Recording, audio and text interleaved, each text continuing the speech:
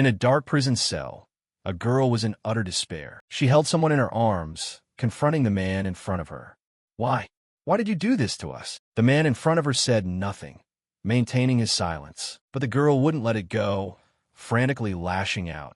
Because of you, this child is dead. Are you happy now? After saying this, she began to cry, looking incredibly sorrowful. Unfortunately, the man just stood there coldly and scoffed. You're asking why I did it? You know exactly why. This left the girl stunned, completely clueless. The man stepped closer to her and said coldly, Your imprisonment here and that girl taking her own life. Everything was brought upon yourselves. Hearing this, the girl cried even harder. Her voice trembled as she muttered, No, we didn't do anything. The man didn't want to hear it all and coldly snapped, Shut up and don't say another word. It's all over. This is his 6th regression, and this time he still couldn't stop this world from falling into ruin under the dragon apocalypse. This man's name was Ujite. He wondered if he had just sat down and listened to that little girl back then. Would things have changed? But he didn't regret it all. The dragons were far too brutal. They had killed so many people, and he wasn't afraid to face them. He narrowed his eyes at the fire dragon, breathing flames toward him. With a loud crash, an earth-shattering explosion erupted. Smoke and fire filled the sky, but Jite was completely unscathed. He drew his sword and began to slaughter it. What Jite realized after living in this hell for the 6th time was failure, making experience the most important thing to him. Jite charged forward madly, with his sword like a moth to a flame. His speed so fast that he was invisible to the naked eye. Jite was completely alone, taking on the entire dragon race by himself. Yet Jite didn't flinch or show any fear. Every single strike of his sword carried terrifying killing intent. The number of dragons that fell beneath his blade was countless. But the problem was that Jite was only one person, and there were just too many dragons. Looking at the thousands of dragons right in front of him, he couldn't help but sigh, because no matter how much he kept killing and killing, they would never end. Earth had entered an anomalous state called apocalypse. Jite had failed to save the Earth. However, the world's time-reversing pendulum power kicked in once again. Jite wasn't too surprised by this situation.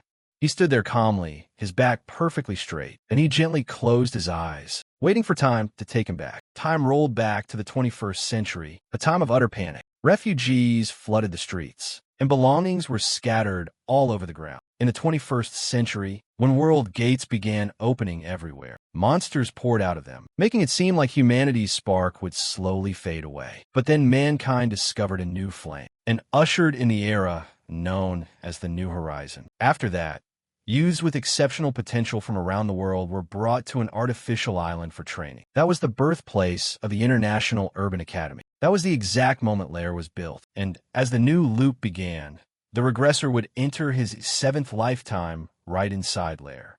In a small alley, a burly man was grabbing a girl by her hair.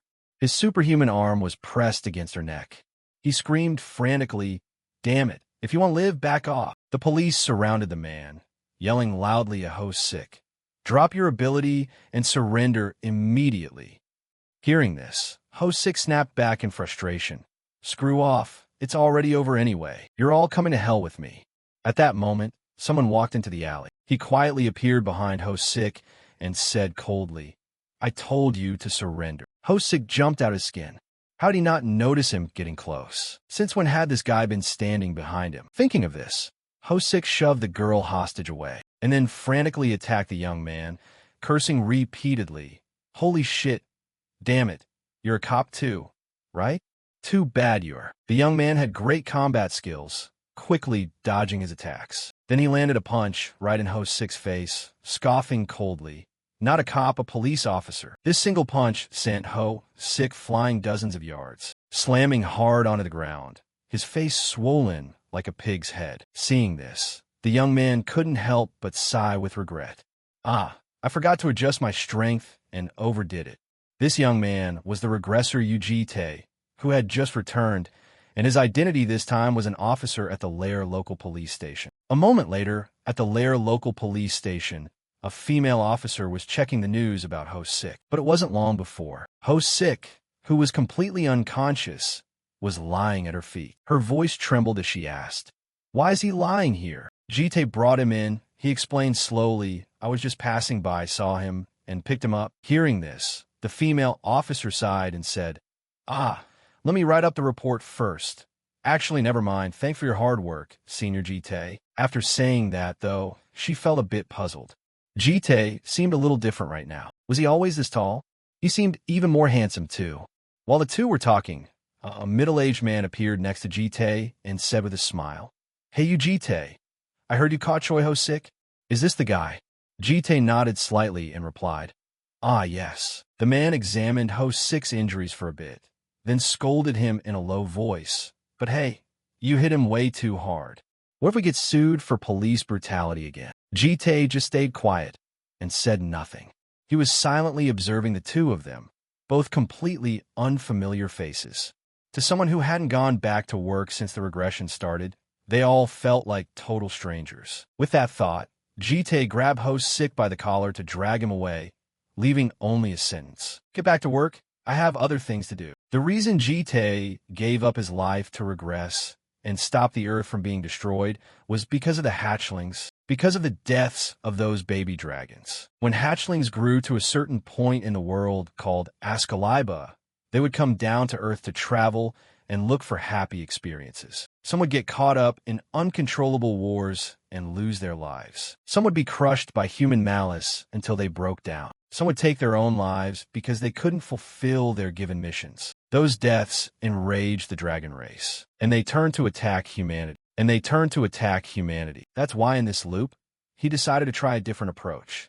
Just as Jite walked outside, the female officer ran after him and called him back. "Senior, are you busy after work? A new place just opened nearby. Are you busy after work? A new place just opened nearby. Are you busy after work? A new place just opened nearby." In beautiful, bustling Italy, people were enjoying a peaceful life. In a park, a girl was happily playing with some children. She used flower branches from the bushes to make wreaths and placed them on the kids' heads. Their giggles and laughter echoed throughout the entire park. At the same time, a figure was quietly watching them. Waiting until the children left, that person finally showed himself. The newcomer was Jite. He approached the girl and spoke slowly. "Hello." Hearing the voice, the girl immediately turned her head around. She was a beautiful girl with natural green hair, looking very much like a human, yet she wasn't one. Jite stared intently at the girl and said casually, "Can you come with me for a moment?" The girl didn't answer right away. She activated her passive ability so she could use the language of this world. Then she spoke politely. "Hello, mister. Were you looking for me?" Jite nodded slightly and replied, "I have something to tell you." The girl asked suspiciously, "So you already knew me beforehand?" Jite didn't hide it either, casually admitting, "That's right. What about you? Do you know me?" The girl chuckled and replied, "Of course I do. Mr. Jite." The atmosphere instantly fell into silence. Seeing that Jite didn't answer, the girl raised an eyebrow and asked again, "Am I right?" Jite's expression looked a bit uneasy right now. He asked in a deep voice, "How do you know that name?" The girl pointed at the badge on his chest and smiled, saying, "Right there, it's written on your chest, mister." It read Jite. Hearing that, Jite looked down and indeed saw the badge with his name on it. He was overthinking things. Seeing his expression, the girl continued, "I was just joking. I really don't know who you are or what you're planning to do, but I do know one thing. That Jite doesn't belong here at all." Jite said nothing to that, his gaze turning slightly cold. The girl asked again, "So, did you come here to kill me?" Jite shook his head slightly and replied, "No." Seeing him deny it, she asked curiously, "Then is it to kidnap me? Do you want to take me somewhere else?" Jite thought for a moment before replying, "Pretty much." Hearing this, the girl suddenly thought of something and spoke in a panic. "Don't tell me you're some kind of creep who's into dragons?" Jite sighed helplessly. "Stop talking nonsense. I came to protect you from this dangerous world. If you don't cooperate, I'll have to use force." The eyes of the Green Dragon clan could read the will of heaven, so they were sharper than other clans and quicker to grasp situations. And the girl in front of Jite right now was a member of the Green Dragon clan. Jite knew that, so he warned her in a low voice, "I hope you make the right choice." The girl was caught off guard for a second, but quickly snapped out of it. She chuckled and asked, "So meaning if I'm a good girl and listen to you, I'll be treated well, right?" "That's right." Jite nodded slightly. Hearing this, the girl agreed. "All right then, it's not like I have a choice anyway, but you have to treat me well, like a guest of honor." As she spoke, she turned around, held up her pinky finger, winked, and asked with a smile, "Do you promise, mister?" Even though she was smiling, her finger was clearly trembling. She was afraid. Jite noticed this, and he nodded without any hesitation. "All right, I promise." Then he locked pinkies with her. The next day, in the city of Lair, the green dragon had been brought home by Jite. After a long sleep, she woke up in a daze. Wearing a white shirt, she slowly walked out, muttering in confusion, "Are you awake yet, mister? Mister?" But when she walked into the living room, the green dragon saw Jite talking to a dark shadow. He gave a quiet order. "It's nothing, just do as I instructed." The dark shadow replied in a low voice, "As you wish, master." Then it turned into Jite and slowly walked outside. As it passed by the green dragon, it even gave her a slight nod. She politely nodded back to it, "Good morning." After saying that, she turned and walked toward Jite, who was sitting on the couch. Assuming the green dragon was scared, Jite immediately explained, "Don't worry about it. It's just used to go to work in my place." Hearing the explanation, she was stunned, taking a long moment to respond. She asked hesitantly, Did you sleep well, mister? But you're really not going to work." Jite replied casually, "Even if it's a clone, it's still my ability. It gonna work is the same as me going to work. Besides, I need to stay by your side." Hearing this, the green dragon realized and smiled shyly. "Haha, I guess that makes sense. Then let's have breakfast together." Jite frowned slightly, asking in confusion, "Breakfast?" The green dragon nodded slightly and replied, "We have to eat. You skipped dinner last night, too." Jite shook his head and declined, "No need." Hearing this, the green dragon pouted and muttered, "But it's so weird if the landlord doesn't eat and I eat all by myself." Jite glanced at her, asking in confusion, "Do you always eat full meals? Dragons can survive without eating." The green dragon smiled brightly and replied, "It has nothing to do with surviving or not. Eating good food just makes you happy. And you only have energy when you're happy." Jite didn't quite get it, saying casually, "Is that so?" But at that moment, the green dragon stood up and spoke. "This won't do. Come to the grocery store with me, mister." Jite didn't want to. He shook his head and refused. "I really don't." But before he could finish, the green dragon cut him off. "Let me show you the power of breakfast." A moment later, at the shopping mall, a huge crowd of people had gathered. But right then, something caught everyone's eye. Men and women alike all turned their gazes toward one direction, exactly where Jite and the green dragon appeared. Jite was carrying a bunch of bags, complaining, "It's just for one breakfast, yet you bought so much." The green dragon replied happily, "I saw that the kitchen had absolutely nothing in it. Let's head back quickly so I can cook you breakfast." Jite sighed helplessly and suggested, "Forget it. Let's drop the stuff at home and eat out." The green dragon looked a bit surprised and asked, "Huh? What?" Jite explained slowly, "There's a place we need to go, and you have to come along. Plus, it's already way past breakfast time." Hearing that, the green dragon muttered apologetically, "Sorry about that. Mister, it's been so long since I went shopping that I got a bit carried away. But where are we going anyway?" Jite explained slowly, "We need to set up a few things so you can live here. Hurry up, we have a lot to do." The green dragon followed along without understanding a single thing. A moment later, at a shop, an old guy was laughing excitedly, saying, "Haha, what an absolute beauty. Is she your girlfriend?" Jite glared at him, warning him in a cold voice, "If you want to keep your remaining eye, shut up and do your job." The old guy immediately shut his mouth in fear and got to work. After finishing up there, the two went to another counter. Before long, they were done, and Jite took the green dragon girl to buy a watch, making her smile from ear to ear. On the way back, looking at her ID card under the name Yubiom, the green dragon girl couldn't help but feel overjoyed. "I have an ID card now, too. This is amazing." Hearing this, Jite asked in confusion, "You've never had one before?" Yubiom nodded slightly and replied, "Forget an ID card. I've never even had a bank account or a hologram watch before. Jite felt a bit sentimental hearing that. But it wasn't long before he heard UBOM ask, "The last name is yours, but what does the name BOM mean?" Jite explained slowly. "It follows the 4 seasons. Actually, it's because there are 4 dragons." But regardless of the reason, UBOM was very happy. She loved the name. Spring is the time when life comes to the world. It's a really beautiful name. Not knowing what she was thinking, after walking for a bit, she spoke up hesitantly. "Actually, it's not that I'm not afraid of you." Ubom's eyes kept warning her that Jite was truly very dangerous. But she believed he wasn't a bad person. Hearing this, Jite couldn't help but frown, asking in confusion, "It's only been a day, and you're already that sure?" UBOM chuckled and replied, "My intuition is very sharp because I belong to the Green Dragon clan." Jite let out a chuckle hearing that, not knowing what to say. UBOM turned her head to look at him again, smiling happily as she asked, "So, can I look at you for a little bit longer?" After saying that, she turned and ran ahead. Jite had never seen that smile in any of his lifetimes. He couldn't help but look up at the sky. Not a bad start.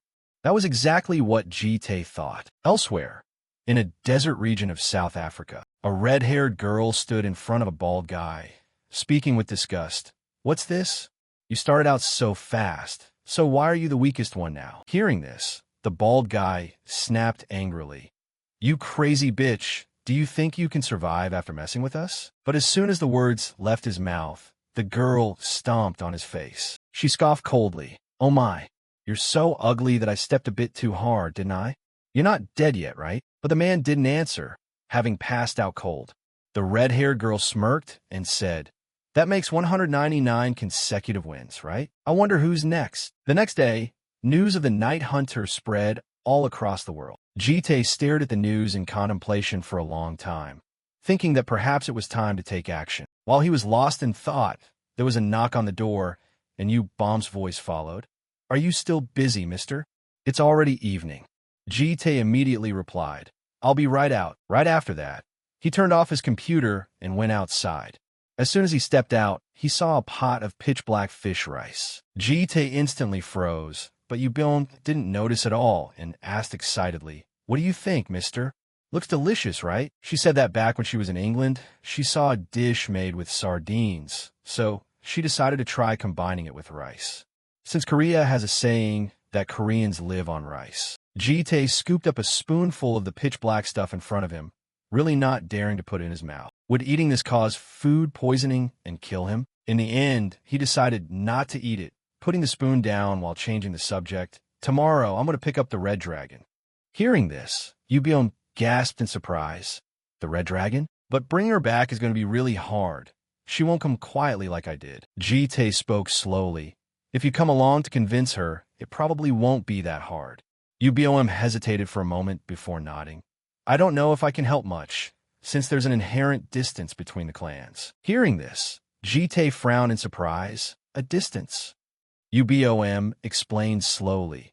"Because the desires of each clan are different. I like to take my time creating this and that. But the Red Dragon clan is completely different. Red Dragons love war, violence, and flaunting their power. The harder you try to force her back, the more dangerous it gets. To the Red Dragon clan, submission is worse than death." Jite frowned slightly, muttering hesitantly, "But if we don't bring the Red Dragon back quickly, it'll be very dangerous. Someone is targeting her, and if things go on like this, the Red Dragon will definitely die." With that, Jite looked intently at Yubom and said firmly, "So if you come along, we can resolve this peacefully." But before he could even finish, he noticed UBOM looking at him with a strange expression. He asked in confusion, "What's wrong?" UBOM chuckled and replied, "It's just that this is the first time you've asked for a favor like this, so it feels a bit strange. I thought you were the type to shoulder everything alone." Hearing this, Jite immediately fell into silence, not knowing how to react. UBOM smirked upon seeing this. "All right, I'll help you. It's rare for you to ask for help anyway. Plus, I don't want my friend to die either." But she said she had one condition. Jite looked at her in confusion, asking what it was. UBOM pointed at the pitch-black stuff on the table and said, "You have to finish this meal. I saw you secretly put down your spoon the moment you mentioned the Red Dragon." This statement left Jite's face completely blank. Afterward, he let out a helpless sigh. Having no other choice, he could only hold back his nausea and eat that pitch-black stuff. On another note, somewhere in South Africa, a battle was raging and the ground was littered with bodies. The culprit was none other than the red-haired girl known as the Night Hunter. She slammed a man onto the ground and muttered with disgust, "Are you boys seriously this weak?" With that, she turned to leave, smirking with dissatisfaction as she muttered, "I didn't want my 200 victory to be this boring.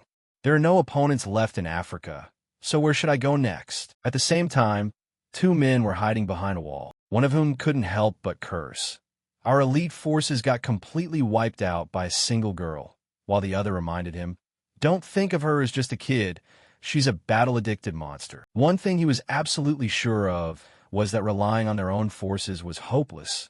He just hoped that person would arrive quickly. But while they were talking, they didn't notice that the Night Hunter had already quietly slipped behind them.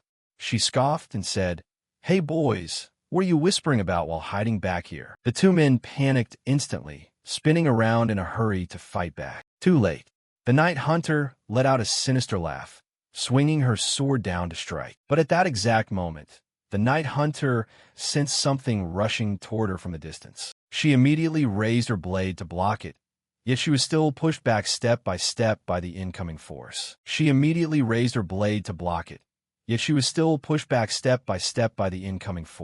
However, the Night Hunter didn't give up, tightening her grip on her sword, and then slashed down powerfully, cutting through the thing that was attacking her. This sight left the two men stunned as they muttered in disbelief. Did she just slice through a stream of mana? This little monster. Right then, a voice rang out from behind them. "Is that girl the Night Hunter?" The two men immediately turned around to look.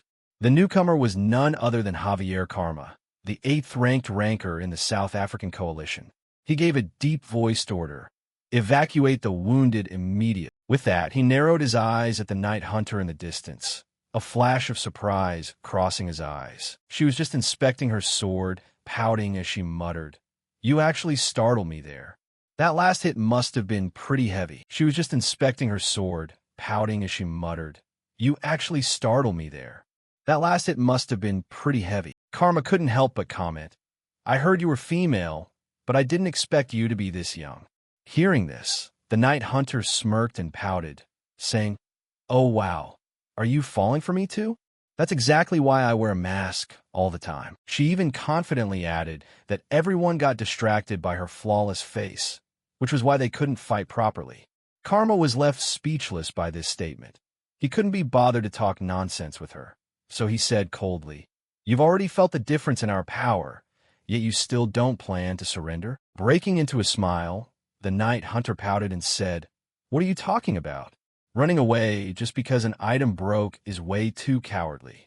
I'd rather die than give up in disgrace." As soon as the words left her mouth, she summoned her mana into her hands and then charged forward madly like a moth to a flame. She roared fiercely, "Dying in a thrilling battle is way better anyway." Just like that, the Night Hunter charged with powerful momentum, unleashing a storm of attacks on Karma. But he still managed to dodge them. The Night Hunter didn't give up at all, closing the distance step by step. Finishing her sentence, she threw a punch, but the sight right in front of her made the Night Hunter's eyes widen in shock, because her fist did absolutely nothing to Karma.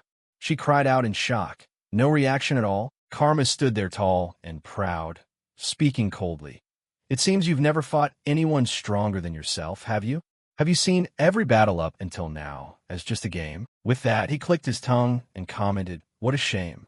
Even though you're highly talented, I am not someone you can play around with." Finishing his sentence, Karma raised his blade to slash down, and the Night Hunter's expression instantly turned grim. Karma's blade was wrapped in an enormous amount of mana as he slashed down without a moment's hesitation, his eyes completely filled with killing intent. The Night Hunter bit her lip hard, cursing to herself, "Damn it, I can't dodge this one in time." With a loud crash, the blade light, carrying powerful mana, slashed down. The Night Hunter couldn't dodge in time and was blasted far away. Karma was a bit surprised on his end.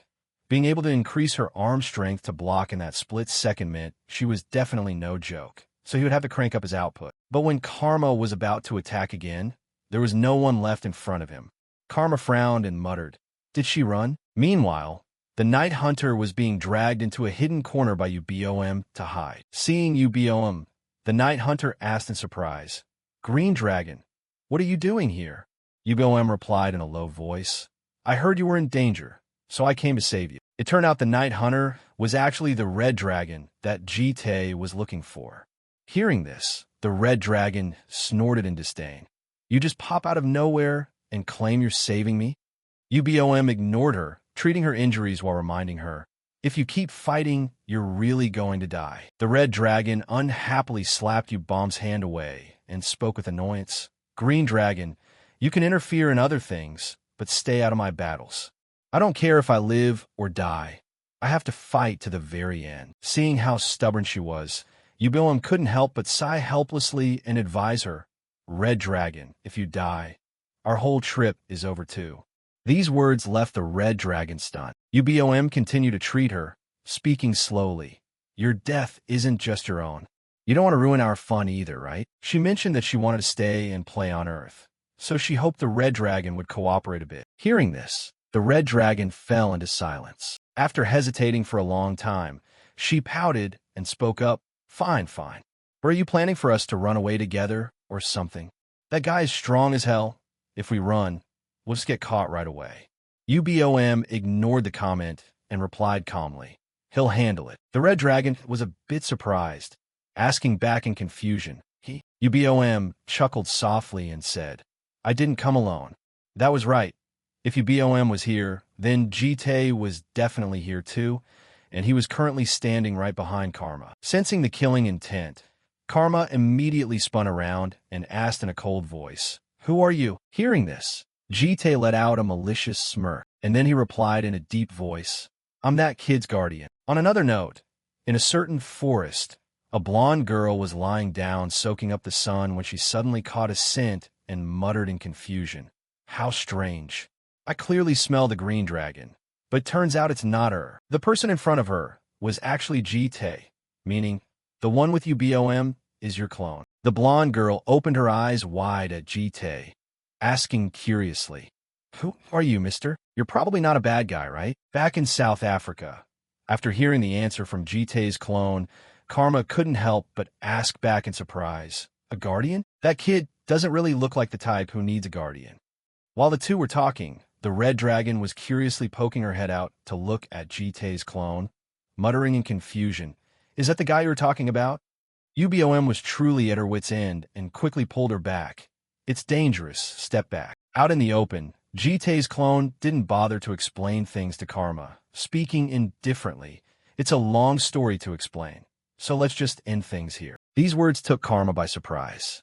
Then his surprise turned into anger as he gnashed his teeth and muttered, "You just crawl out of nowhere and talk absolute nonsense.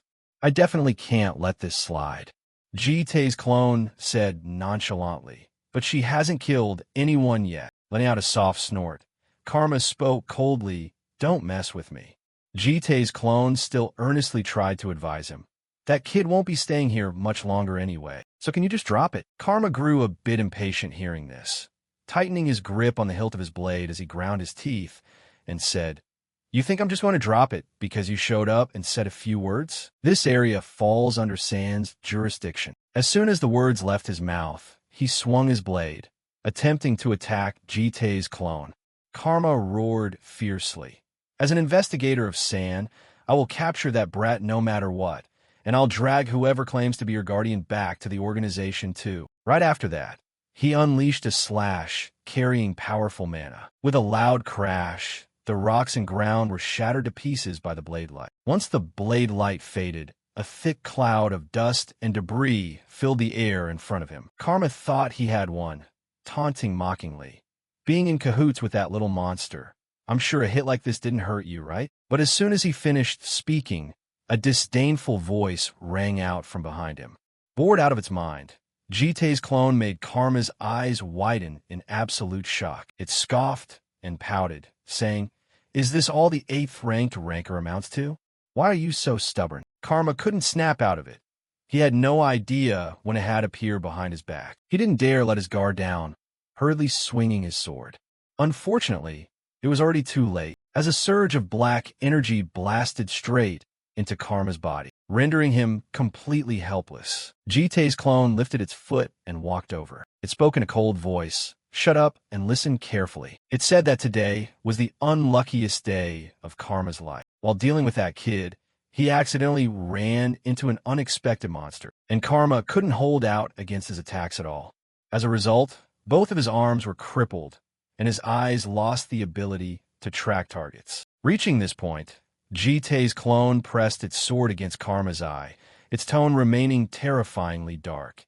And you will never forget this. Karma wanted to beg for mercy, but it was too late. The sword of Jitei's clone sliced across, and fresh blood poured out like rain. Sam possessed superhuman healing abilities, so even if limbs or eyes were lost, they could be cured. But they would never soothe the terror that had been deeply engraved into Karma's consciousness. As we can see, the power brought by fear is highly effective, and Jitei utilized it perfectly. After finishing up, Jitei's clone glanced toward the red dragon in the distance. She was currently frozen stiff with fear, trembling as she muttered, "Hey, green dragon, what exactly is that monster?" UBOM sighed and explained, "He's not a monster. Mister is a human." The red dragon? Hearing this, the red dragon shot back with a cold laugh. "If he's human, then I'm just a lizard god." While the two were talking, Jitei's clone walked over from a distance. It spoke in a cold voice, "Red Dragon, from now on, you will live in my house. Under my protection, I will give you freedom. Whatever you want, I'll be ready to support you." But as it said this, the eyes of Jitei's clone turned vicious. It pursed its lips and muttered, "But if you leave my protection..." But before it could finish, Uboem hugged the red dragon and said with a smile, "I think she's in total shock right now. Let me calm her down and explain it to her later." Hearing this, the red dragon snapped back in annoyance. "What is this? What are you guys planning to do to me?" UBOM ignored her, winking and smiling at Jitei's clone. Seeing this, Jitei's clone let out a helpless sigh. Then it turned around to leave, demanding in a cold voice, "From now on, your name is Uyoram. Remember it well." Hearing this, the red dragon asked back in confusion, "What the hell is Uyoram?" Jitei's clone replied casually, "I'll explain later." UBOM and the red dragon walked behind him. Ubom smiled happily and said, "Red dragon, you've grown bigger since the last time we met." The red dragon snapped back very irritably. "Now is not the time to joke around, got it?" Meanwhile, Jitei's clone was looking up at the sky. Then it linked up with the Jitei on the other side to report, "Everything has been handled, master." At the same time, deep within the Amazon rainforest, Jitei received this report. He spoke with satisfaction. "Good job. I'll wrap things up here and head back right away." The red dragon naturally had a rough personality, making her hard for his clone to convince. So it was a good thing UBOM went along. Right then, the blonde girl came over and squatted down next to Jitei's feet, asking curiously, "Who were you just talking to, mister?" Jitei shook his head slightly and replied, "It's nothing." She still smiled innocently and said, "Your smartwatch is so magical, mister." This was the gold dragon. Just like every other gold dragon, she loved getting attention. In the third lifetime, the gold dragon lived like a celebrity, shining under the spotlight. But the most prominent figure would always be the dragon that brought the greatest destruction. Being loved by many people made life glamorous, but it came with countless troubles. That was probably why she was currently hiding out in the middle of nowhere like this. While Jitei was lost in thought, the gold dragon squealed excitedly again, "Mister, this is so cool." With that, she jumped up and down, saying happily, "It projects the screen right into the air, and the image is super clear. I've never seen anything like this before." Jitei finally couldn't hold back anymore, asking in confusion, "Why did you run all the way here?"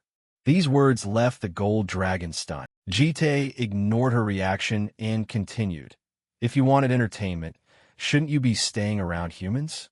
There's nothing but wild animals and bugs here." Hearing this, the gold dragon gasped in surprise. "Huh? How do you know?" Jitei replied casually, "The green dragon told me." The gold dragon instantly cheered up again.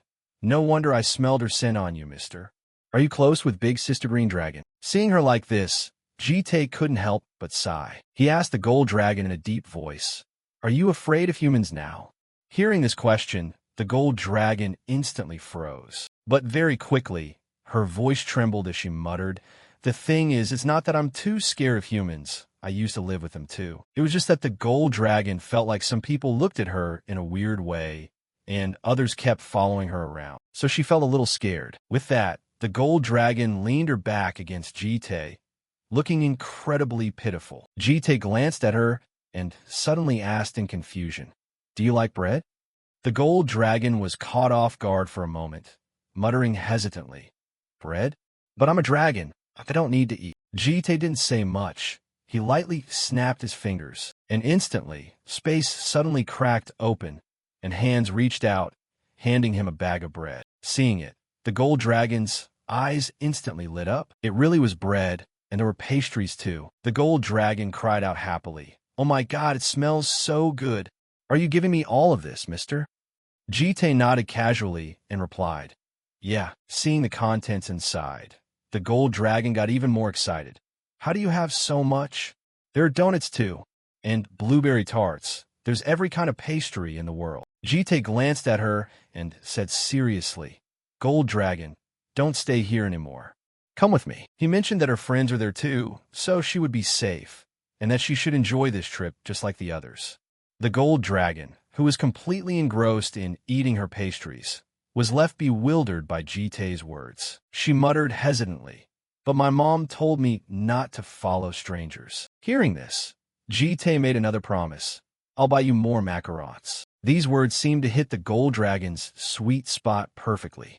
She opened her mouth wide and stared at Jite, her eyes filled with pure joy. The next day, at a high-rise building in Lair, Yoram stood on the balcony smoking, looking down to observe the scenery below, though her face didn't look very happy. Yoram was thinking about the incident with Karma in South Africa, as well as Jite's devil-like appearance when he dealt with Karma. In the end, she couldn't help but curse under her breath. At the same time, Ubom walked out from inside the house, seeing Yoram standing there deep in thought. She couldn't help but call out, "Red Dragon." But before she could finish her sentence, footsteps echoed from outside.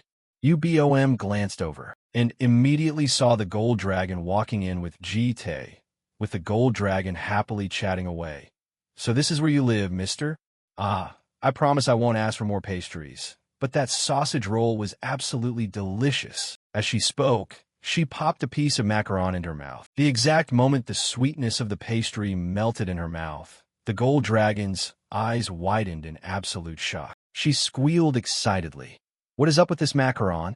It's super crispy on the outside, but completely melts on the inside. This is literally the taste of heaven." Seeing the two of them, Ubom ran out to greet them. "You're back, mister."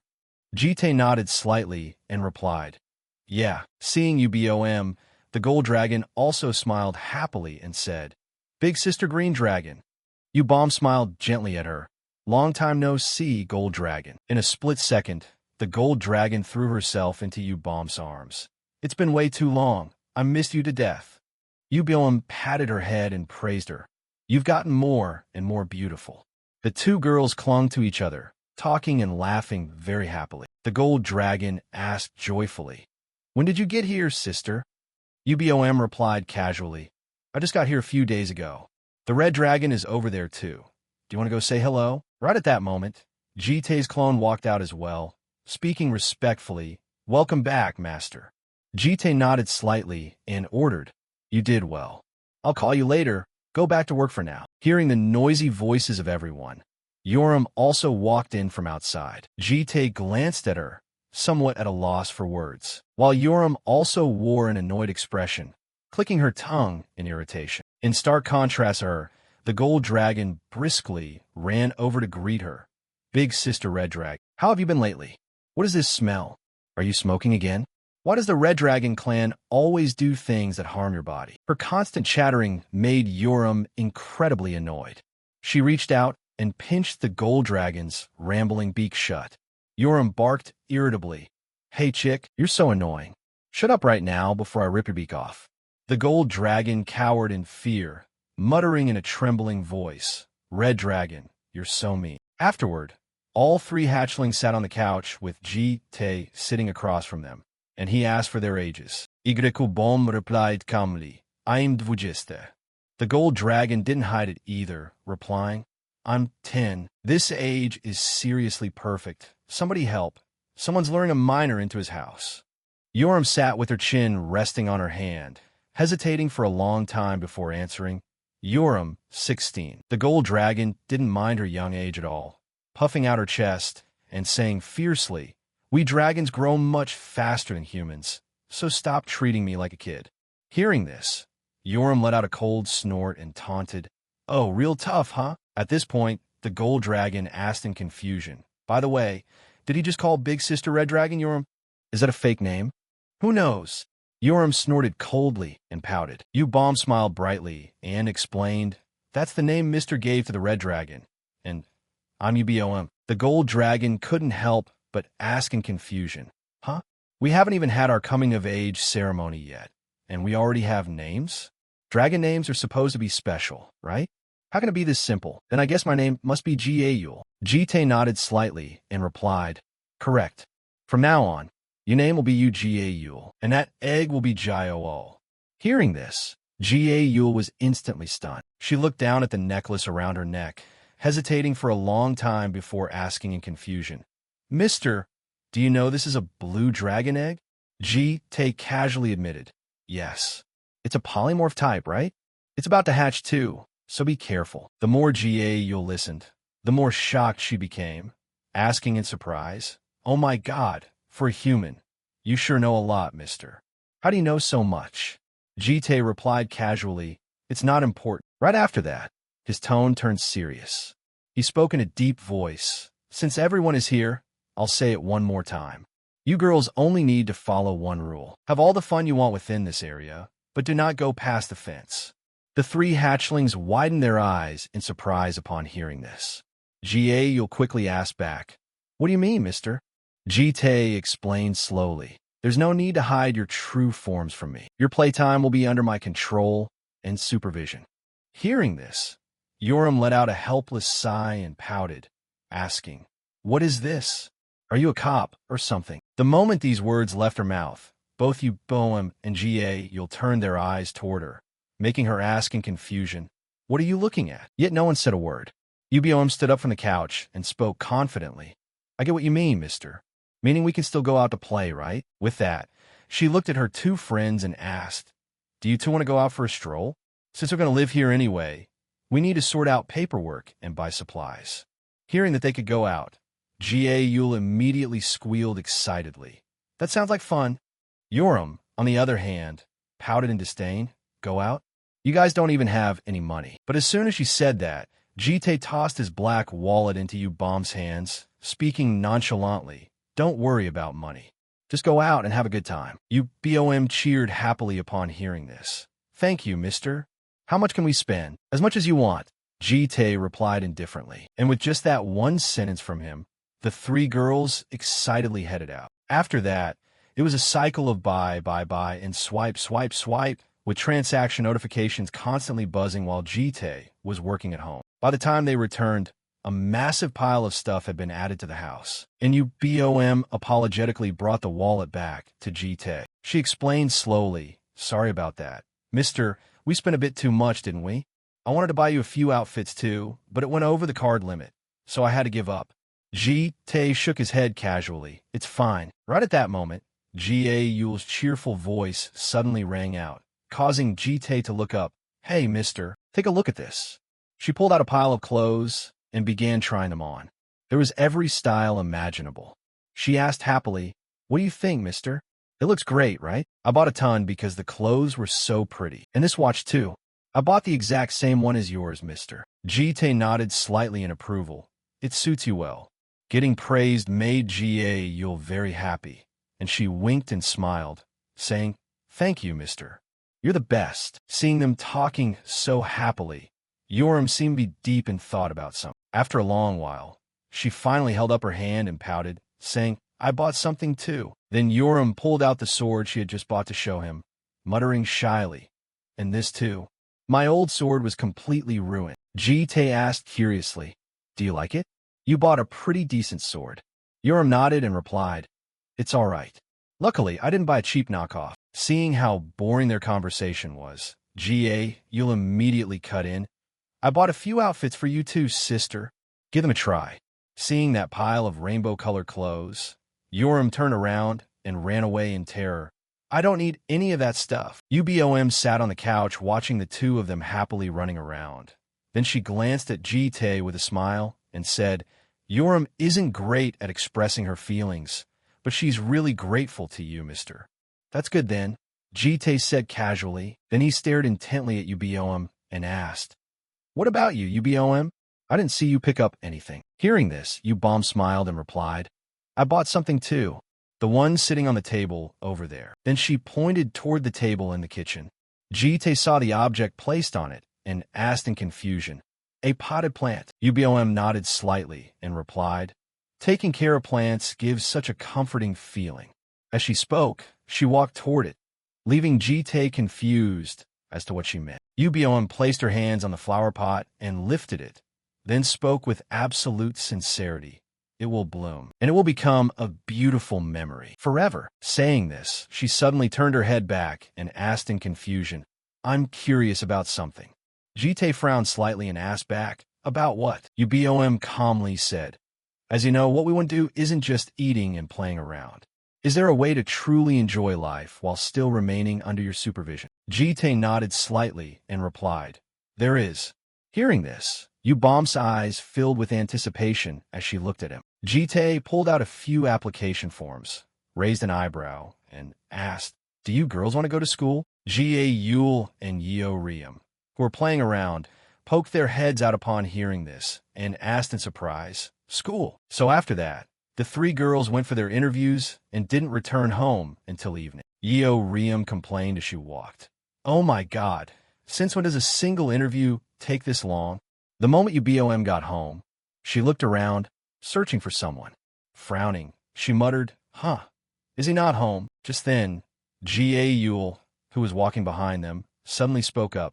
Guys, I just thought of something absolutely terrifying. Hearing this, Ubom and Yeo Riem glanced back at her. Ga Yul's tone carried a hint of sorrow as she cried out in panic. What if both of you pass and I fail? Will I be the only one who doesn't get in a lair? Yeo Riem snapped back in annoyance. Why do you always think so negatively? Someone stuffed some bread in her mouth. But Ga Yul kept crying gloomily. I'm going to fail because I eat like a pig. At that moment, Jite returned from outside. Hearing her, he spoke up to reassure her. You did great in your interview. The moment she heard his voice, Ga Yul threw herself onto him and cried, Mister, I think they're going to fail me after that interview. Jite patted her back to comfort her. Don't worry, you won't fail. Ubom glanced at Jite and asked suspiciously, Where did you just go? Jite raised the bag in his hand and explained slowly, I went to get this. Ga Yul, who was crying, caught a whiff of the scent, stopped sobbing, and asked, That smells amazing, what is it? Jite calmly replied, It's something you like. Ga Yul's eyes instantly lit up. Is it bread? Or macarons? Jite shook his head slightly, denying it.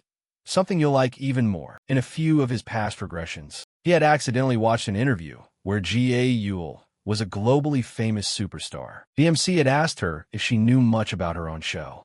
Ga Yul nodded slightly and replied, Of course, this is a show where I can eat and chat at the same time, so I look forward to every single episode. It was a show where top-tier chefs would cook Ga Yul's favorite dishes right then and there. The MC had asked what she loved eating the most, saying, I heard you survive on nothing but bread every morning. Hearing this, Ga Yul laughed softly. Come on, I'm still human.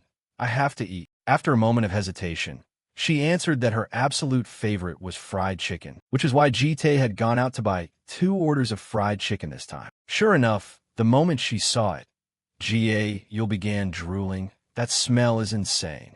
I bet it tastes amazing. Hearing this, Yeo Riem pouted and snapped. Hey, you claim this is your favorite, but I've never seen you eat it before. Ga Yul smirked and said, It's going to be my favorite starting right now. Yeo Riem snorted in disdain. It's just fried chicken. Why are you making such a big deal out of it? At that exact moment, Jite's phone rang, so he quietly stepped outside, but Ubom noticed him. She quickly called out, Aren't you going to eat with us? He shook his head slightly and replied, Don't mind me. Go ahead and eat. UBOM disapproved and said unhappily, It's only fun if you eat with us. But she couldn't change Ji-tae's mind, and he still walked out onto the balcony. Ji-tae picked up the phone, and a deep voice immediately came from the other end. This is the Lair admissions office. Is this Ji-tae? Ji-tae calmly replied, Yes, that's right. The person on the other end continued, I'm calling because there was a bit of an issue during today's interview. Tae frowned slightly and asked in confusion, What kind of issue? The other person didn't answer but asked back, Didn't you hear from Miss UBOM? He shook his head and replied, No. The person on the line quickly said, Miss UBOM received a perfect score on her interview. This piece of news caught Ji-tae a bit by surprise. The person on the other end said that all the judges were praising UBOM nonstop. Because of that, they asked her to host the upcoming entrance ceremony. Tae looked at UBOM inside for a long moment before asking, Did your side make the offer directly to UBOM? The person quickly replied, Yes, we were all so excited that we asked her directly. The problem is UBOM turned it down, so they want to know if you can convince her to change her mind. Ji-tae didn't hesitate for a second as he shook his head and replied, Sorry, if that's what she wants, then that's what I want too. With that, he hung up, ignoring the other person's attempts to persuade him. Just then, Yeo Riem walked out from inside. She asked quietly, Was that call about the 6 dragons? Ji-tae glanced at her and corrected her unhappily. Call her UBOM. Yeo Riem subconsciously let out a soft snort and pouted in disgust. Damn, that cheesy name? Do you seriously want to play family at your age? Ji-tae looked at her confused and asked back, What do you mean by that? Yeo Riem didn't answer, standing there in silence. After a long pause, she asked hesitantly, Why are you sending us to Lair? Ji-tae hadn't expected her to ask this, but he reacted quickly, speaking slowly, to give you girls what you want. Hearing this, Yeo Riem pouted and said, What I want is to fight to my heart's content until my last breath. Is there anyone strong there? Ji-tae nodded slightly and replied, Definitely, because the strongest people in the world gather there. Yeo Riem pouted dismissively, but they're all still kids. Ji-tae couldn't help but snort. You're a kid too. These words made Yeo Riem very unhappy. She put out the cigarette in her hand. Then Yeo Riem snapped around to face Ji-tae and said seriously, I want to meet some people who are actually on my level. Her eyes were completely filled with battle lust. She smirked and said, I know you're strong, but I want to see just how strong you really are. If you plan on controlling me, show me what you're truly capable of. Hearing this, Ji-tae frowned as he looked at Yeo Riem. In the end, he turned around to head back inside, scoffing, not interested. Go inside and eat. Yeo Riem immediately got annoyed. Hey, why are you so boring? Ji-tae shrugged indifferently and replied casually, Who knows? Yeo Riem was so pissed that she flipped him off and snapped in annoyance. Knows my ass. While she was throwing a fit, Ga, you'll actually poked her head out and poked the hornet's nest. Hey, big sis, don't be like that. Try a bite of this. And she immediately got yelled at. Yeo Riem snapped coldly. I told you I'm not eating. Before she could even finish her sentence, Ga Yul shoved a chicken drumstick right into her mouth. The flavor instantly exploded in her mouth, making Yeo Riem's eyes go wide. And then she couldn't help but marvel, Holy shit, this is insanely good. Lair was an academy located on the prosperous Hitling Island. It was unlike anywhere else in the world. This was a school that trained talents who possessed all kinds of special abilities and blessings. But the students trained at Lair were the children of CEOs, royalty, or natural-born geniuses. Because of this, the academy was frequently criticized for its glaringly obvious hierarchical structure. But right now, UBOM and GA, you were stepping into this very school. Looking around at the scenery, GA, you couldn't help but marvel. Wow, Lair really is a prestigious school. I heard only the ultra-rich and nobility can get in. Talking on and on, she even assumed Ji-tae was the secret illegitimate child of some CEO. Hearing this, UBOM felt it made sense too, nodding and murmuring, well, he just kind of looked the part. But very quickly, she happily said, but overall, I feel so relieved since all 3 of us passed. Hearing this, Ga Yul immediately jumped up and down, Yeah, exactly, sis. I seriously thought I'd be the only one to fail. Right after saying that, she suddenly remembered Yeo Riem and asked in confusion, "But where are Big Sis Yeo Riem and Mr.?" UBOM explained slowly. Yeo Riem had to go to the Azure Dragon Academy for a practical combat exam, so he went along as her guardian. Yul couldn't help but murmur in confusion. A guardian? UBOM nodded slightly and replied, "It's an adult who accompanies students when they first enter lair, so that those immature superheroes won't pick fights with them." Hearing this, Yul couldn't help but think about Yeo Riem's personality. Pouting as she said, "Big Sis Yeo Riem would probably tear that place to shreds if there wasn't anyone keeping an eye on her. But why does she have to take an extra round of exams anyway?" UBOM laughed softly and replied, "I heard the department she chose requires students to do one-on-one duels." Hearing that there was a fight, Yul squealed in excitement. "Oh, then we should go watch too." UBOM shook her head slightly and replied, "I asked him, but he said no." Yul immediately slumped in disappointment and asked, why not?" UBOM gave a helpless smile. Because their appearances were way too eye-catching. Just the two of them alone had caused the students inside lair to stare at them this whole time. Meanwhile, over at the Azure Dragon Academy, a fierce one-on-one duel was currently taking place inside the Boundless Sky Arena. Where there is a winner, there is naturally a loser who gets beaten to a pulp and left lying on the ground, while the surrounding spectators completely packed the stands, which naturally included Jite. He sat quietly in a corner, listening to the conversations around him. Just then, a deep voice suddenly rang out. "I understand the Guardian's reactions, but please calm down. You're only making the prospective students more anxious." Hearing the voice, everyone glanced over and murmured in confusion, "You are." The newcomer was a white-haired man. He immediately introduced himself. "I haven't introduced myself yet, have I?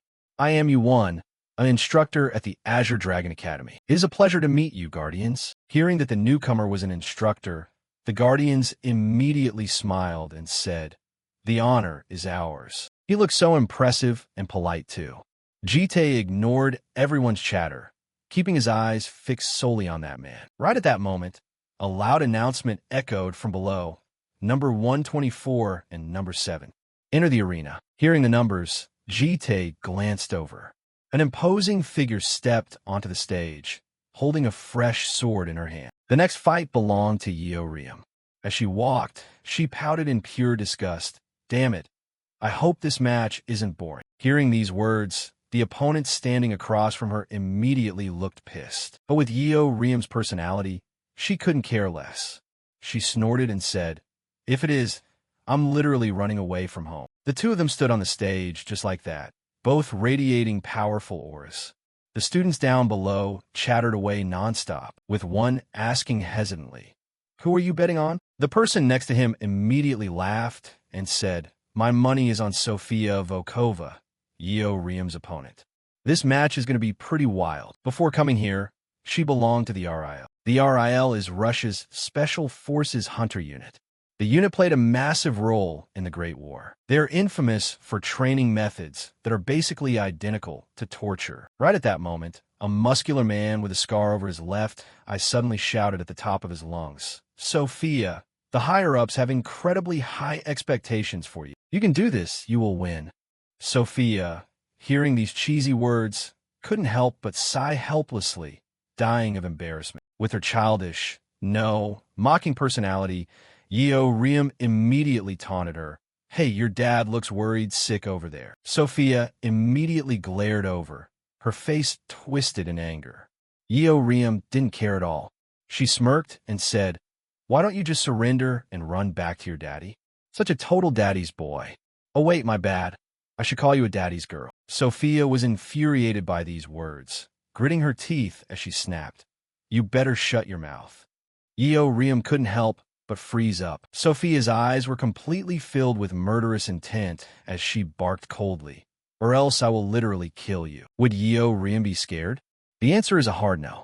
She even provoked her excitedly, "Oh, then just try it." The people below were shaken up by their exchange, gasping, "Holy shit, this girl is terrifying."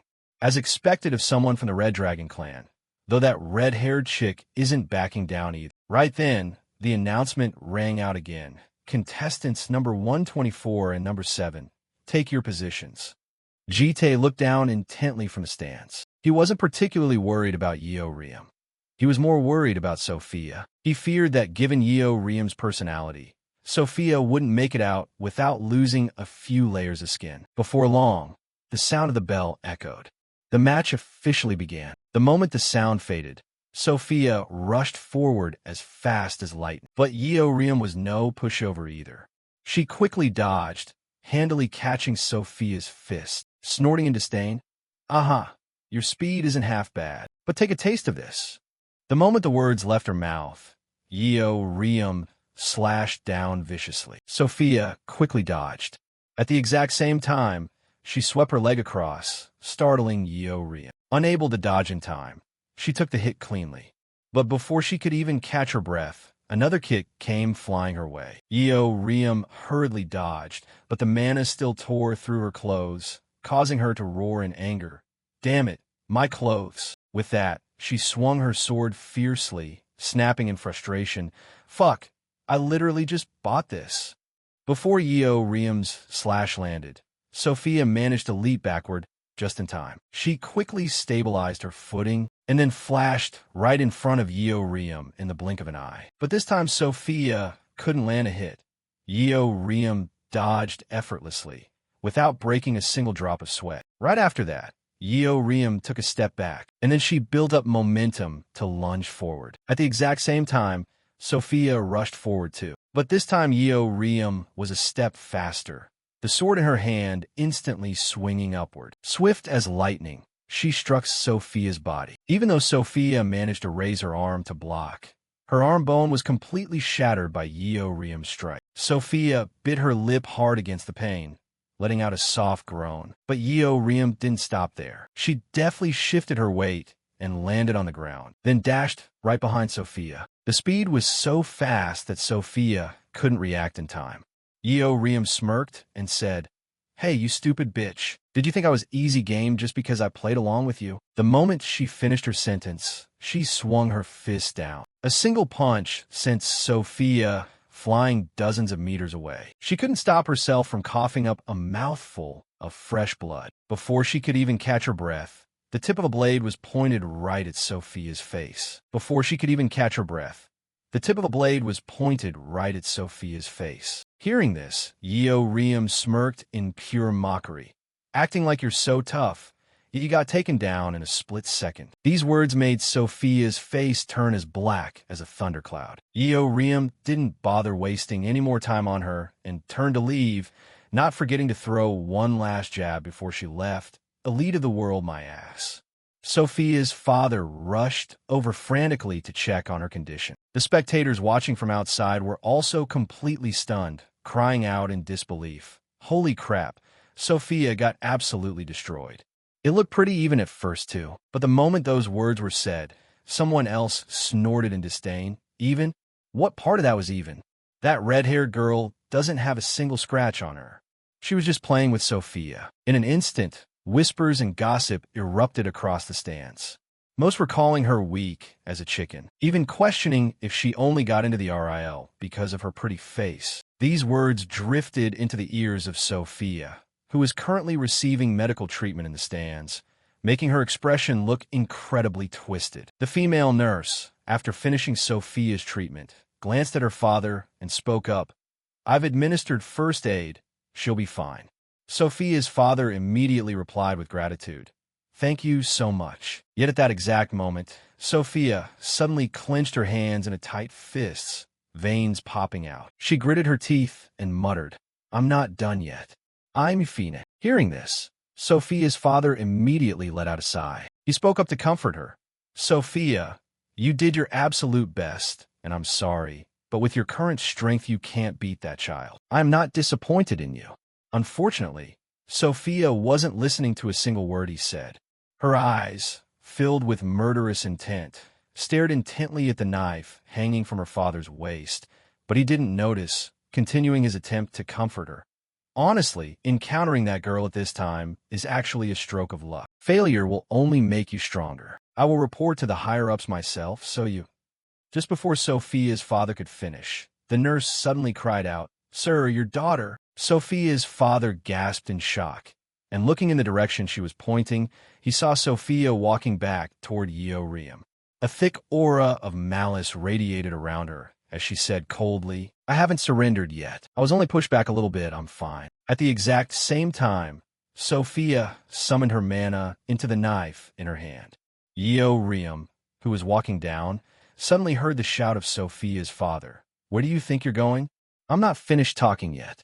She glanced back. It seemed to happen at the exact same moment. Sophia's figure darted forward like a flash, arriving behind Yeoriam in the blink of an eye, viciously plunging the knife in her back. Seeing this scene play out, Jite's expression darkened completely, and Yeoriam, seeing the mana infused in the knife, instantly lost her temper and cursed, "Fuck!" Sophia had completely lost her mind at this point, screaming maniacally, "Go die, you bitch!" This sudden turn of events made the students in the stands widen their eyes in shock, and the Guardians were no exception. Not a single person had expected a girl to harbor such blatant murderous intent during a match. Jite's face was also incredibly grim, radiating a terrifying aura of bloodlust that made people shudder. Down on the arena floor, Sophia kept a tight grip on the knife, driving it deeper into Yeoriam's back. It wasn't until both of them crashed to the ground that they finally separated. Yeoriam reached back and ripped the knife out of her own body. She gritted her teeth and hissed, "Ha, what a bitch. Does this girl seriously want to go all out?" At the moment those words left her mouth, Yeoriam's eyes suddenly narrowed, because Sophia rushed at her insanely once again, and just like before, her hands were brimming with mana. Yeoriam quickly dodged. Sophia's claws struck nothing but empty air. Did she think a quiet tiger was just a hello, kitty? After dodging, Yeoriam reached out and grabbed Sophia by her hair. The sharp jolt of pain caused Sophia's movements to seize up. Yeoriam spoke with chilling coldness, "You're fucking dead." And with that, a devastating punch slammed directly into Sophia's face. Fresh blood instantly stained Yeoriam's hand red, causing the crowd of students in the stands to break out in a cold sweat. Blood had been drawn in this fight, so why wasn't anyone stopping? Sophia's actions had completely triggered Yeoriam's psychotic side. After landing the first punch, she immediately threw her down like a sack of potatoes and began relentlessly pummeling Sophia's face. By the time Sophia's beautiful face was swollen like a pig's head and dripping with blood, still not a single person stepped in to stop it. But that wasn't enough. Yeoriam drew her blood-stained knife, approaching with an overwhelming murderous aura. She gritted her teeth and spat, "I'm not done with you yet. I'm going to give you back exactly what you did to me." Yet before the knife could even plunge down, someone caught Yeoriam's arm. It was Sophia's father, who barked furiously, "Enough! Stop this right now." Being held back made Yeoriam fly into a rage as she screamed, "Get off me, you bastard!" At the exact same time, Yuan up in the stands hurriedly shouted, "Mages, quickly deploy a multi-layered barrier. Halt the exam immediately." The moment those words were uttered, the surrounding mages began casting their spells. Mana danced wildly through the air. In the blink of an eye, they had erected a multi-layered barrier, enclosing the entire arena floor. The knife in Yeoriam's hand was also knocked away by Sophia's father at that moment. This drove her absolutely insane as she shouted out curses. "Why are you only taking your anger out on me? That bitch stabbed me first." Sophia's father, taking a self-righteous tone, snapped back in disapproval. "And that's your excuse for trying to murder Sophia?" Yeoriam had never backed down from anyone in her life. She fired right back on the spot. "Then what the hell did you want me to do? Sit still and let her kill me?" Yet Sophia's father had the audacity to say, "With your strength, you could have subdued her without trying to kill her." Talk about a lack of proper upbringing. Yeoriam's shouting grew even more heated, getting right in the old man's face. "What the hell are you talking about? If you're so smart, go teach your own damn daughter. Why didn't you teach her to accept defeat when her skills are trash, instead of pulling these cheap, underhanded tricks?" Seeing the escalating tension, Yuan stepped down to mediate. Now, both of you calm down. You are both being far too emotional." And student Yeoriam, the instructors have already gone to call your guardian. Please let us treat your injuries first. Yeo Riam's anger hadn't subsided at all as she spat. Treat my ass. My head is literally about to explode from pure rage. Yu-Won maintained his dignified facade, saying, "Of course I understand your feelings right now, but I cannot stand by and watch you make things worse." These words made Yeo Riam freeze. The first thought that flashed through her mind was, how can humans be so utterly petty and shameless? Yet Yu-Won still had the nerve to speak up, his tone carrying a blatant warning. If you blow this matter out of proportion, even I won't be able to help you. It could end up affecting your entire family. Saying this, he leaned in close to Yeo Riam's ear and whispered, "I am referring to the Yu family. You aren't the only one in that household, are you? If your loved ones get dragged down because of you, would you be able to live with that?" Yeo Riam suddenly thought of Bom and Ga. She might be fine, but she worried about the two of them. It had to be said, this bastard Yu-Won really knew how to threaten someone. Seeing Yeo Riam fall silent, Yu-Won let out a smug smile. "So, before your guardian arrives, you should—" Before he could even finish his sentence, a cold voice cut him off. "No need to wait. I am Jite, her guardian." Jite stepped through the multi-layered barrier without a shred of hesitation, stating coldly, "Stop cornering an injured child over there. Let's take this talk outside." This revelation completely stunned both Yu-Won and Sophia's father, though Sophia's father looked far more anxious than anything. A short while later, inside Yu-Won's office, he walked in carrying a tea tray and said enthusiastically, "This is Taiwan's famous oolong tea. I hope it suits your taste. They say tea helps calm the mind." Saying this, whether intentionally or not, he glanced over at Jite, because Jite had utterly astonished Yu-Won. Anyone who could effortlessly walk straight through a multi-layered barrier was bound to be a top-tier powerhouse. However, he had never once heard of Jite or any Yu family before, so he would definitely have to investigate further. Right after that, Yu-Won sat down directly across from them, offered a smile, and opened with, "Haha, oh boy, I honestly don't even know where to begin. I'm truly sorry for everything that happened." At this point, both Jite and Sophia's father were in a terrible mood. Neither Yeo Riam nor Sophia had suffered any life-threatening injuries. Sophia was currently recovering, and Yeo Riam had already returned. Therefore, Yu-Won wanted to downplay the entire incident and sweep it under the rug, meaning it would be best for everyone to settle this amicably right here. He stated that if the two of them could reach an agreement, he would handle the rest. Hearing this, Sophia's father fell into a silent contemplation. Yet, since his daughter was the one who did wrong first, he could only own up to it. "I apologize first, as the fault truly lies with my daughter. I am Mihailov, Sophia's guardian." Mihailov explained that Sophia was still young and reckless, making it very easy for her to be overwhelmed by her emotions. But before he could even finish his sentence, Jite cut him off coldly. "I don't accept your apology." These words infuriated Mihailov, who slammed his hand on the table and barked. "What?" Jite maintained his calm demeanor and spoke up. "There's no point in you apologizing, because you weren't the one who caused the trouble." Mihailov looked at him in utter disbelief and said urgently, "Come on now, we're both guardians of these kids, so I hope you can speak a bit more politely. Don't you know where I come from?" Jite didn't care at all, replying indifferently, "But we are not on equal footing. Is that how people from your place apologize?" Mihailov glared at him in frustration. "Are you saying I should drag an injured child all the way here just to apologize?" Without a shred of hesitation, Jite nodded and replied, "Yes, exactly." Seeing the two of them arguing fiercely, Yu-Won hurriedly waved his hands to intervene. "Please, let's all calm down first." Jite was perfectly calm. The one who needed to calm down was Mihailov. Jite sat indifferently in his chair and questioned him in a stern voice. "I didn't come here because of that girl.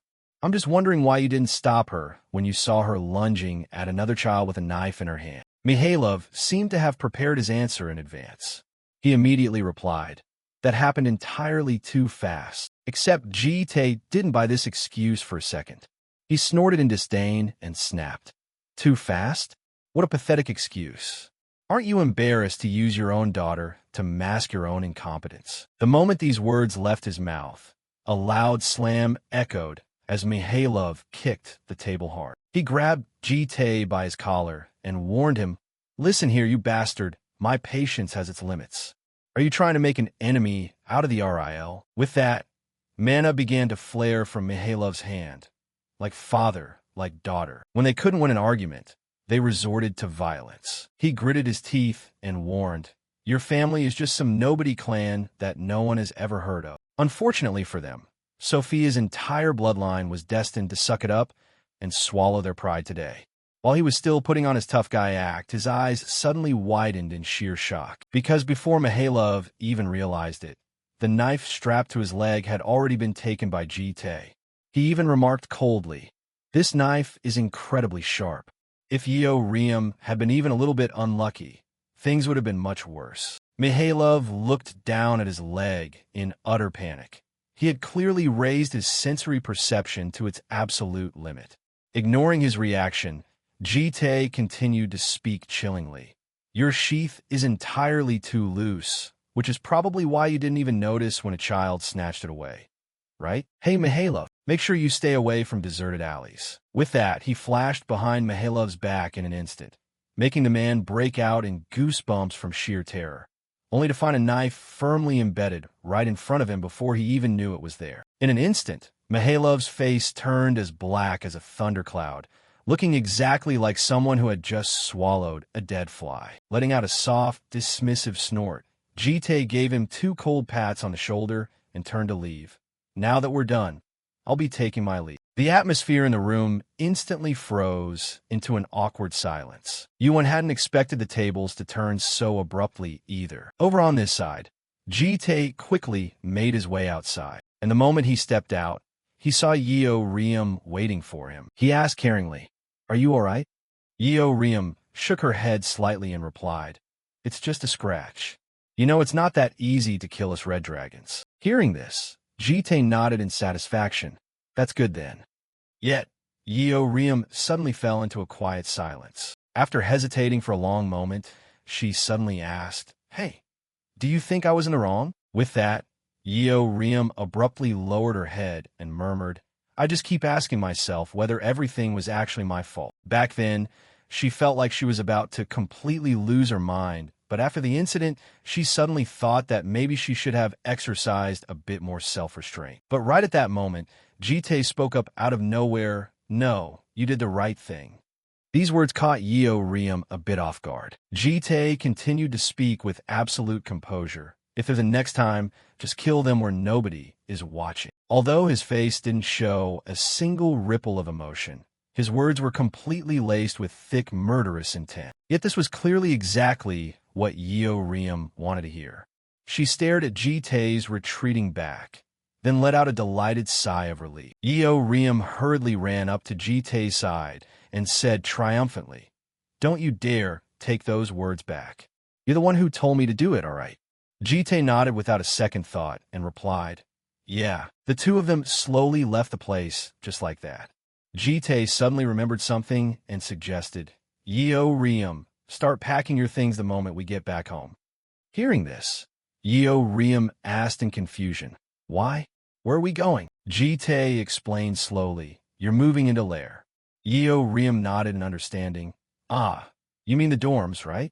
That kid is probably going to be chirping away in pure joy again." While the two of them were talking, a voice suddenly rang out from behind them, "Guardian of student Yeo Riem, Mr. Ujite."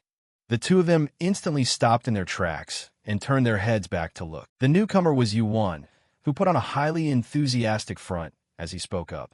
"Could I borrow a bit of your time to talk?" The two of them instantly froze and turned around to look back. Hearing this, Yeo Riem put on an impatient expression and said, "I really don't want to listen to any nagging." Yuan burst into laughter. It's not nagging at all. I am actually bringing you a massive opportunity. Student Yu, would you like to become the representative freshman for the Azure Dragon Academy?"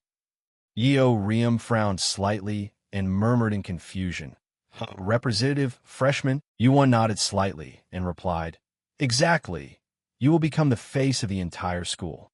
You will receive a substantial dean's scholarship in kind, and you'll even be featured in the media." Jite couldn't help but frown as he asked back, "Are you sure you can handle all of that yourself, instructor?" Yu-Won smiled and replied, "There is absolutely no need to worry about that, since I happen to be close friends with Vice Principal Manhwa."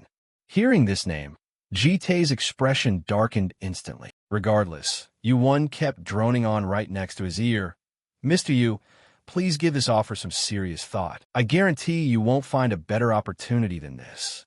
Ji-tae's eyebrows furrowed tighter and tighter. "A friend of Manhwa, right?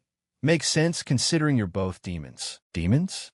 Unlike the superhumans who received holy blessings, they embraced the absolute void. They always gravitated toward blind, chaotic rage, harboring intense murderous intent toward humanity alongside the darkest, most twisted desires. This world had once come perilously close to total destruction solely because of those demons. In his first and second lifetimes, Ji-tae had lost his most precious things because of them. In his first and second lifetimes, Ji-tae had lost his most precious things because of them. But Ji-tae restrained his anger to the absolute limit, because Yu-Won needed to die with a much heavier burden resting upon his shoulders, forcing down the burning wrath in his heart. Ji-tae spoke up slowly.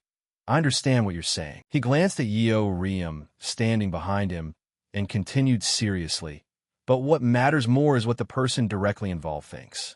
I am merely her guardian." Hearing this, Yu-Won caught on and walked toward Yeo-Riem, smiling as he said, "You are absolutely right. In the end, it is her decision to make." As he spoke, he placed a hand on her shoulder. "The Azure Dragon Academy is about to undergo major innovations, so we want you to be our representative student for the event at the end of the year. Would you like to shape a new future together with me?" Finishing his pitch, he took hold of Yeo-Riem's hand, his attitude appearing profoundly sincere. However, Yeo-Riem rejected him bluntly. "No way." These words completely caught Yu-Won off guard, and he asked in disbelief, "I'm sorry, did I just mishear you?" Yeo-Riem pouted and replied, "Nope, you heard perfectly right." With that, she yanked her hand away and turned around to walk off. "Let's go home. Mr. said I need to go pack my things."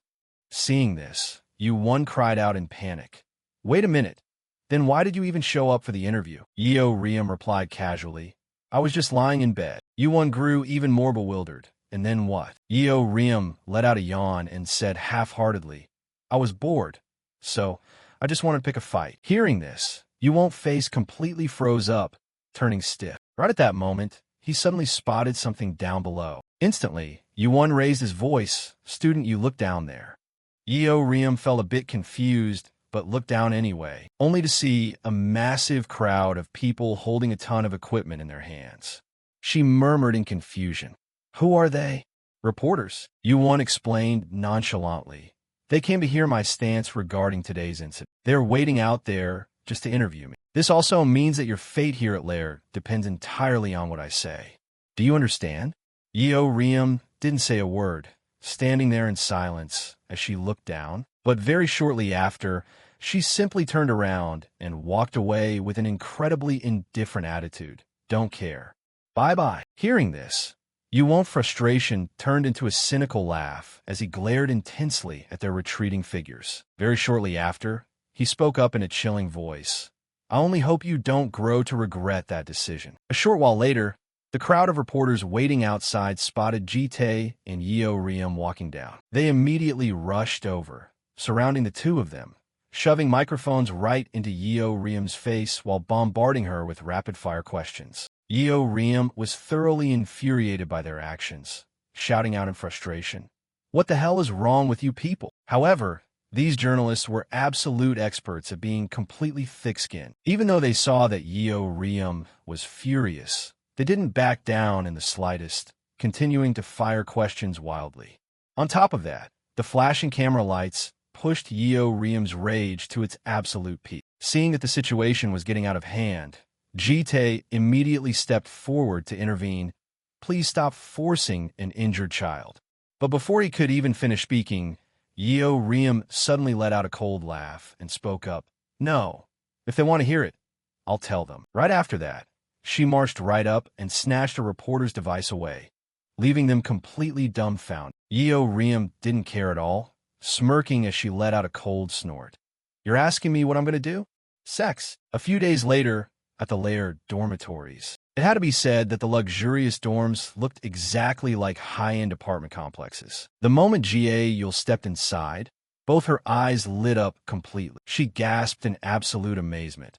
Oh my God, this place is insanely huge. Are we seriously going to live here? With that, Ga began running and jumping all over the massive house. Seeing this, Yeo Riem spoke up to remind her, "Hey, the biggest room belongs to me." Yet Ga didn't really care, running straight upstairs to open a bedroom door and check it out. The moment she saw the view inside, her eyes sparkled like stars in the night sky. Her jaw dropped as she gasped, "Oh my God, what is up with this room? It's so magnificent." Ga ran around the room in pure excitement, taking in the massive bed, the latest model TV, and the abundant sunlight flooding through the windows. Her expressions of awe truly echoed throughout the entire room. She smiled in pure satisfaction and said, "It doesn't look half bad. I'm going to live here so comfortably from now on." But before she could enjoy it for long, Yeo Riem walked over and spoke up. "This balcony is absolutely perfect for smoking. This room is mine." Hearing this, Ga pouted and fired back in protest. "No way, I called dibs first. You said you were taking the biggest room anyway. That other room is actually the biggest one." Yet Yeo Riem simply glared right at her. In the end, Ga had no choice but to compromise, murmuring dejectedly, "Fine, but this room is yours then." Hearing this, Yeo Riem nodded in satisfaction. Good girl. While the two of them were fighting over the rooms, someone else was quietly watering a dragon egg. Ubom, who possessed a calm and steady personality, had quickly found her own living space and then stepped out onto the balcony to tend to Jaeol, who was close to hatching. Ubom flashed a radiant smile at the egg and murmured, "Hello there, little one." Jite walked out at the same time and asked in confusion, "Why are you pouring water on it?" Ubom replied nonchalantly, "Think of it as prenatal education. Blue dragons naturally love water. When the time to hatch draws near, the egg's protective polymorph layer will automatically dissolve." Saying this, she glanced back at Jite and asked, "Did you know? The students inside Lair have been talking about nothing but Yeo Riem these past few days." Jite frowned slightly and asked back, "Yeo Riem?" Jite frowned slightly and asked back, "Yeo Riem?" Ubom, terrified that Jaeol might hear something inappropriate, immediately reached out to cover Jaeol's ears. "Oh dear, my precious Jaeol, you didn't hear any of that, right?" The person in question, Yeo Riem, was lounging lazily on the couch, pouting as she spoke up. "What's the big deal about making such a fuss over a single word anyway? Didn't all of us come into existence exactly that way?" Someone as innocent as Ga didn't understand a thing, asking in confusion, "What is sex anyway?" Yeo Riem tilted her head up to look at her and asked, "Why? Do you want to know?" Ga nodded innocently. "Yeah, do you know about it, sis?" Yeo Riem winked and smirked as she replied, "Of course I do. It's about time our little chick learned about the birds and the bees, huh?" Hearing this, Ga instantly panicked and shook her head. Never mind, I don't want to hear it. My mom told me that knowing too much isn't good for you." Unfortunately for her, there was no way Yeo Riem was going to let her off the hook. She smirked with a malicious grin and said, "You don't have the right to refuse, sweetie. Let Big Sis tell you every single detail about sex." Ga scrambled backward, trembling as she muttered, "Wait, I already told you I don't want to hear." Yeo Riem didn't give her a chance to resist, firmly pinning her hands down, which caused a terrified Ga to nod. Okay, I'll listen." But the moment Yeo Riem loosened her grip, Ga screamed at the top of her lungs for help. "Mister, save me." Unfortunately, Jite completely turned a blind eye to it. The sky was clear blue, and birds were chirping merrily away on the branches. Yeo Riem was fast asleep on her massive bed. As the sunlight illuminated her beautiful face, someone suddenly came dashing up the stairs at full speed. Ga threw the bedroom door open and screamed, "Sis, wake up right now. Something huge is happening." This caused Yeo Riem to wake up in a total daze. Propping herself up with one hand, she grumbled, "Ugh, what the hell is it this early in the morning? I pulled an all-nighter last night. and I'm exhausted as fuck. The young girl noticed this and said, Whoa, an all-nighter? You were staying up late watching weird stuff again, weren't you? Yeo Riem smirked. Yeah, I was watching porn. Yul giggled excitedly. I knew it. Afterward, the two of them walked downstairs together. In any case, right now wasn't the time to be discussing that. The young girl yawned. If this isn't anything important, I am literally going to chop you to pieces. Yeo Riem took notice. What's going on? She looked over where the three of them were gathered with Jitae and asked, What is everyone gathering around for so early in the morning? Did you BOM call for Yeo Riem? The egg resting on the pillow began to twitch and wiggle. Wait, is Jaeol finally about to be born? Following that, the shell cracked open. The entire group gathered around, staring intently at the egg to witness the birth of a new life. The last time Jitae had witnessed the birth of a living being, it had been an incredibly grim and unpleasant memory. A weak individual had reached out a trembling hand, pleading, Please, she begged, save my child. Duhai had said, It's already too late, Captain. She wailed in sheer agony. My baby isn't breathing anymore. Duhai replied, It seems it passed away immediately right after birth. Jitae looked at the baby. It was all because of the terrible environment and the war that had completely destroyed the hospital. He listened in complete silence. Even if there had been a proper medical facility nearby, that memory was far from pleasant. Jitae thought to himself that he had assumed he would never recall that day ever again. So why was it flooding back to him right now, of all times? Yeo Riem pointed out, Oh, the egg is hatching, a tiny arm is showing up, and a pair of wings is appearing too. She spoke as she watched a baby dragon hatch right out of its egg. Oh look, its head is popping out, Ubom said gently. Welcome to the world, little one. You'll watch from the side in pure fascination. The little blue dragon is breaking out of its shell. Is it Jaeol? The little dragon was carefully wiped clean. Seeing this, Jitae asked, You're pretty skilled at taking care of newborns. Where did you learn that? Ubom replied, My mother used to do that for me. Technically, I'm supposed to lick it clean too. But I'll pass on that. She asked, Would you like to try holding it, sir? He replied, No thanks. Kyle chimed in excitedly. Hey, I want to hold it. I want to hold it. Ubom handed Jaeol all over to the young girl, warning, Its skin is still very delicate, so be extremely gentle. Kyle nodded. Then the young girl cradled it affectionately in her arms. Ah, this is seriously so healing. You'll suddenly struck an idea. The young girl smirked. Sis, honestly, you secretly really want to hold it too, don't you? Yeo Riem denied it. What? What are you talking about? If you want to hold it, just hold it yourself. Then the young girl shoved it toward Yeo Riem. Just hold it once. Come on, hurry up, sis. She flinched in surprise. Hey, are you crazy? What are you doing all of a sudden? Ubom gave a gentle, soft laugh. Now. Jaeol let out a tiny yawn. Yeo Riem's heart was instantly stolen away. Gayon smilet, say. Now you get why you should try holding it. Yeo Riem admitted. Well, yeah, it is pretty cute. Then Yeo Riem turned to ask Jitae, Hey, we've all held it already. You should give it a try too. Jaeol chimed in. Exactly. Jaeol is going to be sad if you don't hold it. Yeo Riem smirked. Huh. Trying to act all high and mighty by yourself, huh? She taunted him. Fine then, I'm just going to throw it. So you better catch it yourself.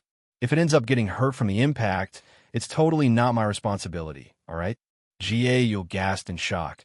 Are you seriously going to throw it? Yeo Riem laughed. Ever since I moved into this house, I've had only one single goal. Do you know what it is? Then she put some force in her arms, getting ready to hurl Jaeol all away. I just want to see the look of absolute panic on that stone face over there. The young girl went into a complete panic. Ah, you've seriously lost your mind. Before she could even throw it, he scooped Jaeol right out of her hands. Whoa, awesome. Your reflexes are insane, mister. Yeo Riem pouted, looking totally bored.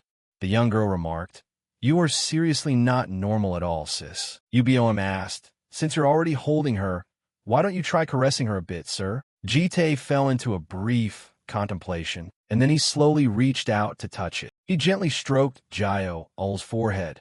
Like this. Jaeol snapped a photo of the incredibly rare moment. What are you doing? The young girl replied. Hee, this is such a rare sight. Moments like this definitely need to be captured in a photo, right? UBOM picked up a rose. Then let's take a group photo together to commemorate Jaeol's birth. Jaeol asked, yeah, sounds good. But what's that flower for? UBOM smiled. It's a photo prop, making the two of them pose. Jaeol was full of curiosity. The flower was tucked into Jitae's hair.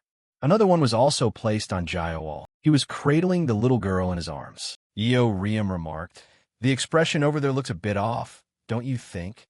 UBOM covered her mouth and giggled. What do you think? Is it good? Jaeol looked over the photo. Oh, it suits both of them perfectly. He lost his patience. Just hurry up and get in position so we could take it quickly. UBOM pulled a pouting Yeo Riem along. But do I seriously have to be in this? This is so embarrassing. Just take the photo, Yeo Riem. Jaeol said. All right, get ready for the picture. 1, 2. A photo featuring every single member of the household was captured. Jaeol was currently drinking milk. All right, Jaeol, are you ready for this? Jitae asked, what are you doing? UBOM stroked the little girl's head. Since the semester hasn't started yet, I wanted to take advantage of this free time to teach her polymorph using transfer magic. Transfer magic was a type of spell that imparted knowledge to another individual by guiding one's mana directly into them. The recipient could usually absorb the knowledge without having to pay any price, but the caster had to bear the risk of draining their own vital energy. He asked, is that going to be all right? UBOM lifted Jaeol up. It's going to be very difficult for her to go outside if she stays in her dragon form. She shared, both Yeo Riem and Ga, you'll learn polymorph while in their human forms. She shared, both Yeo Riem and Ga, you'll learn polymorph while in their human forms. Jaeol waved her tiny hands. Since we develop so rapidly, I want her to have an enjoyable experience before she grows up. Jitae sat down on a chair. Just let me know if you need any help from me. She let out a sigh. What? You don't know the first thing about magic, do you? UBOM said. Well, I do have one request. She continued. While I'm performing the transfer, could you please stay right by our side? He replied, got it. UBOM glanced over and said, geez, sitting all the way over there makes you look so cold-hearted. She patted the spot next to her. Come closer. Don't be shy. Jitae replied. There's no need to go that far. UBOM rested her chin on her hand. Of course there is. What if I get tired and drop Joel? If you're close by, you can catch her. UBOM complained. If Joel hits her head on the edge of the table, I won't be able to live with the guilt. He thought about it for a moment, then sighed in defeat. Before moving over to sit next to you, well, I guess there's no choice then. Their shoulders brushed against each other. She blushed. You're so firm. Jitae asked, huh? UBOM started. Oh no, I meant the sofa is a bit firm. Jitae said. That's strange. It's full-grain leather. She focused again, then pressed her forehead against Joel's. A blue aura radiated from her. Here I go. A few days later, in front of a grand, luxurious house, UBOM slumped onto the couch as if completely drained of energy.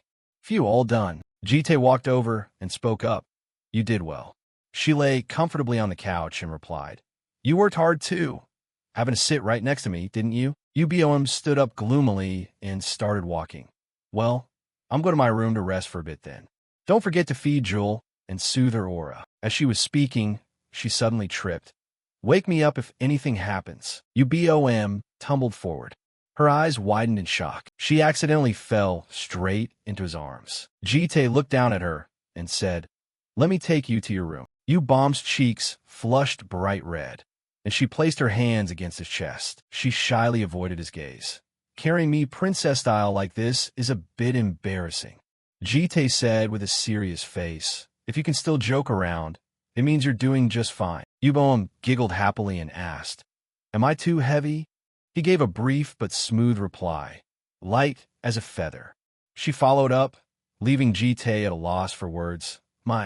I didn't know you had a sweet tongue. Inside the bedroom, UBOM lay quietly on the bed, her breathing steady and even. Holding the edge of the door, he tilted his head to look inside. Jitae gently closed the bedroom door. Suddenly, a face popped out of nowhere. He turned around and was startled by it. Jitae looked at it and thought, has the time finally come? Right between the sofas, a beam of light focused on that single spot. And as he walked closer, he he discovered a little girl sitting inside. The little girl's body gradually materialized, and a beam of light faded away with it. The moment the light vanished, the little girl curled up, her eyes looking as if she had just woken up. Watching this scene, Jite fell silent, feeling a bit bewildered. He hesitated slightly, his lips parting as he said, "Hello there." Local police officer of Lair, a tall and grand building. The three walked across the street, laughing and talking. The superpowered investigation team scoured the area for months and couldn't catch those guys, yet you took them all down in just a few days. Did you see the department head's face just now? He was absolutely thrilled. Kim Sung pulled out a gleaming gold card and looked at him. Does our golden boy Ji-tae want anything to eat? I'm treating the whole team to a feast today. Karara walked over and nudged his shoulder, her voice playful. Team leader, you're using the corporate card anyway, aren't you? Kim Sung started and gave an awkward laugh. I mean, let's keep partying. Ji-tae suddenly spoke up, freezing the two in their tracks. Please excuse me. I have to head back first for some personal matters. He leaned down, looked at him, and asked, why are you slipping away again? You missed the last party too. Karara pushed up her glasses and chimed in. You've been leaving early a lot lately, haven't you? Pretty suspicious. Senior, do you happen to have a girlfriend? He didn't look at them, responding indifferently. No, that's not it. After saying that, Jite walked away without looking back, ignoring the two who were trying to hold him back. So, please excuse me. If you hate us, just say it. I'll try harder. You really don't have a girlfriend, right? I totally believe you. Along the way, green leaves fluttered down to the ground in the gentle breeze. A girl on the street was walking while chatting happily. Jite approached from the opposite direction and accidentally overheard the conversation. I told him to stop sending those nonsensical texts. He instantly transformed into that girl. The Phantom of the Grand Duke was currently acting as Jite's clone, going to work in his place. In the past, the Grand Duke of the Demon Realm skill was originally used to expand influence over distant kingdoms. But after killing its former master, it became Jite's clone. The sound of high heels clicking against the tiled floor echoed through the space. Jite's clone stood still, staring with vacant eyes while clutching the handbag tight. Not far away, Jite was sitting on a wooden bench with his back turned. It walked up to him, placed a hand over its chest, and bowed its head. You called for me, Master. The clone opened its eyes and froze upon seeing something. Master. It looked at the little girl sitting on Jite's lap, unable to help but wonder. What is that, sir? He turned his face to look at the clone and answered. It's Jewel. I just brought her back from getting a haircut. It immediately understood. So the little girl had shifted into human form. Passers-by laughed and chatted. Oh, what a good baby. She's lying so quietly in her dad's arms. The couple looks so harmonious. Hearing this, the clone looked at Jite and asked, if it's inconvenient for you, let me carry her for you, Master. Hearing that, the little girl's eyebrows knitted together slightly, and seeing that reaction, the clone flinched and stepped back. He set Jewel down on the ground, making the little girl sigh. It's fine, she can walk on her own anyway. The clone didn't press further, changing the subject instead. But why did you take Jewel out by yourself, sir?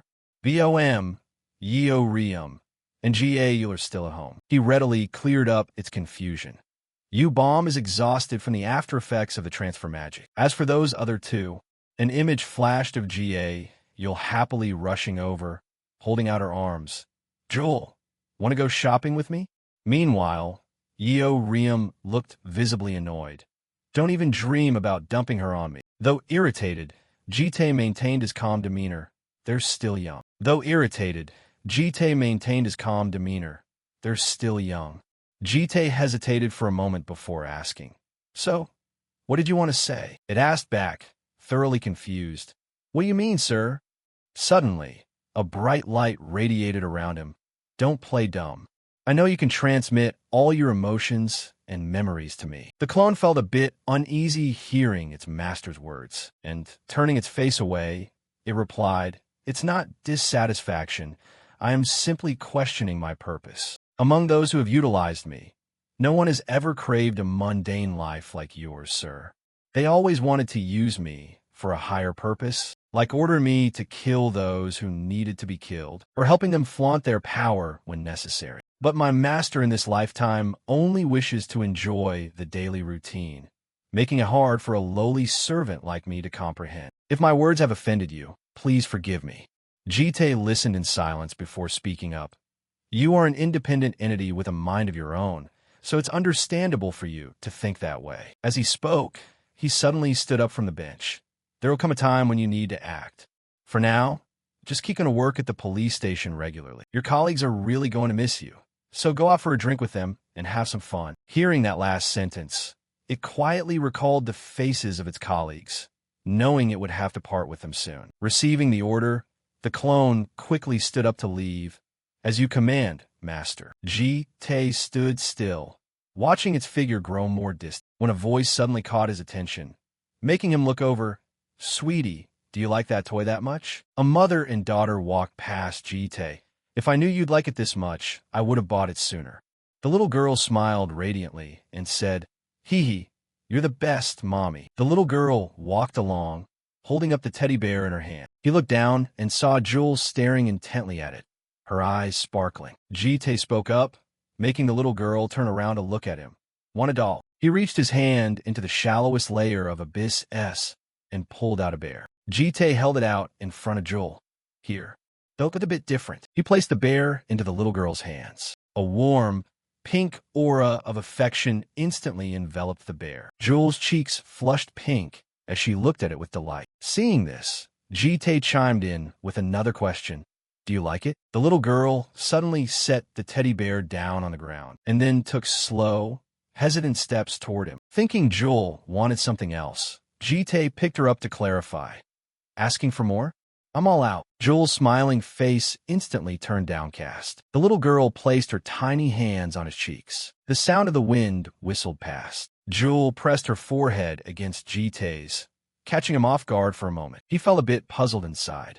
Why was she suddenly doing this? Or rather, an image from the past suddenly flashed through Jite's mind. He looked down at the little girl, wondering if she had misunderstood the mana transfer magic as an expression of affection. A sudden thought raced through his mind, showing a girl tied up on a cross. Jite's eyes widened as if witnessing something horrific, and even during moments of fighting swarms of monsters, despite his exhaustion, he kept his eyes wide open. A horde of monsters swooped down from the sky toward Jite like predators, his face slightly scratched up, his vacant eyes staring straight ahead. Jite gently closed his eyes. As the gears of fate began to turn, back in the present, he was holding Jewel in his arms, and, as they looked at each other, the little girl let go of his face, looking at Jite with a touch of surprise. He instinctively flashed a gentle smile at Joel. Joel held the teddy bear in one hand while tightly gripping Jite's hand with the other. The two walked hand in hand down the narrow path, the little girl humming happily, while he stopped and looked up toward the sky. The sky had now shifted into the golden-pink hues of the evening. Jite suddenly spoke, leaving the little girl bewildered. Did she arrive that early? From afar, a girl with blonde hair came running over.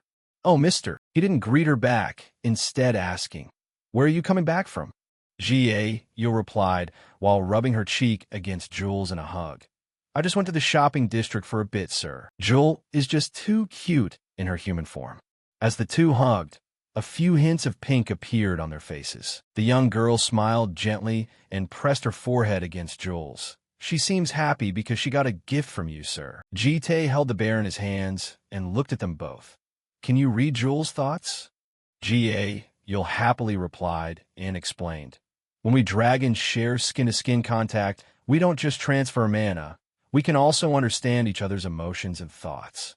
Touching foreheads is especially effective. Simply put, it's the kind of physical contact you use when you want to express affection. Recalling what happened earlier, he raised a hand to touch his forehead. I didn't know that. The young girl cradled the little girl in her arms and laughed out loud. Hee hee. Turns out there are things you don't know after all, sir. Jite looked at the items strapped to her back and asked, What is that thing on your back? The young girl glanced behind her, lost in thought. Yule smiled, her voice hesitating. Oh, this is... From inside, the young girl pulled out an acoustic guitar, strumming it for a few seconds to tune it. You'll introduced it excitedly. It's something I bought to connect with everyone's souls without needing physical touch. What do you think? I look like a singer, right? The young girl enthusiastically kept playing the guitar, making Jules' eyes light up as she watched. I will absolutely do my best. Even so, Jite still looked on with a completely deadpan expression. An image of the guitar, alongside a few syringes, appeared. He stood watching Yule, who was sitting amidst a pile of shattered belongings. Jite was trembling so much he was left speechless, while the joy on the young girl's face vanished, replaced by an indescribable expression. Returning to the present, he quietly swallowed hard. Yule blew on her hands, which were flushed red from practicing the guitar unaccustomed. Jite suddenly spoke up, making the young girl freeze. Just don't overdo it. Yule thought he was scolding her, so she hurriedly waved her hands and ran after him, asking, "Why's that, sir?" Seeing her like that, Jite explained, just take it slow. Yule wanted to say more, but he cut her off. But I want to put in the effort. Is you bomb awake yet? The young girl sighed and replied, "She's still sleeping, sir. Her fever hasn't gone down yet." Jite led Joel forward by the hand, looking back over his shoulder. It can't be helped, considering she used transfer magic continuously for several days. When he asked about Yeo Riem, You'll put her hand to her mouth and thought. As for Sister Yeo Riem, she's been glued to dramas all day, not setting a single foot out of her room. It's the first time I've seen Sister Yeo Riem so obsessed with something other than fighting. Hearing this, Jite felt relieved. Still better than causing trouble out on the streets. The three walked back home, and the young girl led the little girl inside by the hand. "Joel, remember to wash your hands after being outside." His eyes suddenly lowered, filled with alertness. Yule was happily wondering to herself, "I wonder if Sister Boone was awake yet?" Suddenly, Jite placed his hand on the young girl's shoulder, and the atmosphere around him turned pitch black. Yule, go to your room with Joel immediately, and don't come out until I call you." The young girl was a bit confused and was about to ask when he cut her off. Huh? Why so suddenly? Quickly catching sight of Jite's expression like that made her a little scared. "Oh, okay." The young girl picked up the little girl and ran straight to the room. "Joel, let's read a fairy tale together." He watched the two of them run back to the room and confirmed they were safe. And only then did Jite turn his face toward the door. He walked over and placed his hand on the doorknob. A creaking sound echoed. Jite stepped inside the room. His face looked a bit grim as he took in what was inside the room. The room was completely devoid of light, with only Jite and 4 strangers standing inside his house. One of them unexpectedly spoke up first. "Who dared to turn the green dragon into this state?" His eyes suddenly flashed, his tone carrying a hint of a threat.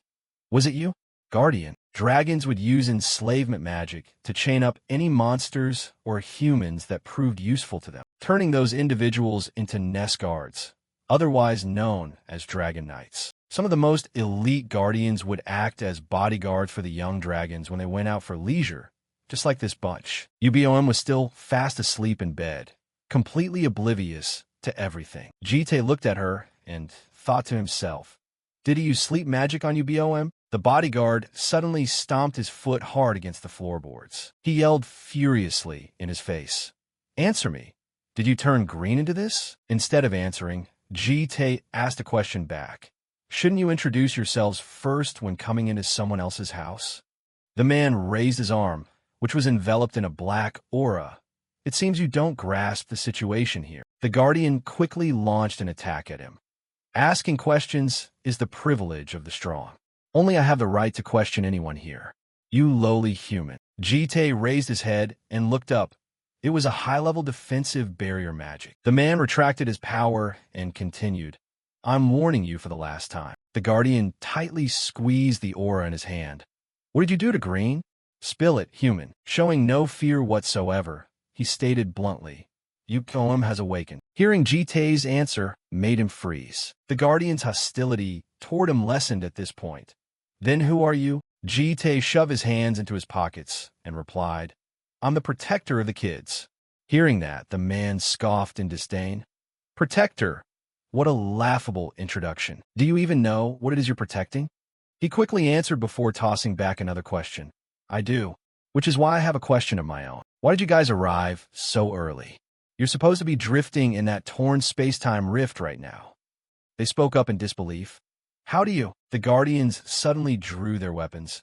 This guy is just a human, yet you know way too much. We are the guardians of the children and the keepers of historical causality. I acknowledge that you've looked after them in our stead during this time, but it seems you have nothing to do with righteousness. Letting you live will only breed disaster. Hearing that, Jite could only sigh. So it can't be resolved through dialogue then. The sound of the wind whipped past in an instant. Don't worry. The whole bunch of you charging at me alone with weapons won't hurt at all. The guardian holding the sword rushed forward fiercely, decisively slashing at Jite with an incredible burst of power erupting from the blade. But it was quickly blocked by him using an ordinary sword. He thought to himself in shock, my magic sword was destroyed this easily? Jite calmly blocked the attack without a single expression on his face, and then he decisively blew that guy away along with his sword. Seeing this, the shield-bearing guardian nearby roared and charged forward. Pathetic fool, falling to such an ordinary strike. Hey, let us handle this guy. You step back and watch.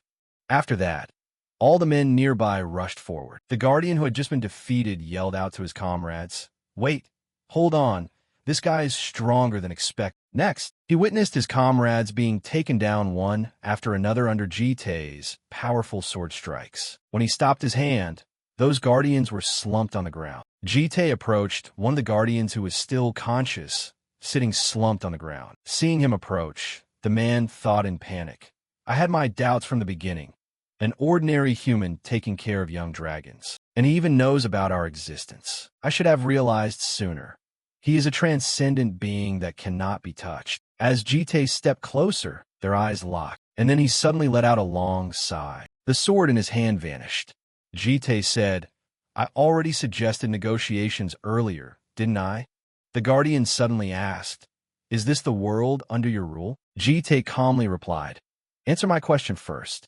How did you survive when space was warped? The guardian looked at him and explained seriously, due to spatial twisting. He then recalled the moment when a group of guardians and their master, a great dragon, were present. We opened a portal to connect our nest to this world, but for some reason, the dimension distorted and flung us out into the universe. Jite instructed, explain spatial twisting more clearly. The guardian replied, I'm not exactly sure, but according to what the master mentioned, there is something called the horizon of fate. Spatial twisting occurs due to energy from that place, as if all dimensions are swirling around it. Hearing this, Jite doubtfully thought to himself, this is strange. I've never heard the concept of a horizon of fate before. So, what does it have to do with them appearing here? Could the horizon have helped them reach this place? This is quite different from previous times. This is the first time you Bomb's guardians have come looking for me. He then cast a cold glance at the guardian, who was slowly crawling up, and spoke gloomily. I need to know how you guys got here, and how the horizon helped you arrive. The guardian continued to explain. To be more precise, there was a will that crossed that boundary and helped us. Jite asked, confused.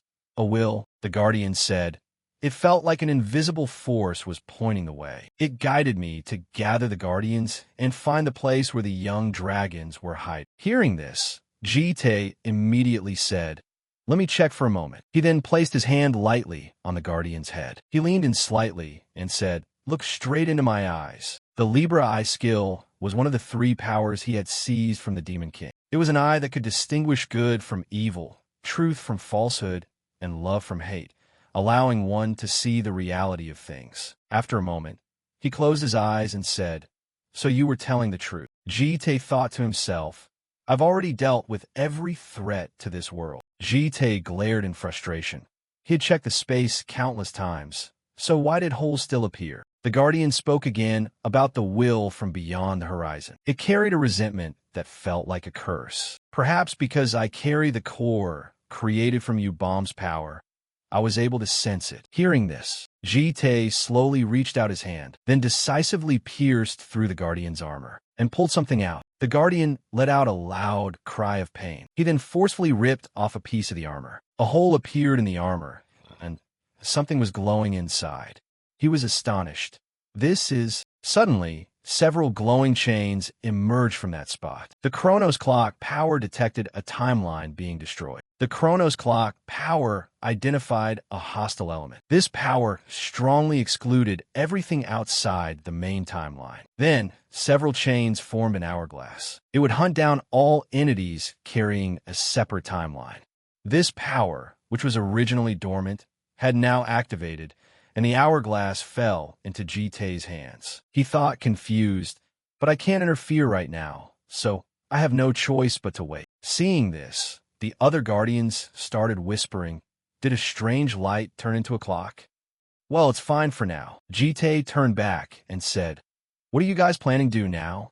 The young dragons are already under my protection, so it's useless for you to stay here. The subjugation magic has already been broken by the spatial twisting. So what reason do you have to stay here anymore? The guardian asked, are you setting us free? Jitei replied, as long as you don't cause any trouble, it's fine. They stood up one by one and said, then we'll take our leave. Same here. Jitei calmly closed his eyes slightly and said, yeah, go ahead. But the guardian whose armor he had torn earlier said with difficulty, I can't leave. Jitei understood and asked, you won't leave? He replied firmly, yes, because I am a guardian of causality. Before he could even finish a sentence, Jitei punched him hard, knocking him down. Jitei slowly walked over and said, I'll ask again, you still won't leave? The guardian replied determinedly, I cannot. He placed his foot on the guardian's chest and forcefully unleashed a burst of power that shook the entire room. He coldly asked, for the last time, still no. The guardian looked at him and answered weakly, I cannot. The guardians behind him said, it's useless to keep talking. He's always been a stubborn guy who stands before freedom but dares not grasp it. What a fool. Jitei glanced over and thought for a moment, then turned his face away and said, fine, at least you're qualified to be a guardian. A sword slowly appeared in his hand. The guardian was surprised. A moment later, the room was in chaos, and the guardians who craved freedom had now perished. The stubborn ones who didn't leave struggled to stand up, wondering, why did you keep only me? Are you testing us? Jitei calmly replied, not exactly. It's more like I find you quite interesting. Why do you insist on protecting Ubon so much? He replied, that is because my loyalty to the Ubon clan is immutable. He said, loyalty is good, but Ubon already has me to protect her. You are weaker than me, so what right do you have to protect her? However, there's a role that suits you quite well. Hearing this, he curiously raised his head. Afterward, in another place, Jewel, and Yeoriam were standing there when Jitei said, say hello. He appeared with the guardian from earlier, who was now wearing an apron. Jitei said, this is my new helper. His face looked somewhat unwilling as he thought helplessly. A helper. Inside the cozy kitchen, the rustling sound of dishes being washed by a smart robot could be heard. It washed each bowl and plate thoroughly, creating suds to clean them. The smart robot opened its mouth in its own way. No, different from a human. It turned around and retorted, what? A helper? Are you joking? Jitei snapped, don't like it. The robot stubbornly argued back. What does protecting dragons have to do with cleaning? My head isn't smart enough to understand this. He slammed his hand onto the table. As I said yesterday, I'm enough to protect the dragons on my own. Letting you stay is just an act of leniency. If you don't do the helper job well, I'll wipe you out immediately. So try your best. The robot sighed, heading back to the kitchen area. Why did I end up in this situation? Just then, Ubon walked over with a sweet voice. You're the guardian from Ascalibur, right? It was surprised. Ms. Ubon, is your health okay? She smiled. Yes, it's just a minor fatigue. I heard you're staying on as a helper. The robot's voice turned sad. I guess so. Suddenly, Ubon complimented him. The apron suits you. From now on, I'll be counting on you, Mr. Helper. Oh my God. Being praised by a girl made its cheeks turn rosy with shyness. At this moment, the hand holding the bowl trembled slightly, cleaning or washing dishes. Please leave it all to me. Miss, I won't let you get your hands dirty. Who have expected the very next second to hear a crash from broken dishes? She said, those were very expensive. Joel, in a blue bear costume, looked so cute. Next was a school uniform that created a sense of innocent childhood, or a lovely gown that gave off a magical feel, which the little girl wore. You'll watch the system screen with sparkling eyes, delighted. So cute. When did you buy these, sister? They're beautiful, UBOM replied. I ordered them as soon as she was born. Jewel, do you like them? Seeing her excited expression, she teased. She definitely likes them. She grinned. Mr. Helper, which one do you think is the best? The robot replied. To me, Jewel is lovely in every outfit. The little girl laughed aloud. It opened its mouth to thank the little girl. At this moment, no one knew that Jitae's face had turned as serious as if it were about to turn into a soot-black pot. Who would have guessed that his focus was directed at the happily laughing little girl? This guy is quite the flatterer. Red patches appeared on her fair hands, drawing attention. Jitae yelled angrily. Are you still playing the guitar? You'll hurriedly replied. No, I just strum it a little bit every now and then. UBOM also wondered. Does you'll play it because she likes it? Is there a problem, sir? He said in a low voice. I didn't say anything. Now that I think about it, Riem has been gone all day. She's still burying her head in games. She stammered. I guess so. The helper spoke up. Actually, I tried to clean the room earlier, but I was kicked out. But her complexion was so pale. I'm really worried. She looked deathly pale, Mississippi. Riem snapped. Leave me alone. Get lost, you dwarf. Seeing the robot report that, UBOM said, probably just because she stayed up late watching movies. Jitae's narrow eyes glanced at her, as if he had something to say, and then he moved in front of Riem's door with a stern face. Those eyes looked inside, becoming more angry, as if he saw something completely unexpected. Beer bottles were scattered all over the floor, and an ashtray was piled high with cigarette butts, which was terrifying. At this moment, Riem had a cigarette in her mouth. She said while chewing on a piece of meat, What is it? Suddenly, Jitae cut her off. I just came to check if you were still alive. Just then, a sound came from the TV screen. For the fatherland. He watched the screen, skeptical. You watch this all the time? Riem was surprised. Have you ever watched it? Jitae was blunt. No. She enthusiastically introduced it. There are 7 parts, but the content is terrible, and the setting is garbage too. Jitae said in a low voice. Then stop watching it. Riem frowned. Huh? You really are a genius, aren't you? Suddenly, he turned around to leave and reminded her. Come out. I have something to discuss. Afterward, Jitae gently carried Jewel in his arms and instructed, So, from now on, we're going to do a deep clean. Hearing this, Riem complained. Huh? Deep cleaning? Yul wondered. Why all of a sudden? He explained, even though you guys aren't regular people, if you're living in the human world, you have to know how to keep things clean. Especially Riem and Yul. Both of your rooms are filth. Being named like that made Yul shout. How? How could you enter my room? My mom taught me not to let others trespass into one's nest like that. Jitae asked pointedly. Did she also teach you to be a slob? The little girl cried. That's not the point, he said with a serious face. The helper will take care of the living room and kitchen, but clean your own private rooms. Riem stood up and picked her nose. That's absurd. We already have a helper. Why do I still have to clean? Seeing that, Yul criticized. Ew, that's so dirty. She quickly reached out and smeared her hand on Yul's face. Is that so? Here, this is for you. After that, the entire house heard Yul's loud scream. After Riem left the room, Yul held her face and cried noisily. Sister, I hate dirt. Riem added a jab. You say you hate dirt, but your room looks like a pigsty. Hey, dwarf, I'm going to practice. Clean my room for me. I'll check on it when I get back. The robot replied nimbly. Yes. And UBOM also stood up. I cleaned up since yesterday. I'm going to the night market now. There are many people in our house now, so I'll cook a feast. Hearing her report, Jitae nodded repeatedly.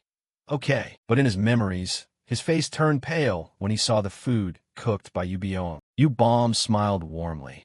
Oh, is there anything you want to eat? Is there anything you're craving? He quickly said, No, go ahead. At the same time, at the helper's feet, beer bottle fragments were rolling around. Even the robot was speechless when it saw the condition of this room. Then the robot said, Even though I don't have a nose, I can still smell the stench.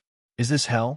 No, it's even worse than hell. Yeoriam looks so pale. What's this pot? Is she training her poison resistance? After observing the surroundings for a while, it decided, all right, first, the heavy trigonometry. Jite walked over and started.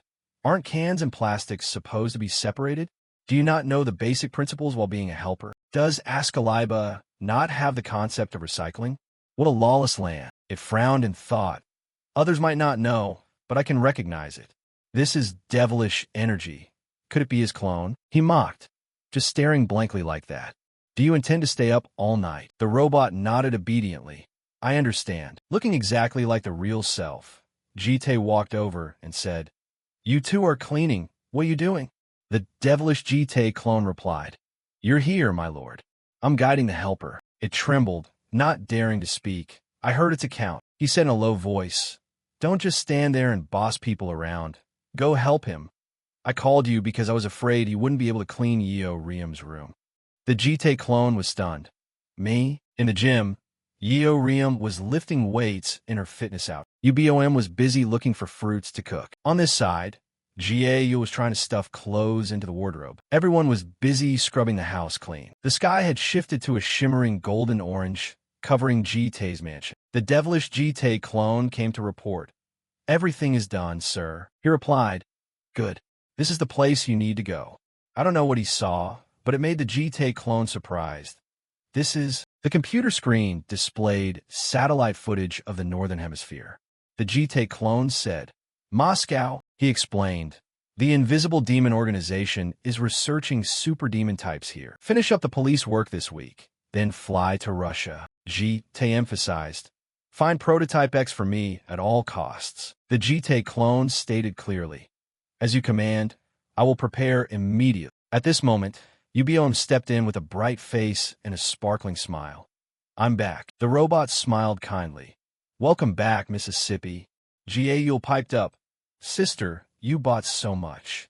UBOM replied while carrying 2 bags in both hands. There are many mouths to feed in the house, so I have to cook a lot. The Jite clone stepped forward and said, UBOM is back.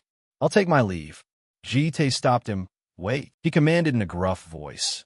You must swap clothes with me right now. At this moment, some rather strange dishes were displayed on the dining table. UBOM spoke up. Enjoy your meal, kids. You'll focus on the soup bowl. This soup tastes just like the one in Askaliba. Yeoriam added. It's all right. The little girl wondered innocently. It would be so fun if Mr. Helper ate with us. She yelled loudly. How is he supposed to eat without a mouth? You idiot. Right at this moment, the Jite clone, who was disguised as the real Jite, was sweating bullets while looking at the food. Master, was it because of this that you told me to sit here? Yes, in the thick, foggy space. At the abandoned industrial zone near the lair, there was a guy shouting and cursing with blood flowing continuously from his mouth, looking truly demonic. He looked straight into Jite's eyes and cursed crazily. Do you think you can get away with this and be safe? You lowly human, who dares to? Do you know who my backers are? Who would have expected that before he could finish his sentence, he was slashed across the abdomen? Watching him hit the floor with a thud, Jite said, Yes, I know very well. He grabbed the guy by his hair and reminded him, Professor, one of the Azure Dragon Academy, right? Or rather, it should be the demon human, one of the invisible, right? What is one plotting? What kind of trick are you trying to pull? At this moment, Jite used his heavenly dragon eye power and threatened, Don't lie to me. Tell the truth. The guy, with his face twisted and covered in deep red blood, trembled. I don't know the details, but he said that after 3 months, if the plan succeeds, he will be chosen. Jite said in a low voice, Chosen? You mean the throne, right? The guy replied hurriedly, Yes, that's right. The throne refers to the 4 elite demon humans selected by the Invisible. Normally, demon humans operate in small groups, but those who achieve the throne will have their own army and reach the highest level in the demon-human hierarchy. Disaster-level power. Jite pondered. This is strange. In previous loops, one never reached the throne. Furthermore, at this point in time, he didn't have the stature to come up with any plans. At this moment, he suddenly discovered something unusual. The Chronos Clock power detected malice from beyond the horizon. The Chronos Clock power existed because a heart existed outside the world's timeline. The Demon Human 1 target had intervention from an entity dissatisfied with the regression loop, located outside the world's timeline. Demon Human 1 had escaped the regression cycle, carrying the most elite elements from the previous loop. After the Guardians, now it's 1. Is everything related to me being interfered with? While Jite was deep in thought, he suddenly heard the guy call out, "Hey, I only know this much, but if you spare my life, I can dig up more information. My mother is sick waiting at home. I won't betray you. Please spare me." Unexpectedly, Jite didn't show any mercy and slashed his head straight off, causing it to fall to the ground. Jite used his heavenly dragon eye power to create killing intent.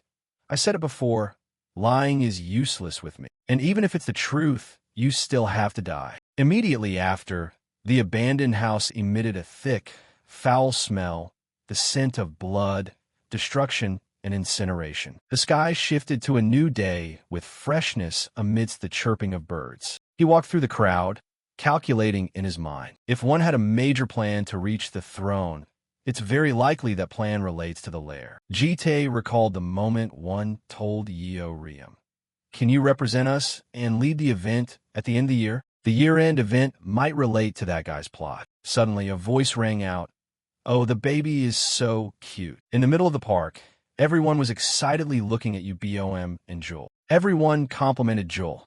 "I've never seen such a cute baby. What's her name?" Ubom opened her mouth. "This is Joel." People passing by always had compliments for the girl. "Her eyes and hair color are beautiful. How old is baby Joel?" Suddenly, Ubom noticed Jite's appearance and opened her eyes wide in surprise. Jite said, "What business do you guys have with the child?" Due to the sharpness of his eyes, everyone shook their heads in fear. "Ah, nothing. Ubom spoke softly. "I haven't seen you all day. Where have you been?" He replied, "Just some minor errands." "How come you're hanging out with Joel?"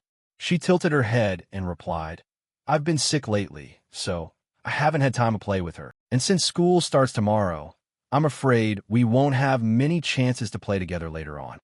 He responded, "I see." Ubom's bright eyes and approachable smile met Jite's gaze. He had that perfect side profile with a sharp, attractive bridge of his nose. Suddenly, she spoke up. "Doesn't it look a lot like we're a family like this? Joel is your daughter, and I'm her mother. If we go by that script, then we would be..." At this moment, little Joel was looking at them with clear, innocent eyes. Ubom expressed to him, "And so, you and I would be..." Jite remained silent, saying nothing, as if he were deep in thought. Who knows what Ubom was thinking at that moment, but she laughed bashfully. Seeing Jite so serious, she immediately eased the tension. "I'm just kidding. Just kidding. Why are you being so serious?" He said sternly, "If you keep talking nonsense, just go home." Then Jite picked the little girl up, headed forward, and asked with concern, "Did you have fun playing?" Ubom stood far away, watching that retreating figure with a thoughtful expression on her face. The sky had shifted to an orange-yellow hue that looked truly romantic. Beneath the beautiful cherry blossoms were students dressed in neat uniforms. The girls were rushing across the street to make it to class on time. Petals fell all over the academy courtyard, creating a lyrical scene. At the same time, Jie Yule was busily chewing on a piece of bread while running in a rush, her cheeks flushed pink and her mouth beaming with a bright smile. "Finally, I get to go to school. What class are you in, big sister?" "I wish I could be in the same class as you." Ubom smiled. "I'm taking superhuman studies, literature, magic studies, and sociology too. By the way, G.A. Yule, I've been wondering for a while why you keep holding that sandwich in your mouth. You already ate at home this morning." Suddenly, the little girl laughed shyly, her cheeks turning bright red. "You don't know? My mom said that if you hold a sandwich in your mouth on the way to school and bump into someone, G.A. Yule revealed the secret, saying that person would be their destiny." Talking about this, her eyes sparkled like glittering stars, full of hope. Who would have thought that while she was so excitedly talking, she would actually bump into Yeo Riem? It was so romantic. "Ouch," Yeo Riem scoffed. "I wish I had a destiny person like that too." "Oh my god, I didn't expect to bump into little G.A. Yule." So, am I little Ga Yule's destiny? The little girl cried. But you're a girl. Yeo Riem quickly grabbed the piece of bread and popped it into her mouth. So what? I've seen in Western movies that girls bite and nibble on each other all the time.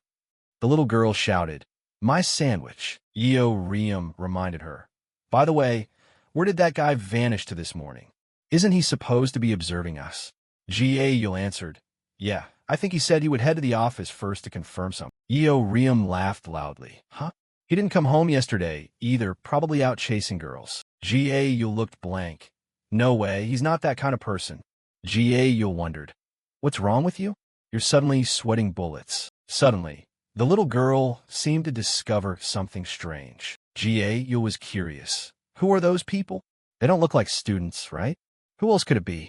Probably reporters, right? Yeo Riem spoke up. They must be here to take photos of some standout students among the freshmen. UBOM hurried away. You guys, I'm going inside first. At this moment, a young man slightly turned his head as if he had spotted something. The crowd around them was curious. Is that little girl Yeo Riem? It's Yeo Riem, the one who took down Sophia and had that legendary, earth-shattering quote. Ah, that's right. It's that red-haired girl. Yeo Riem stood blankly and cursed. Immediately, the lights shone straight at her, and the reporters asked repeatedly, Are you Yeo Riem? Please let us have a short interview. Look over here for a second. Please just answer the interview. Ga Yule timidly hid behind Yeo Riem. What? What is this? What is wrong with you people? At this moment, Yeo Riem's mouth opened wide and she yelled, Everyone! She angrily shouted so loud that it was ear-piercing on the school grounds. Yeo Riem was furious. Hey reporters, I already answered like that last time. Isn't that enough? Fine, I'll deal with each one of you. She didn't hesitate to give them the middle finger. Bring it on. You bunch of parasites. Jill woke up from her sleep, waking up to see the house empty. The little girl just kept staring toward the door. Seeing this, the guardian was also worried. He was flustered. This is really awkward. Before leaving, Jite had instructed him, The kids have gone to school, and I won't be home either. Today, only you and Jill are at home. So be careful and look after the little girl. The guardian scratched his metal head, not expecting to receive a task even harder than cleaning. I've never babysat before. He called out, Hey, little Jill. The little girl turned around, her sparkling eyes looking at him. The guardian stepped forward to explain like a professional butler. The other girls and the master won't be back until tonight. Just stop waiting. Why don't you find a comfortable place to sit and rest, my lady? Jill heard him, but didn't respond. The two of them just stared at each other for a while. Finally, the little girl just coldly turned away, leaving him standing there like a statue. He panicked. This is so embarrassing. The guardian saw he couldn't convince Joel. He walked away dejectedly, intending to start working as usual. Ah, whatever. I'll just go clean. Suddenly, he looked into the middle of the living room. His eyes lit up when he found a solution to break the deadlock. Once again, the guardian walked up to Joel. Ah, Lady Joel? In his hand was a book. The guardian asked cautiously, Would you like to read a fairy tale with me? Fortunately, Jill agreed. The two of them went out to the room to read the book. The little girl's sparkling eyes shone when she looked at the world in the pictures. Seeing such a positive reaction, the guardian was secretly happy. Thank goodness, it seems she has an interest in fairy tales.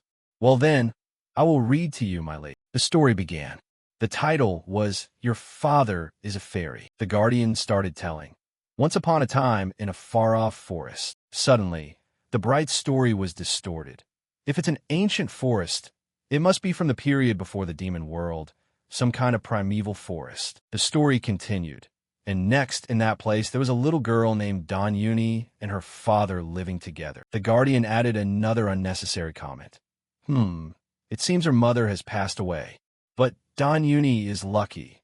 In those days, having even one person alive was a miracle. Before bed, her father would tell her ancient stories every day. The story couldn't maintain its inherent innocence. Interesting. If it's ancient history, it must be about the Great War, right? Joel, with a look of disgust, watched him continue to babble. So Don Uni must be a war addict, huh? The guardian was still enthusiastically telling. Then one morning, when she woke up, Don Uni discovered her father wasn't at home. Ah, could it be that he went to find a new mother for her? I heard that in those days, there was a culture of taking war prisoners as concubines. If Donyuni had a new mother, she would probably be very happy. The Guardian concluded. Anyway, Donyuni. Suddenly, he saw something wasn't right. Jewel looked at him with an expression of disgust. The Guardian was blank. What's wrong, my lady? Do you not like the content of this story? Jewel didn't answer.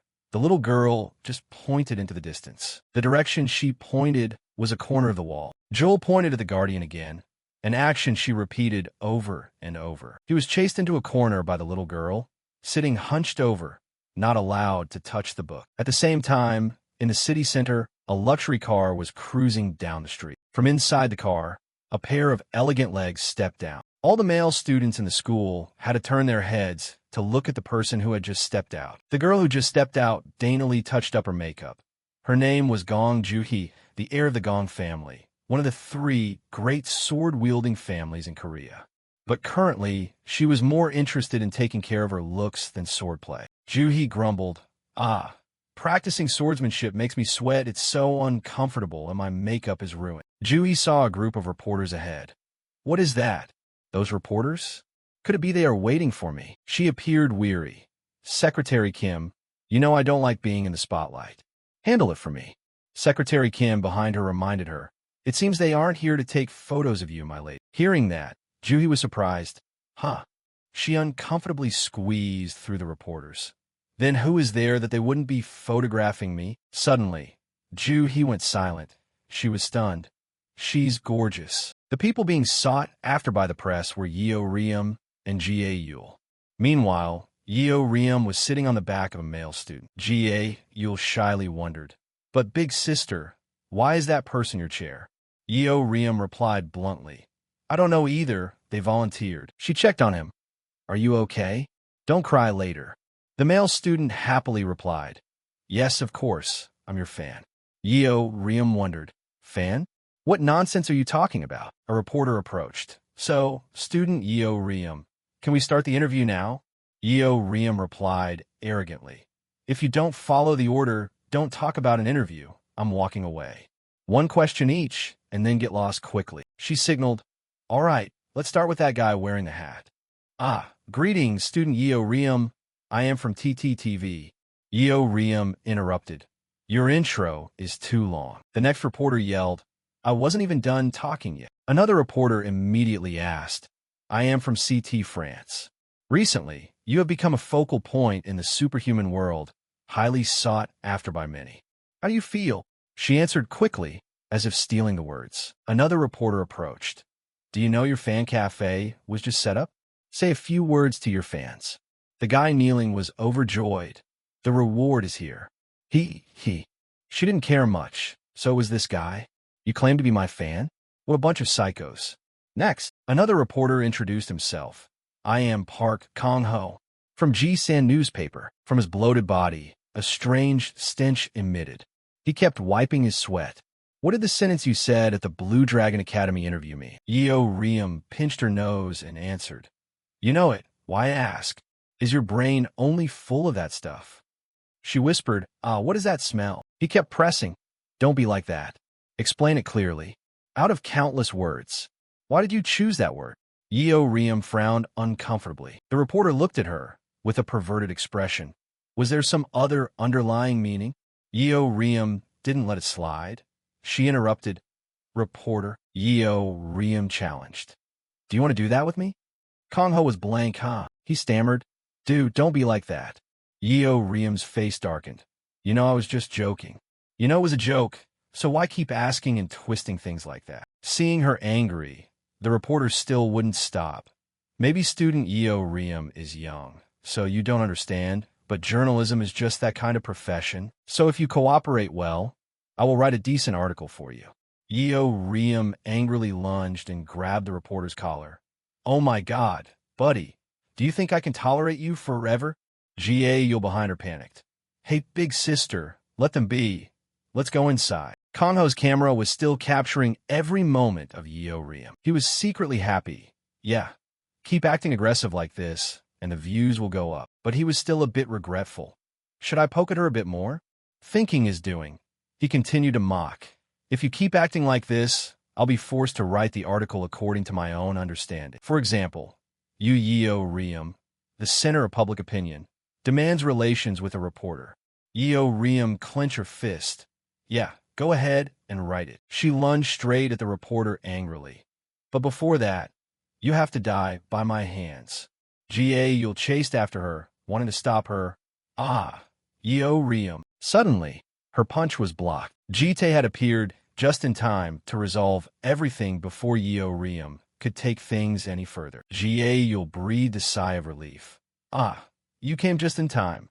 Jite looked at Yeo Riem and asked, causing trouble the moment you arrived? Yeo Riem yelled, it's not like that. It's that pig over there. Seeing Yeo Riem couldn't calm down, Jite decisively picked her up and carried her elsewhere. Yeo Riem protested, but not significantly. What is this? Let me go. Jite announced to the reporters. The interview ends here. Before leaving, he threatened, and it's best you people don't put this in the newspaper. From Jite, a surge of power was released. He walked away angrily, his steps so powerful that he crushed a piece of ground. Kong Ho fearfully backed away, and his interview equipment also burnt out. Yeo Riem blankly watched Jite's recent action. All three walked away under the gaze of many people. Jite warned, Yul, if you don't want to be late for class on the first day, get in immediately. Yul trotted after him. Yes. Gong Juhi witnessed the entire story. She was stunned. Did you see that just now? Secretary Kim understood the implication. How about we investigate what's going on with their family? But Ju didn't care about that. Where's that blonde girl with the big breasts? In the classroom, the teacher began introducing himself. The professor smiled happily. Welcome, students. I am a swordsmanship teacher, Kaido. Today's lesson will cover the history of swordsmanship and the attitude when holding a sword. Yeo Riem watched listlessly. What? What is attitude when holding a sword? Hurry up and teach us how to fight. Jite appeared surprised. But that's surprising. I thought you would be so bored with school that you'd run away. She sighed. What are you talking about? I've watched boring movies and still managed to finish them. She was serious. I have to work hard until I can defeat that pile of pillars wearing hats. Just you wait. The day will come when I defeat him. She wondered. Wait, why are you taking the class with me? Go follow the others. Jite replied nonchalantly. You know the reason better than I do. Yeo Riem raised an eyebrow. Oh my, I'm not causing trouble. I've been very well behaved lately. Jite reiterated. Did you forget about the reporter incident just now? Yeo Riem was startled. She still wanted to make excuses. It was because that pig kept making me angry. He kept trying to piss me off. If you were in my shoes, you couldn't have held back either. While speaking, Yeo Riem inched closer to Jite. He warned, don't get involved with me. It's hot. Yeo Riem happily provoked. Why? Men are usually mesmerized by this kind of contact. Or are you shy? Before Yeo Riem's teasing, Jite only remained silent. Yeo Riem didn't get the reaction she was hoping for. She was bored. Yeo Riem slumped over on the table. So boring. Jite spoke up. Learning is boring by nature. Yeo Riem denied. It's not the learning, it's the way you talk. She lay collapsed on the table. A kidnapper who isn't even interesting at all, Yeo Riem recalled. At first, I thought you were weird too. I thought there would be days with dopamine explosions waiting for me. Yeo Riem pouted. But I didn't think you'd be playing this kind of family game. Jite replied. The things that happened on your way to school were exciting enough, weren't they? Recalling the old story, Yeo Riem was annoyed. It wasn't that kind of frustrating story. It should have been about fighting, killing, and the intoxication of victory. Suddenly behind her, the teacher's voice rang out. Oh ho, it seems our student Yeo Riem is feeling itchy. In times like these, the teacher has a good method. The teacher proposed, stay behind after class with your guardian. Yeo Riem's face twisted when she heard the request. After school, in the gym, Yeo Riem was holding a wooden sword, trying hard to polish it. The more she polished, the angrier she got. Yeo Riem stood up abruptly, threw the sword in her hand, and the more she thought, the angrier she became. Why do I have to polish this? I like fighting. Opposite her, Jite was also forced to clean. He calmly advised, instead of grumbling, hurry up and polish it. Yeo Riem uncomfortably requested, Call the person at home to finish it, right? He likes cleaning. Ji-tae asked back. Then who will look after Joel? She had to click her tongue and let it slide. That blue girl is also demanding. Riem changed the subject. I have a question. When you were young, did you study anything? While polishing the sword, Ji-tae replied, didn't have time to study properly. She took the chance to tease. What? You're also a dummy? Not having time to study is usually just an excuse, isn't it? He just replied simply. Back then it was war. I had to be busy surviving. Riem heard that and went blank. She turned away.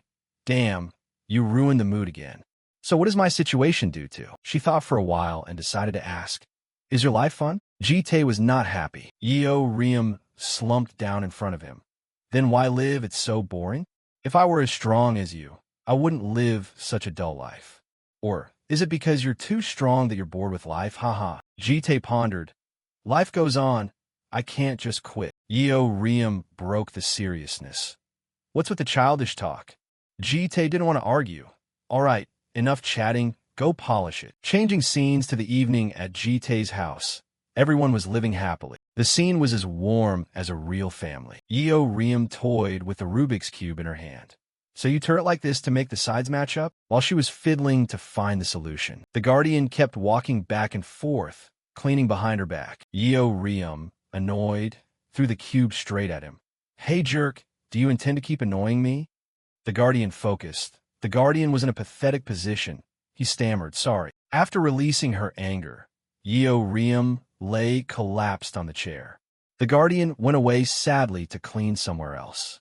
Ubom saw Riem was in a bad mood. She asked, why are you so irritated today? Because of the reporters bothering you this morning? Riem was bored, but mostly just bored. I haven't been able to fight lately. Riem called. Hey, Big Sister Bomb. Ubom was startled. Her face turned pale. Did you just call me Big Sister? She went to Riem's side again. Riem? What's wrong with you? Do you need to go to the hospital? Riem frowned. Oh my God. Do you want me to address you rudely for you to be satisfied? She propped herself up to sit. Anyway, that's not important. She wondered. Why are you living, Big Sister? First time seeing Riem like this. Both Ubom and Joel stared in amazement. Ubom whispered in the little girl's ear. Joel? Big Sister Riem has finally reached puberty. Joel nodded in agreement. Riem blushed and shouted, I heard all of that. You idiot. And you, blue little girl, what are you nodding for? Riem recounted. Today I asked the human guy what he lives for. Do you know what he said? Riem mimicked Ji-tae's expression at the time. Life just keeps going on. You can't give it up. Ubom and Joel exclaimed. Oh, just now you looked exactly like him. Riem continued. But that person doesn't feel happy. People in this world live to find joy.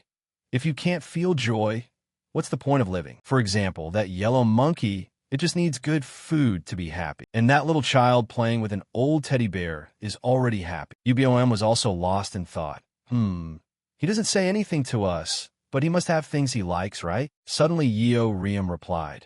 In my opinion, you're just like that person. Ubom wondered. I'm like him. Riem agreed. Yeah, both equally hard to understand. Both are boring as hell.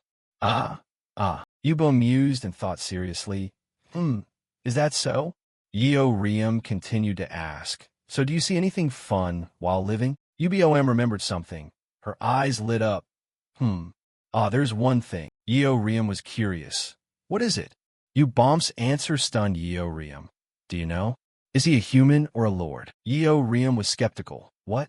You can tell just by looking that he's the cold-blooded psychopath type. Thinking about Ji-tae, Ubom gently replied. Yeah, I thought so too. Memories of them sitting together appeared in Ubom's mind. She remembered Ji-tae's face at that moment.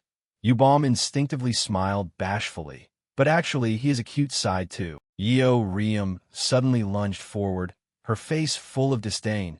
Huh? What's with that disgusting smile? Ubom was startled by Riem's action. Oh my God. Riem pinned her to the floor, not stopping the questioning. Don't tell me you two have been doing weird stuff behind my back. Ubom, being tickled by her, couldn't suppress her laughter. Stop tickling me. It's too funny. Just then, Ga ran down from the stairs. Big sister. The little girl was happy. It's amazing. The social media community is all talking about Big Sister Yeo Riem. Ga voice was excited. There's even a fan cafe. Yeo Riem turned and asked, "What is a fan cafe?" An electric current ran through Ga head. She seemed to understand something. Ga turned her head, her face red with embarrassment. "Ah, nothing. You two continue what you were doing." Yeo Riem angrily shouted after her, "Hey, you little brat. What are you doing?" Another peaceful morning arrived at Jitae's house. In his room, he was putting on his shirt, adjusting his watch. The door to the room suddenly opened. Yubum slowly walked in.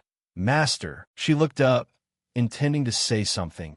"I'd like to ask for a favor." Jitae's shirt was only half-buttoned, revealing his toned abdominal muscles. Yubum panicked and slammed the door shut.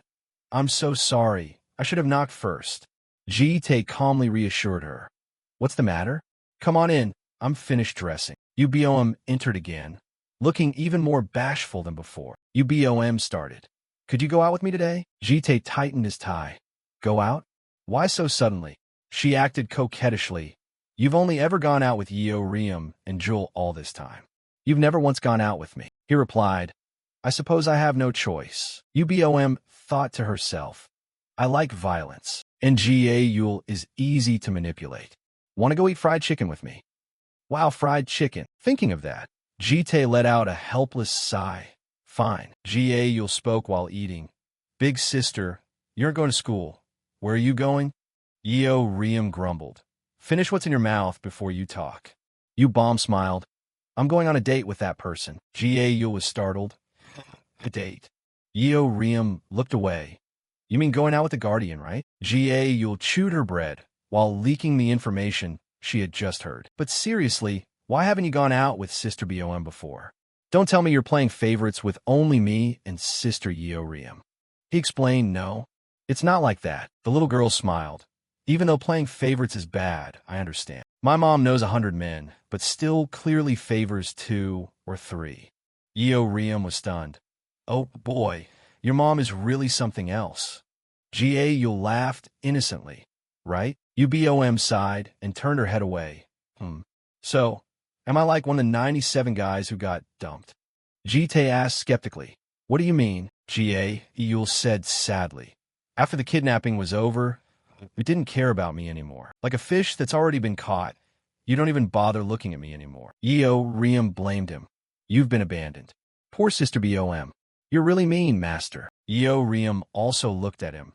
"I understand why you only go out with us, but you don't need to worry. You should just go out with Sister Bom. You can't keep an eye on us 24/7 anyway." He mused.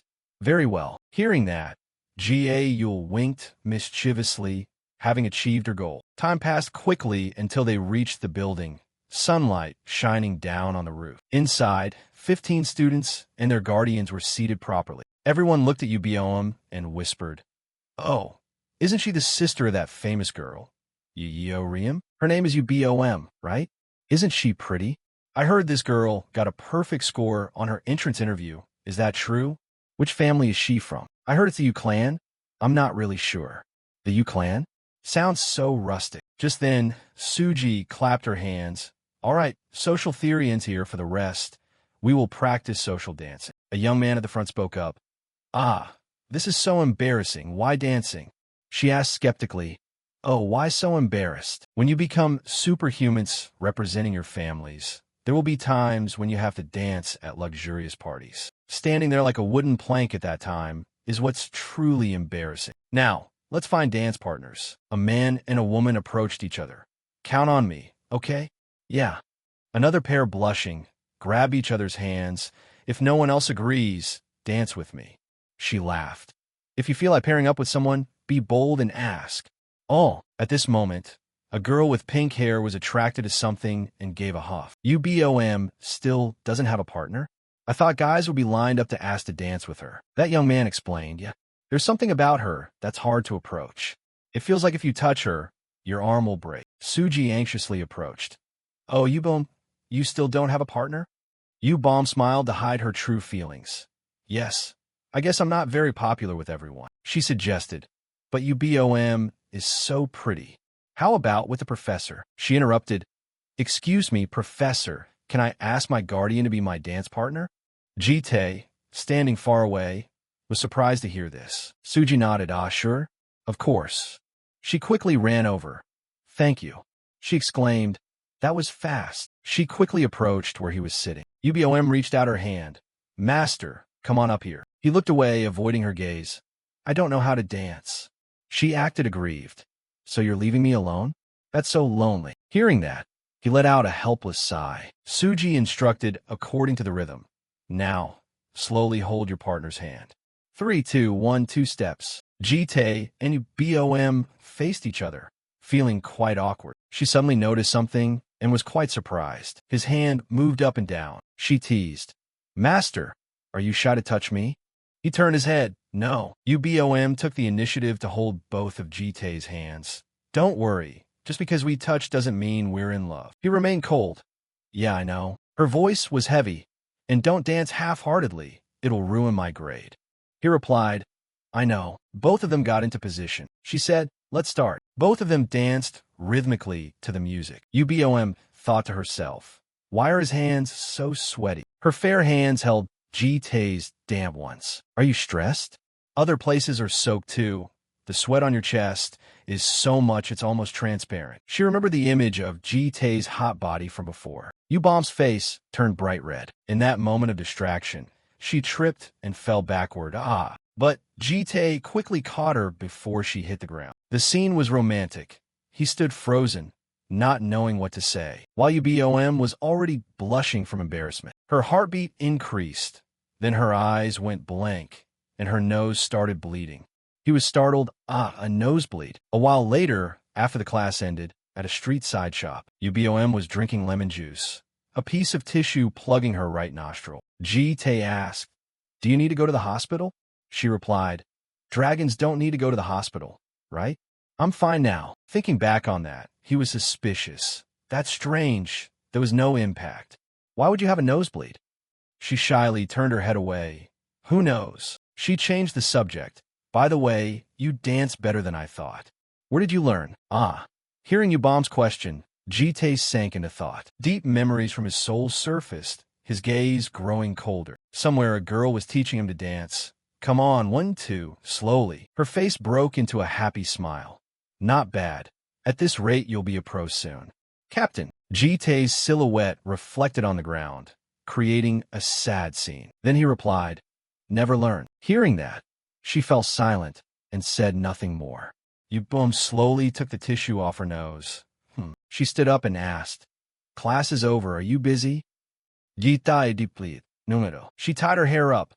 Then let's go do something fun. The full moon shone through the white clouds. In Moscow, Russia, at the research facility of the underground organization Invisible, alarm lights flashed, and the alarm sounded loudly. A figure ran fast, behind them the bodies of guards. She gritted her teeth. Damn it, damn it, damn it, fate. Where did that monster crawl out from? The number of people here isn't enough to stop it. I have to escape and protect the headquarters. At this moment, the guardian appeared behind her. Where are you rushing off to? She stared at him, stunned. What do you want? He replied coldly. Master, I'm looking for something. XY Commander Class Superhuman. Where is he? She yelled angrily. You think I'll tell you? Kill me. The guardian used shadows to grab her neck. After killing many superhumans, I realized one thing. When close to death, your instincts will awaken. But when in too much pain, you struggle like a puppet with cut strings. Do you want to dance a few steps under the moonlight too? Vera collapsed in a pool of blood. The guardian knocked her out and sent a signal to report to Jite. Master, an image of a girl with one leg chained appeared. The X-type sample has been transferred to the Invisible headquarters as a test subject. And this time, the X-type is a female model, quite different from previous versions. He listened to the information. Then Jite asked, the lead researcher you handled just now was Vera, right? He replied, yes, master. He ordered, disguise yourself as him, infiltrate Invisible, and find out the true identity of XD. The guardian replied, as you command. After disconnecting, Jite thought about the many vicious-looking superhumans who were worried. Commander Class Superhuman, Prototype X, a creature possessing special abilities, connects the minds of countless superhumans. The longer it exists, the more superhuman consciousness it absorbs and becomes dangerously unpredictable. He remembered the superhumans who died by his hand. That's why I always prioritize destroying Prototype X every cycle. But this time, the information was different from previous cycles, causing the hunt to face obstacles. Jite took out his power, which displayed a notification. Central X time speed power is reading malice from the Destiny horizon, scanning for existences outside the timeline. Looking at the notification that continued to scan, he thought, the fact that X changed its form must be due to the malice the Guardian mentioned. Jite clenched his power. Just kill all these life disturbers, and it's done. Just then, Ubiom called, Master, come here for a second. He walked over and asked, what?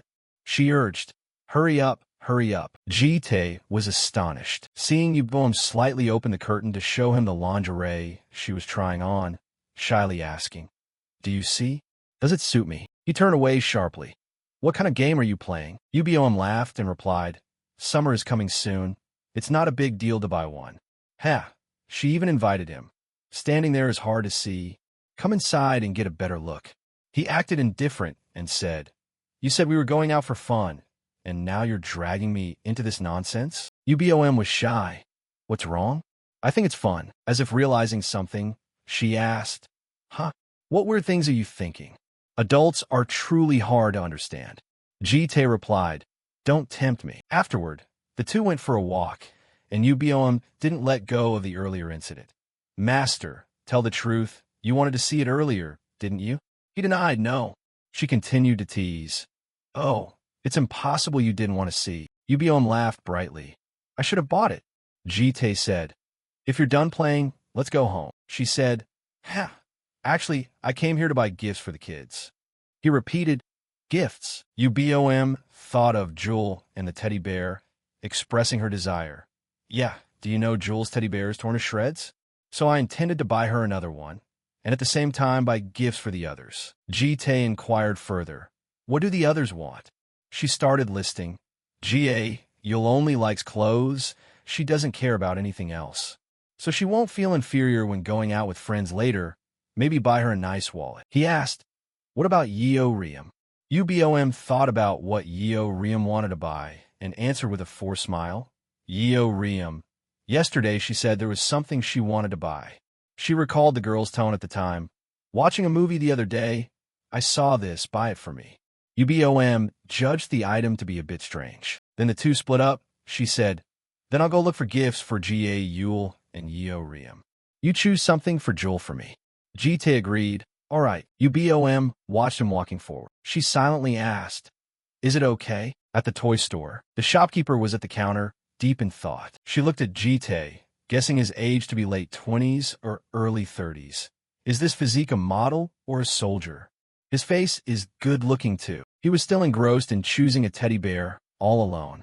His eyes were blank in front of the children's toys. The shopkeeper thought smugly. The perfect type of customer to rip off. Caught a fat prey. She happily came over to inquire. Oh, are you buying a gift for your little one? How old is she?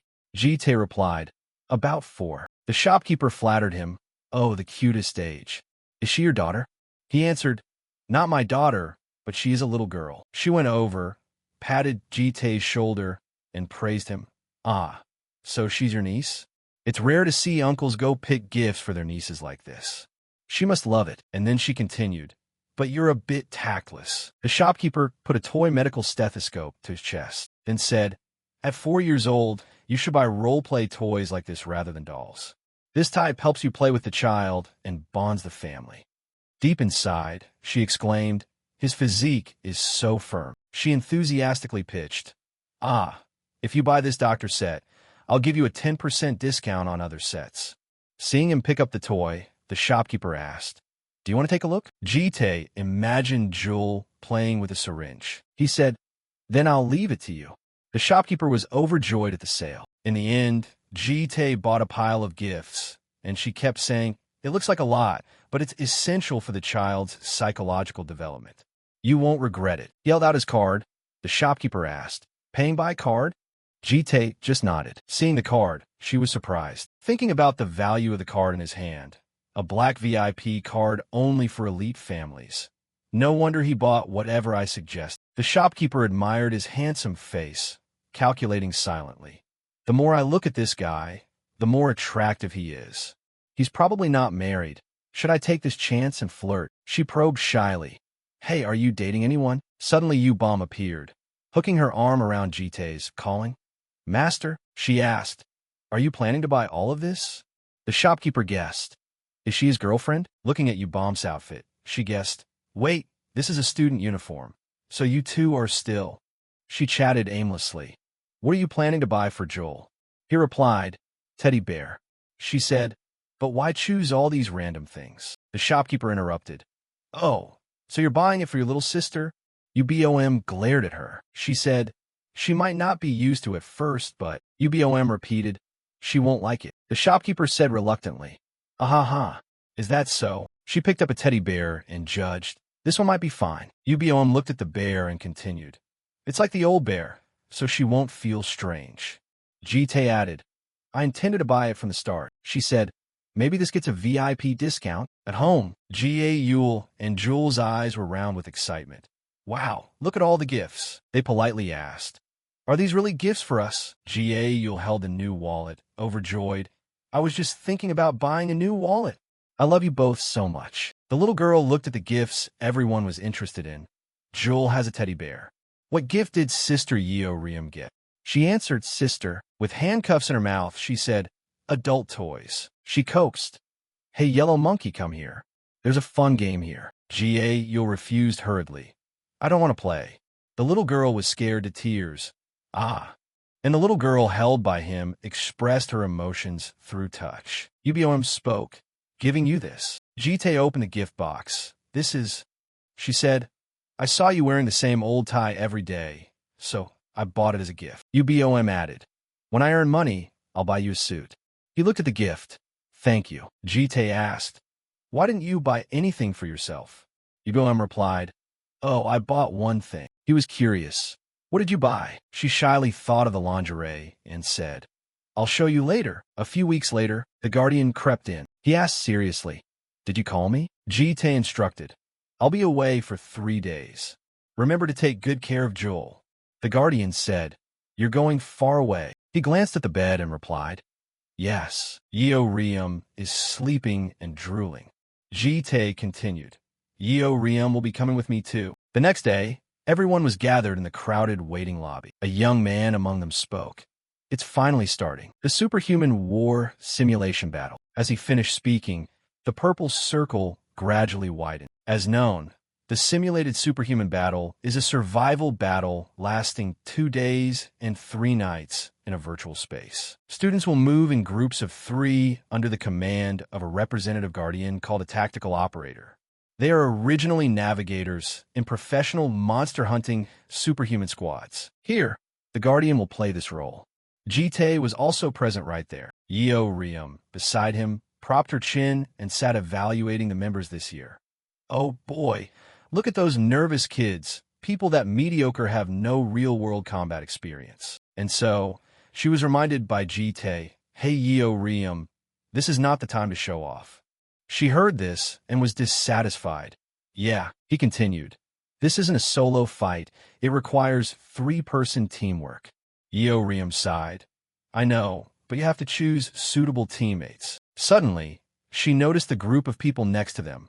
A man and a woman approached. The man scratched his head and asked, if you don't have a group yet, do you want to join with us? Yeo Riem got angry and shouted, what the hell? Get lost, you weaklings. But Jitae nonchalantly asked, what are your names? The guy replied, I am Hisaki Sojiro. The woman also spoke up, Kim Jin. Both bowed their heads politely at the same time. Sojiro promised sincerely, we will try our best not to bother you two. Yeo Riem still maintained a grumpy attitude. You guys, didn't you hear me say get lost? In her heart, she thought, I can see how weak they are already. Yet, Jitae agreed concisely. Okay, making Yeo Riem irritated. Huh? Who allowed them to join the group? Then Jitae said, if you don't like it, go find other teammates yourself. Yet the girl lowered her voice. That would be too much trouble. Seeing this, Sojiro and Kim Jin were both stunned and motionless. The result was that Yeo Riem had to endure. Hey, you weaklings, if I'm fighting and you get in my way, watch out. Sojiro was happy. Thank you. But suddenly a hand came flying, striking the young man hard on the head, making Sojiro clutch his head in pain. It was Johnny. He glared in warning. Hey, you mediocre piece of trash. Didn't I tell you already? Acting all flirtatious in front of me. Do you want to die? Sojiro was in pain, tears streaming. The young man hurriedly said, Haha, sorry. Then Johnny turned to tease Kim Jin. Hey, your boyfriend apologized. Aren't you going to say anything? He directly placed his hand on her head and challenged her. Got nothing to say? Just then his friends laughed and said, Hey, Johnny, that's someone else's ward. Take it easy. Don't be so aggressive. He sneered. What about it? The adults don't care what happens to a bunch of orphans. Johnny took advantage of the situation, grabbed Kim Jin's hair, and mocked. Hey, you should cut your bangs. They look so gloomy. She tried to pull his hand away, but couldn't, only helplessly crying out, Stop, stop doing that. Johnny laughed triumphantly. Oh, please, an orphan like you dares to talk back. He didn't expect that Yeo Riem had appeared right beside him at some point. She said gently, What do you mean by orphan? Hearing that, he was startled. Deep down, he thought, This girl is Yeo Riem, that crazy person representing Chonryong Academy. Yeo Riem put her hands in her pockets and asked impatiently, I'll ask you again, what do you mean by orphan? Johnny's eyelid twitched as he recalled what his family and the adults in his clan had said, to stay away from her kind. So, he released Kim Jin's hair and turned to explain, Haha, don't know what an orphan is? It's a student without a guardian. Put simply, it's just trash without any backing. As he said that, he laughed and pointed at Kim Jin and Sojiro. Yeo Riem scratched her head. Is that so? Is it really that troublesome with these environmental pollutants? Hearing her say that, Johnny put his arm around her, pretending to be friendly and going along with it. Hey, don't tell me you're on the same team as them. You're strong. Why would you team up with such weaklings? Ahem. Why don't you join our team? If you agree, I can clear a spot for you.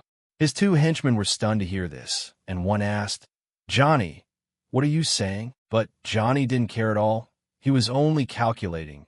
Yeah, even though she's truly crazy, it would be extremely beneficial for me if I could get close to her. The way she fights is also a good fit. I just need to learn how to flatter her a little more, and it'll be fine. Then a punch to the face landed, and naturally, Johnny took the full impact before the wide-eyed gaze of the two henchmen and the couple Kim Jin and Sojiro. He could only cover his mouth, listening to Yeo Riem curse. Hey, blockhead, do you want to die? Who gave you permission to put your hand on my shoulder? Are we close, you dare to act like my equal? You pest. At this moment, Johnny stood motionless with a distorted face, but inside he was screaming, You crazy woman, just you wait. And then, surprisingly, he turned and walked away, despite Yeo Riem still cursing him relentlessly. Next time I see your face, you're dead. Kim Jin and Sojiro looked towards Yeo Riem in shock, while Jitae, already too used to this, could only let out a heavy sigh. After that, the instructor stepped out to announce, All right, students, pay attention. It was the combat professor, Quit T. He looked rather lazy as he said, Now, I will explain the rules. You will be divided into 50 teams, starting from separate deployment points. Activity points, kills, deaths, damage dealt. Everything will be calculated and ranked in real time. If you die, you must wait 3 hours to respawn at a different location. Remember this well. The virtual location is an ant nest, and, as the name suggests, it is a giant cave. The teacher finished his presentation with a well wish. Good luck to you all. Dismissed. One by one, everyone stepped into the virtual matrix. Jitae's group had also entered. Yeo Riem laughed and said, Haha, quite impressive. Since it's this great, let's kick things off with a slaughter. But Kim Jin quickly stopped her and asked, Wait, do you even know where the other teams are? Yeo Riem said blankly, Huh? Just run around everywhere, we'll find them. Kim Jin explained, Sorry, but we aren't as agile and resilient as you. If you rush off alone, we could be ambushed from behind. Yeo Riem crossed her arms and mocked. Good grief, are you proud of being weak? Kim Jin offered an opinion. We should set up a strategy before acting. Yeo Riem laughed scornfully upon hearing that. What strategy? Just leave the fighting to me. You guys provide cover from the back. Kim Jin became serious and criticized. This is a team match, not a solo run. Don't act recklessly. Yeo Riem glared back. I took pity on you and let you in the team. Now you're trying to push your luck. So Gyro, in the middle, nervously tried to intercede. Hey guys, let's calm down. Ji-tae finally spoke up. Do you have any specific targets? Kim Jin was caught off guard by the question and was a bit stunned. Huh. Ji-tae kept his cold expression and continued. How many teams do you want to take down? Kim Jin replied. How can it be that easy? Every team has a navigator. They're hard to catch off guard. Yeo Riem couldn't help but speak up, so pessimistic, talking about how many teams. Then, the mischievous girl wore a triumphant smile.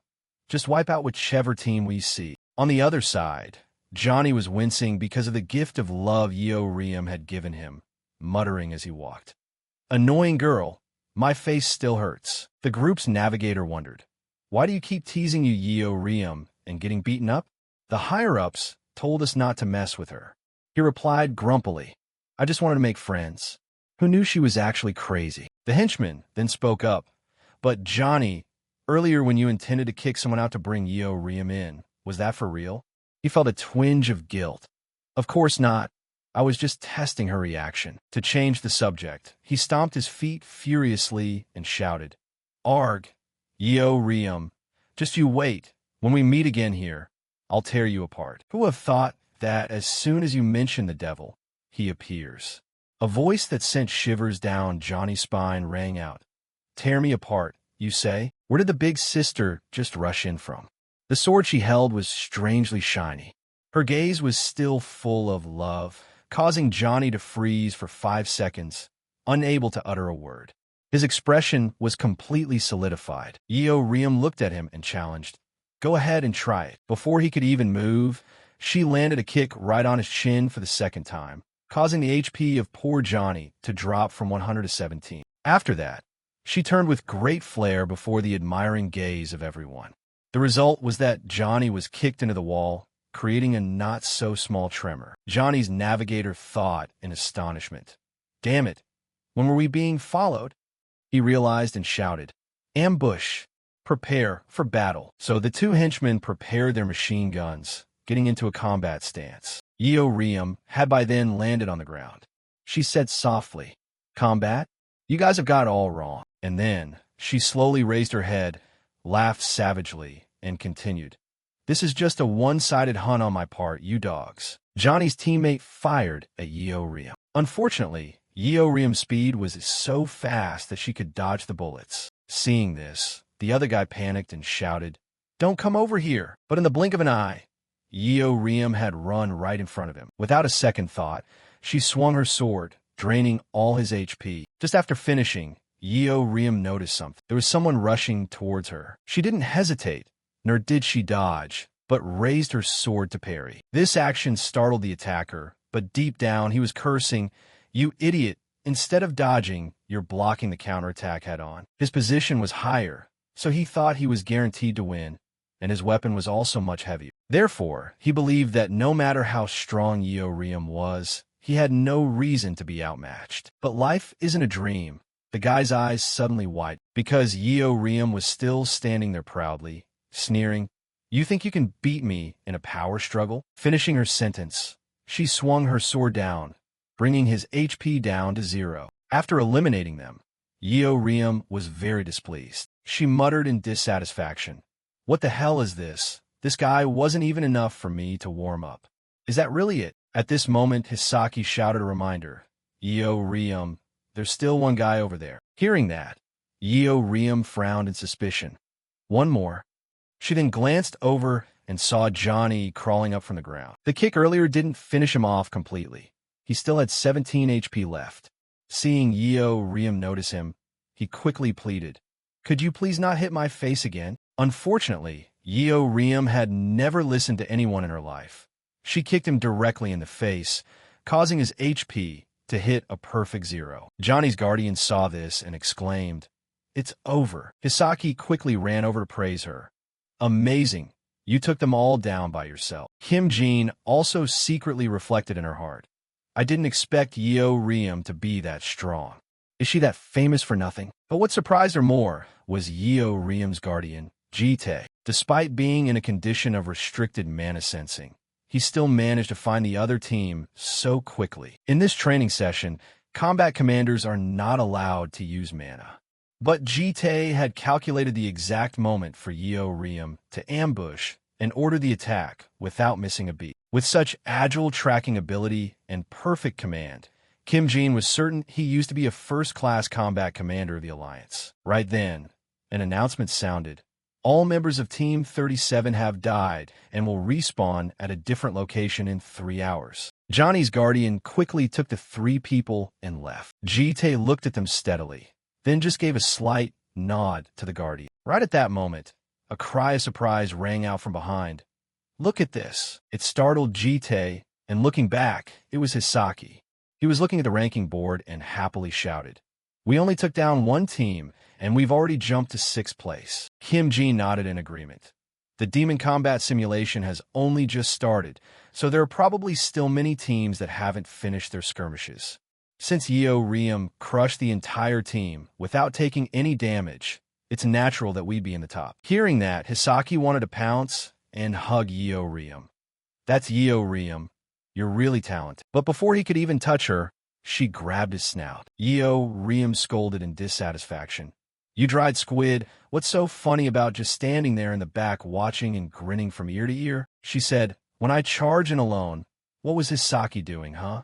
Isn't he supposed to be the sharpshooter? While I was fighting, he should have found a position and gotten into a sniping stance. Instead, he just stood there looking like a bunch of idiots. The 2 Hisakis were scolded at length by Yeo Riem, but it was clear she was right.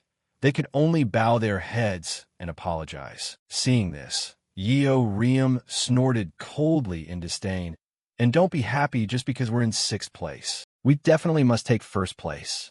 Got it. Saying that, she tapped her chest, her eyes full of determination. The 2 Hisakis had no other choice but to nod in agreement. But Yeo Riem wasn't done yet. She was both angry and fixing Hisaki's clothes while scolding. Hey, you dried squid, dress properly. You're not a kid anymore. Jitae stood to the side watching this scene, unable to help but sigh helplessly. While they were fighting, Joel had to stay home with the Guardian in a state of extreme boredom. Time passed by, and the Demon Combat Simulation had been going on for 2 days. At the control room of the virtual dungeon, Jitae walked in with a cup of coffee, muttering as he walked. Today is the last day of the simulation, right? Hey, teaching assistant, which team is currently holding 1st place? The assistant immediately replied, Team 1 is still in the lead, but Team 50 is trailing very closely. Jitae frowned in suspicion upon hearing that. Let's see, Team 1 is the Elite 52, but who is Team 50? The assistant quickly spoke up. That's the team with student Yeo Riem. Jitae was startled hearing that. Yeo Riem? Is that the crazy one? The assistant whispered. Yes, that's right. Yeo Riem and 2 students without guardians. Yeo Riem's team only has her as the direct attacker. Both Hisaki and Kim Jin are sharpshooters. Seeing that, Jitae commented, this is truly a team where Yeo Riem does it all by herself. Is that girl so strong that she could climb all the way to 2nd place? The assistant quickly replied, in my opinion, it's thanks to their guardian acting as the combat commander pulling them up. Sir, take a look at this. Saying that, he opened a map. Jitae saw it and exclaimed in astonishment. Oh my, what is this? On the map was a movement route that was overly perfect, which couldn't help but surprise him. The assistant glanced at him and asked, could it be that he was a combat commander in the Alliance? Jitae didn't think so, shaking his head in rebuttal. Hey, did you forget I used to be a combat commander? Who in this industry do I not know? And I have never heard his name before. Saying that, he fell into deep thought. Yeo Riem, a student of Chong Ryong, is a person of interest who the magic professors praise as a rare genius.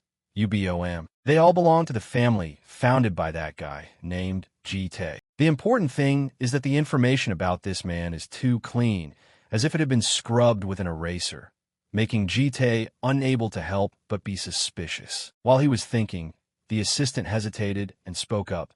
Professor, there is one point that makes me very worried. Jite slightly frowned and asked. Yes, what is it? The assistant spoke slowly. It seems Team 1 is using making. The route of Team 1 has never intersected with Team 3 and 4, as if they were exchanging signals with each other. Jite squinted at him upon hearing that, coldly asking back, Hey assistant, are you a sports referee? Leaving the assistant confused, Jite snorted coldly and explained, Our subject is real combat. In a situation without external communication, conveying intent to each other is not cheating, but strategy. Shouldn't we even praise them for it? Hearing this, the assistant realized and quickly replied, Ah, I never thought of it that way. Indifferently shrugging his shoulders, Jite added nonchalantly, But if they meet and don't fight, that truly is cheating. Inside the dungeon, Yeo Riem was furious, punching the wall so hard it cracked. She shouted in frustration, Hey, from the beginning until now, we haven't died a single time, and we're still gaining points constantly. Right? Hisaki nodded slightly. Yes, that's right. Yeo Riem was not happy hearing that and shouted. Then why are we still in second place, huh? Hisaki was scared by her, his voice trembling as he replied. Either way, second place is already very good. Yeo Riem angrily punched and kicked him, causing his HP to drop continuously while she kept scolding. I already told you, I don't accept anything other than first place. Kim Jin saw this and hesitated to speak. Sorry, but can't you be satisfied with second place?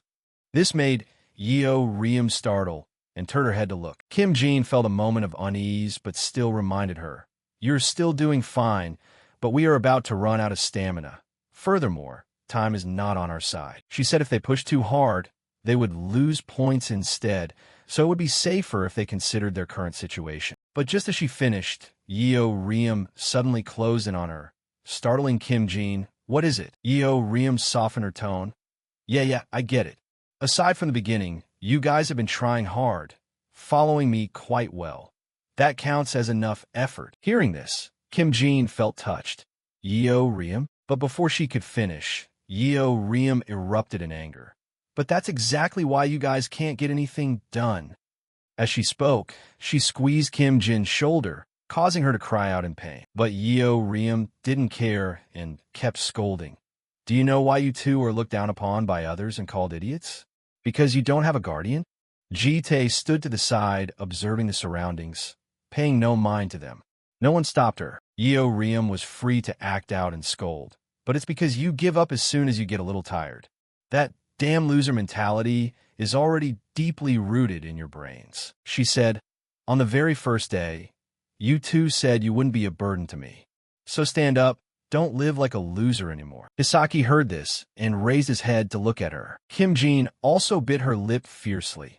She had felt what Yeo Riem had just said. So right after that, they both shouted in unison, We can do it. We will take first place. Seeing them cheering, Yeo Riem smiled in satisfaction. At this moment, Jite spoke up. Now that the speech is over, come over here for a second. The three of them quickly walked over and saw strange marks appearing on the wall in front of them. Yeo Riem snorted coldly. Yeah, I wondered why it looked strange. Are those guys using this sign to join hands? Hisaki also nodded. I looked elsewhere and there are similar signs. Thinking back, I think I've heard of this somewhere. There were seniors who formed alliances to avoid encountering each other. He said, maybe these signs were left by them as well, but that's just a suspicion. Jite hesitated and said, There's no solid evidence. How about reporting this to management? It's not too late yet. But Yeo Riem sat there silently thinking, and after a long while, she let out a smirk. No need. Kim Jin looked at her in confusion. Yeo Riem wore an eerie smile and said, I have a better idea. This way we'll make those bastards suffer big time. In another place, Team 1 was also constantly checking the rankings on the information board. Team 1's current ranking. First place. A blonde fat guy in the team looked at the time on the notification screen. Remaining time until finish. 40 minutes and 35 seconds. The announcement for the whole team is almost done too. 40 more minutes until the simulation ends. The red-haired girl walking ahead suddenly turned back and asked him, Is Team 50 still in second place? The blonde guy quickly confirmed, that's right, but no need to worry, as long as we don't die. First place is definitely ours. Then he remarked with interest, also, the captain of the second place team is that brat Yeo Riem, right? I heard she's very good at fighting, but I didn't think she'd be this impressive. A freshman climbing all the way to second place. If there wasn't a perfect plan, it would be dangerous for us, wouldn't it? As soon as those words were out, the person walking in front immediately stiffened. The red-haired girl immediately realized the situation and quickly turned back to shout at the blonde guy. No matter how good she is, she's not as good as our captain. Watch your mouth, you pig. He is a descendant of the Yong sword-wielding clan. The captain of Team 1 belongs to the famous Yong sword-wielding family. Yong Mayongo. The blonde guy knew he had made a slip of the tongue and had to smile to make amends. Myon-ho, I apologize, I just let my mouth run. Young Myon-ho calmly reminded him, don't get relaxed. The exam hasn't ended yet. Even though he remained calm on the surface, his heart was full of determination. No matter how strong Yeo Riem is, it doesn't matter, because my goal is to win first place in this exam to be recognized by the clan head. He was furious when he thought of another person. Just wait and see, I will prove that I am superior to that Yong Tae-ha guy. At that moment, their instructor seemed confused and asked the group, hey guys, did your plan change halfway through? Yong Myong-ho immediately replied, no, is something wrong? But just as he looked ahead, he was startled. All over the walls in front of them were many symbols placed by them. The blonde guy saw it and shouted in confusion, why are there so many symbols? With this, how can we know who has passed and which direction we should go? He gritted his teeth in anger. Who is playing this trick? And the red-haired girl warned the group, calm down, someone is coming. From the tunnel ahead came the sound of footsteps of a group of people. Upon seeing those people, Yong Myong-ho exclaimed in surprise, are you Team 3? The Team 3 guys also looked back in a daze. Team 1. The blonde guy was confused. We are allies. The red-haired girl immediately asked for Yong Myong-ho's opinion. What should we do now? He didn't hesitate at all and replied, what else? We have to kill them. Simultaneously pulling out his weapon, the Team 3 guys were also flustered by the sight. Hey, they're actually going to fight. Should we pretend to lose? The captain of Team 3 was still more level-headed and immediately rejected his teammate's idea. You idiot. Do you think Professor Jite is a fool? I don't know what to do either. Finally, he cursed and decided, damn it, whatever, let's just fight first. As the order was given, both sides charged into hand-to-hand combat. On a high cliff nearby, Yeo Riem's group was observing the situation below with interest. Look at them beating each other to pieces. Sojiro couldn't believe the situation below. No way, I didn't expect this plan to actually succeed. Yeo Riem was still excited and asked him, want to bet on who wins? Turning back a few minutes earlier, both Sojiro and Kim Jin looked at Yeo Riem in surprise. Using those signs in reverse, Yeo Riem pointed at the signs on the cliff and explained to them, that's right, even if I don't know what that sign means, we just need to redraw it to the point that they don't even realize it. When that happens, their route will be disrupted, and their plan will collapse on its own.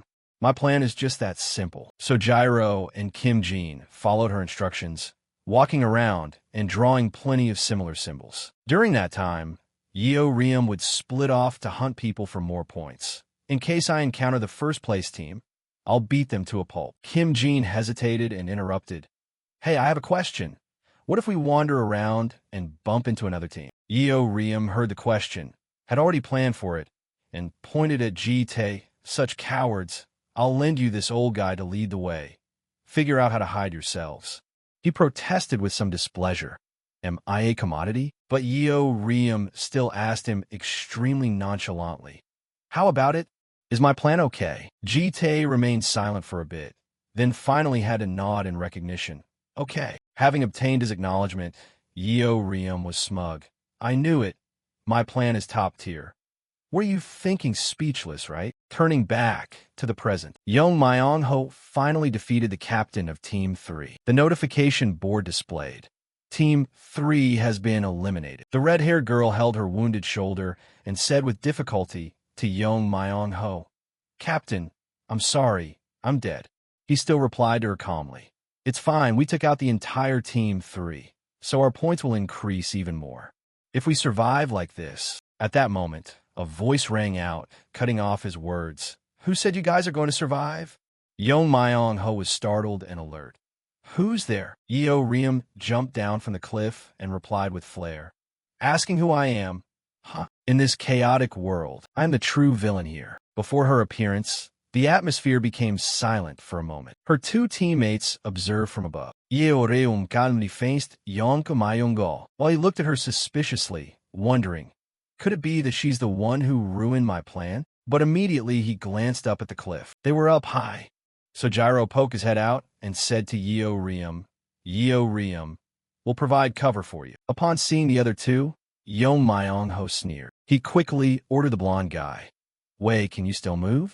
There are 2 more of them from Team 50 up there. Take care of them. The blonde guy disagreed and suggested. Can't we just retreat? Dragging it out like this is winning already. Young Myong-ho immediately lowered his voice. Wei. He glared at him menacingly. Don't make me repeat myself a second time. Wei immediately fell silent, but cursed himself. Damn it, do you think you're all that? But in the end, he finally agreed. Fine, I'll be right back. With a single leap, he sprang onto the cliff ledge where Sojiro and Kim Jin were hiding, landing with a spectacular flourish. He greeted them before their terrified faces. Hey there, buddies. Right after, he aggressively balled his fists and slowly stepped forward. I'm a bit busy, so let's make this quick. Both of them screamed in unison, then turned and bolted. Run, Wei shouted. Running where? Then he zoomed past Jite to chase them below. Yeo Riem heard the resounding scream from above and remarked with interest, Look, a flying pig. But immediately, she was startled, quickly raising her sword to parry an attack from Yong Myong-ho, who had lunged at her while she wasn't paying attention. He gritted his teeth and reminded her, this isn't the time to be distracted. Yeo Riem swung her sword with force, pushing him back. As soon as he regained his stance, Yong Myong-ho suddenly asked her, You're Yeo Riem, right? I didn't expect you to be able to break my plan. I'll give you credit for that. You're definitely not just someone who only knows how to use her fists. Yeo Riem replied with disdain. Colluding with others and calling it a strategy? You idiot. Yong Myong-ho arrogantly retorted. Let's end this right here. No matter how much you struggle, first place belongs to the Yong clan. Yeo Riem confidently swung her sword. Not a chance. She looked up at Jite, who was calmly watching the match from above, and confidently declared, Because first place belongs to our Yu clan. Elsewhere, Sojiro and Kim Jin were desperately running away with Wei in hot pursuit. He angrily shouted at them, Stop running and just listen to me for once. Kim Jin, running in front, tried to encourage Sojiro following behind. Hold on a little longer, Sojiro. That pig just fought, so he's likely quite injured already. Once he runs out of steam, we'll counterattack. But Sojiro was breathless. His eyes rolled back, his mouth agape, and he stuttered in reply. Huh? What did you say? I can't hear clearly anymore. That appearance of Sojiro made Kim Jin scream in shock. Ah, you scared me. You look like you've lost 10 years of your life. Sojiro whispered back to her. Kim Jin, you run. I can't run anymore. Kim Jin tried to encourage and threaten him at the same time. Don't give up. Do you want to die at Yeo Riem's hands? Sojiro suddenly growled back at Kim Jin. No, I'm not giving up. I'll leave the front to you and Yeo Riem. As he spoke, he turned and fired an arrow straight at Wei, which instantly startled him. Meanwhile, Sojiro remembered his past of being bullied, pouring out all his resentment. I'm sick and tired of a life where I'm looked down upon just because I'm weak and don't have a guardian. He determinedly drew his bow. I won't run away anymore. But the arrow weakly fell right in the middle of the path, leaving all 3 of them frozen. Finally, the first one to speak was Sojiro. He panicked and yelled, Maybe my hands are out of energy from breaking those signs early. Wei reacted very quickly, jumping over to punch Sojiro straight in the face. You scared the hell out of me, you dog. That single punch knocked Sojiro out. His HP dropped from 88 to 0 in an instant. Kim Jin anxiously pulled out her weapon and called to him. You idiot, Sojiro. But immediately, her face was tightly gripped by Wei. He aggressively slammed Kim Jin into the wall. Where do you think you're going? After subduing Kim Jin, he contemptuously asked her, "Hey, I saw the records for you and that dried fish guy. You two don't have guardians, right? Are you trashy lot thinking you're something special just because you got dragged up to second place?" Kim Jin suddenly grinned. "Second place, you say?" Wei was slightly taken aback by the situation, only hearing Kim Jin coldly continue, "Sorry." Simultaneously, a spark of light flashed in one of her eyes. Kim Jin was using the sharpshooter's eye protection skill. She firmly declared to him, "We care more about first place." At the same time, the gun barrel in Kim Jin's hand pointed straight at the light-emitting Wei. He panicked and yelled, "Wait!" But when he instinctively put his hand out to block and dodge, Kim Jin's shot went straight up. Wei saw that her attack missed him and finally let out a breath of relief. "Damn, that scared the life out of me." Then he aggressively ridiculed her. "Kim Jin, your mana gun can't even hit anything and you want first place? Know your place." But she replied with a cold laugh. "What are you saying? I used it exactly as intended." Her gaze directed straight at the rock falling directly onto Wei's head, and in a split second, he was hit by the giant rock. Wei suddenly realized, could it be that she wasn't aiming at me? But at the top, Wei was finally taken down by Kim Jin, and she herself was exhausted, leaning against the wall behind her, muttering softly, "Yo, Riem, I've done my best." Really, the system announcement immediately updated. Remaining members of Team 1. A red-haired girl from Team 1 suddenly opened her eyes. The instructor standing nearby asked with concern, "You're awake?" She shook her head slightly and quickly sat up. "Yes, I'm a little dizzy." She then anxiously asked about the situation. "Guardian, my team. How are they?" He quickly replied to her, "The thing is, Wei has fallen in battle, and Yo Myong Ho is still fighting." She couldn't believe it, looking toward the ongoing battle. What? Is the squad leader losing? Because of that insignificant brat. Yo Myong Ho was currently slumped under a cliff, while Yeo Riem was still casually standing in front of him. "I thought your fighting would be something. Turns out it's just that? Truly disappointing." She continued to mock. "Don't make excuses like you're exhausted from fighting other teams. I also smashed a few teams to pieces before meeting you guys." Yo Myong Ho gritted his teeth in anger. "Don't act like a winner." He aggressively lunged forward, slashing a powerful sword blow toward Yeo Riem, roaring, "Does a low-class clan have the guts for that?" But immediately after, the top of his head was firmly pressed by a hand. Yeo Riem from above sneered, "The low-class one is your strength." As she spoke, she used her leg to stomp down hard on Yong Myong Ho. But immediately her expression became even more excited. When Yong Myong Ho used his sword to block her knee that was pressing down. "You blocked it." Yong Myong Ho used all his strength to fling Yeo Riem off him. By this time, he had to admit, "All right, I admit you are stronger than I expected, but you aren't skilled in swordplay." His voice suddenly became threatening, and even his expression became extremely gloomy. "Now, I will show you the difference in class." Yeo Riem was still very excited, answering with slight disdain, "You've been beaten to a pulp and you're still posturing?" But immediately she stopped, because Yong Myong Ho had crouched into a defensive stance. Around him, the sword aura seemed to take the form of a roaring blue dragon. This is the swordplay of the Yong family. First form, Dragon Ascendant. The guardian standing outside couldn't help but ask in surprise, "Yong Myong Ho, since when did he learn the secret technique of the Yong family?" And Jite was still standing to the side, calmly monitoring the match. Meanwhile, Yeo Riem was standing near Yong Myong Ho. Alert, she thought to herself. The wind is like turning into blades. Is this the swordplay of the Yong family? But that made her even more excited.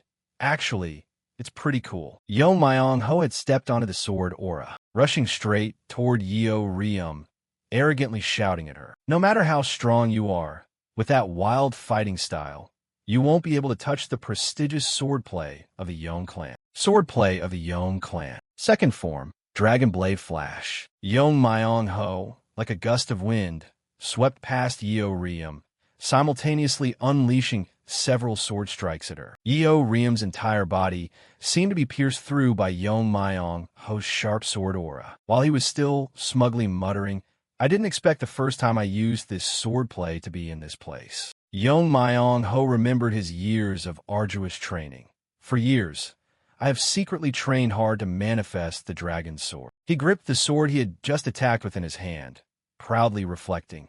Real combat is indeed the perfect proof. Now I can be recognized by the clan elders. I am fundamentally superior to that young Teha guy. But just then, he discovered that he was only holding the bottom half of the sword in his hand. Young Myong-ho bewilderedly asked himself, "Huh? Where's my sword?" Just then, a cold voice replied, "It's right here," along with the figure of Yeo Riem appearing like a grim reaper behind him. She casually mocked him. "Hey, I heard you bragging about your prestigious swordplay, so I did some thinking." Yeo Myong-ho turned to look back, extremely shocked in his heart. "How does that brat have my sword?" Yeo Myong-ho's sword blade was being firmly bitten by Yeo Riem in her mouth. She answered him with contempt. "Prestigious swordplay without a sword is just low class, isn't it?" Right after, she imitated Yeo Myong-ho, aggressively shouting, "Swordplay of the Yu clan. Form number 999. Crushing the shadow, hitting straight." Yeo Myong-ho was sent flying by a sword strike, but couldn't help but curse. "Damn, this isn't swordplay at all." Yeo Myong-ho was knocked unconscious by Yeo Riem, but she herself was gasping for air, her body swaying, yet she still smiled triumphantly.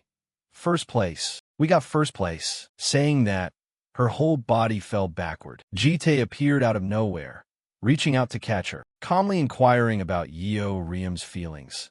"How do you feel after winning?" Yeo Riem happily replied, "I'm exhausted to death. I'm going to Hill Lin to relax, just like Yu-Gi-Oh." At this moment, the system announced the final ranking results of the Demon Combat Simulation as follows. Yeo Riem's team, N50, ranked first. Jite was kindly informing Yeo Riem, "I heard it's snowing out there." That made her uncomfortably frown. "Really? Then the wounds will probably be freezing." Cutting to the outside, snow was now falling on the streets. Looking out from inside the house, Jie Yul sighed.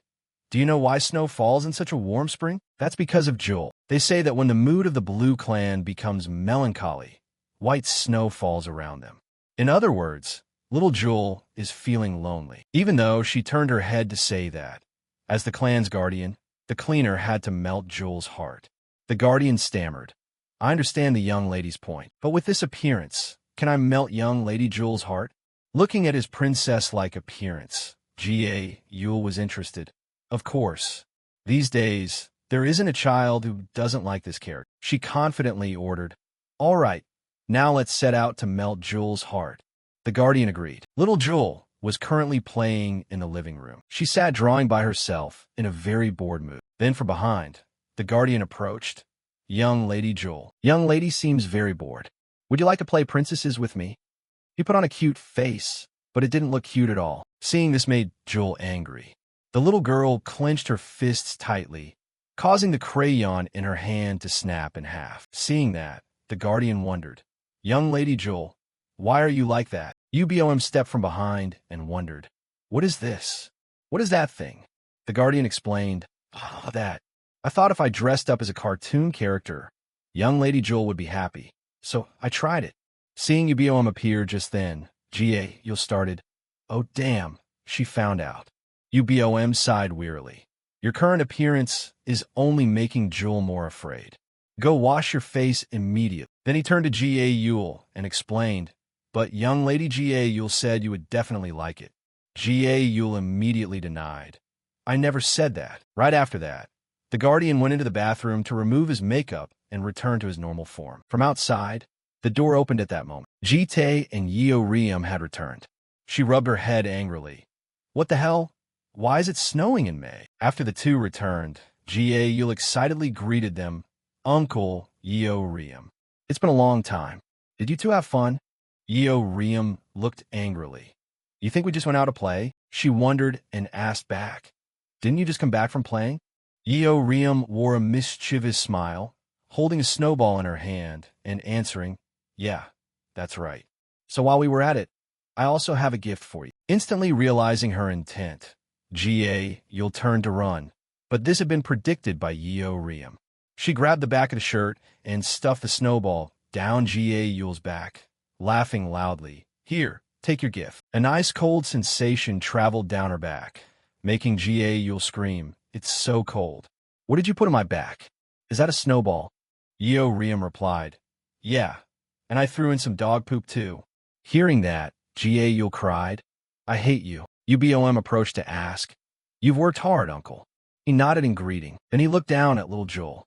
He wondered, What is that? Ubom answered, It's a gift Joel made for you. He took the drawing the little girl had just made. He interestedly explained, This is you, and these two are Yeo Riem and Ga, right? And the one cleaning and the one hugging Joel is... Ubom answered, I think that's you. He asked back this. Ubom continued, Because you are hugging Joel. Hearing this, the corner of his mouth lifted into a smile. Then he turned to make a suggestion. Let's go somewhere tomorrow. A 2-day, 1-night trip. This made Ubom excited. You want to travel? It must be thanks to Joel that your mood has improved. He looked away to avoid the subject.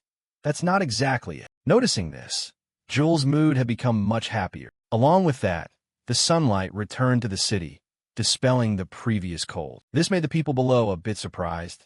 The snow stopped falling. This place is about 2,000 kilometers north of the Mongolian border, belonging to Russian territory. About 20 years ago, this place was used as part of a military base during the war era.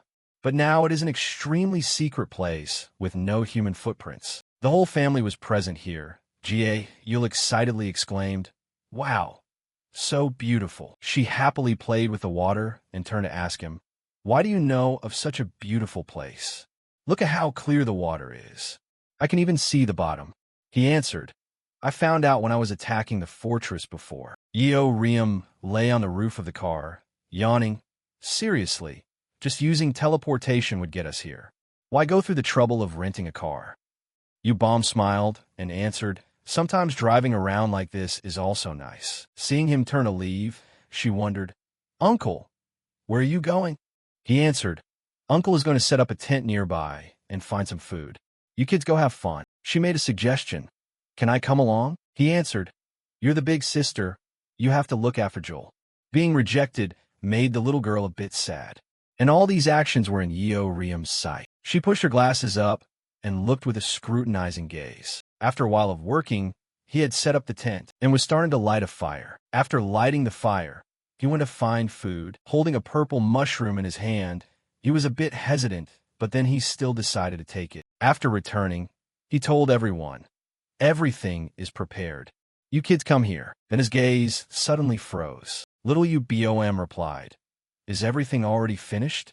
We finished playing and are eating snacks here. What hit his eyes was the whole group of kids wearing bikinis, looking very cool. Looking at the girl's swimsuit, he muttered, That's swimsuit. She quickly answered, That's right. It's the swimsuit I was wearing at the mall before. You still remember? She continued, Uncle, actually, you really want to watch, don't you? My appearance when wearing a bikini. He put on a serious face and answered, Put on your clothes. Yeo Riem approached to tease. What? Why avoid eye contact like that? Don't tell me you're shy. Do you see us as women now? You said you were going to set up a tent. Who knows if you were going to set up something else? If I had known, I would have worn a super sexy micro bikini here. He was truly speechless and didn't answer. After that, Yeo Riem was punished by him and thrown straight into the river. Ga, you'll watch the little girl interestedly. That's punishment because you stole my instant noodles, big sister. So a long day passed, and sunset arrived. The faces of the kids looked a bit frustrated when looking at the pot of food in front of them. Looking at the purple pot of food that couldn't look more toxic, Ga Yul wondered, What is this? He answered, Mushroom hot pot. Yeo Riem continued to wonder, Isn't it poisonous mushroom hot pot? Ga Yul continued, Back when I was in the Amazon, I ate too many poisonous mushrooms, so I don't want to eat anymore. Ubom managed to survive in that place, huh? Just smelling the odor of it made Yeo Riem's face wrinkle like a monkey's, but, oh God. Talking about poisonous mushrooms. Just looking at it, it seems like trash. Even the dog next door wouldn't bother eating this. He angrily, and yet, Ubom's cooking is delicious. Ubom pouted. Uncle, are you criticizing my cooking? Last time you praised my cooking as delicious. This made him startle and only cough to avoid the subject. Yeo Riem continued. Anyway, I don't want to eat this. Before I flip this table, bring the instant noodles out here. You'll angrily continued. You ate it all up earlier already. Not caring about them. Bomb reminded Joel to move close to the pot, then took a spoonful and chewed it greedily. This attracted the attention of the others. Seeing that, Yule yelled, Joel, don't eat indiscriminately from that. Riem stopped her. Hey, spit it out quickly. He remained calm behind.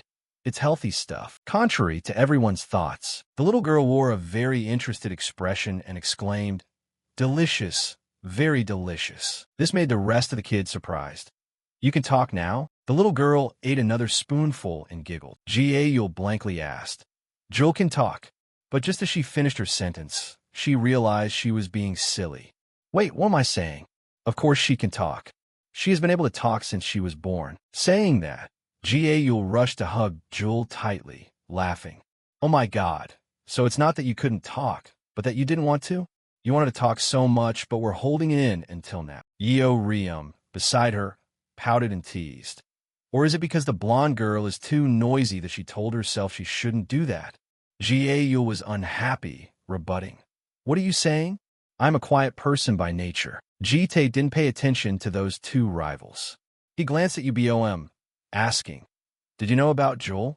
Ubom nodded slightly, answering, Yes. I heard her talking when you weren't home. Jite suspiciously asked again, Then why didn't you say anything? She answered nonchalantly, because she wanted to choose the time to speak herself. The person she wanted to talk to first was you. While the two were talking, Riem and Yule were still arguing bitterly. Jite, on the contrary, paid no attention to them, his gaze suddenly becoming sharp. In one regression, he had locked the adult blue dragon in prison, and she had tried to run away. At that time, Jite was extremely angry and caught her. He stomped on the blue dragon, cold-voiced. How many times do I have to tell you to understand? Blue dragon, you can't leave this place. Even though the blue dragon was heavily injured at that time, and had Jite's foot stomped on her face, she still kept muttering, Please let me go. You will need me. Jite remembered this story, and he suddenly froze. But standing in front of Jite right now was a still very small azure dragon, and she was relying on him like that. He really didn't know what to do. Joel didn't understand the complex thoughts racing through Jite's mind. She still wore an innocent smile, muttering, The food is delicious. That smile was something Jite had never seen in his previous life cycles. He couldn't afford to regret having treated this fragile child so poorly in the past. That's right, Jite absolutely must not feel regret, because regret is the beginning of the curse for a regressor. Therefore, a regressor can only pray in their heart. Thinking that, Jite sat down to face Joel. This action left Ubom and Gul stunned. Ubom, on the other hand, was quite expectant, watching him intently. Right at that moment, Jite pressed his forehead against Joel's. He lowered his voice and muttered, Thank you. She also gave a sincere smile, enjoying the warm feeling. At least in this loop, Jite hoped she would grow up healthy. Right after that, they finished eating all the mushroom hot pot that Jite had cooked. Riem looked at the empty pot, pouted and muttered, Tisk, I'm still hungry. Is all the food gone already? Hearing this, Gul huffed coldly and teased. Earlier, someone said they wouldn't even feed this to a dog. Ubom spoke up at this moment. Hey, you kids, since the mister already cooked, it's your turn to clean up. But before she could finish, Riem stood up and waved her hand, saying, Gul, Joel, you two clean it up yourselves. Gul heard this and yelled in protest. That's cheating. What do you think you're going, huh? Riem replied, nonchalantly, Go and have a smoke and get some exercise after eating, you dummy. Yet at that very moment, a hand suddenly rested on her shoulder. It was Ubom. Her tone was a bit cold now. Riem and Joel, you two clean it up. Riem immediately stiffened, unable to react for a long time. After a long while, she sighed reluctantly. Fine, I'll do it, okay? Yet, as soon as she finished speaking, she created a magic circle. Seeing this, Ubom asked suspiciously, Riem, isn't this a summoning circle? She replied calmly, Just wait and you'll see. Very quickly, Riem pulled a head out from inside the circle and complained irritably, Damn it, this is heavy as hell. Hurry up and get out here quickly. As soon as she finished, The guard appeared immediately and asked doubtfully, Miss Yeo Riem, why did you summon me? Could it be that you all are afraid of me being lonely and abandoned at home? Too bad, you're dreaming.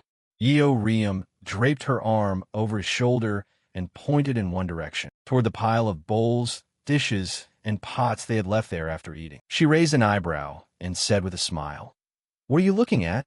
Clean it up already. And so, with no other choice, the guard had to get to work. He frowned and asked, Why is that servant here? Yeo Riem replied nonchalantly, Because he is a servant.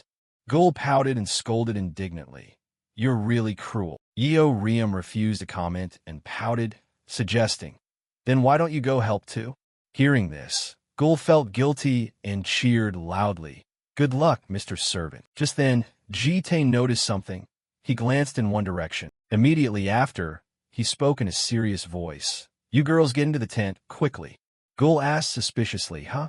Is something wrong, mister? Jite didn't answer, staring straight toward the forest, where a figure was slowly emerging. Jite watched the person with extreme vigilance. The person approaching was a middle-aged man wearing a wide-brimmed hat. Yeo Riem and Gul were immediately stunned, muttering in confusion. A hiker? Who is this middle-aged uncle? The middle-aged man cordially grabbed Jite's hand. Is your family out for a picnic? Jite answered vaguely. We're on a trip. What about you? The man explained excitedly. We're just out for fun, too. This is my beautiful wife and my precious son. Saying that, he pointed behind him where a pregnant woman stood. The man continued, I didn't expect anyone else to know this place besides my friends. It's such a remote spot. And have you been picking mushrooms around here? Jite frowned and asked back, Do you mean Abaddon mushrooms? I ate them all. This statement left the man startled and stunned. But very quickly, he smiled shyly and said, Oh, really?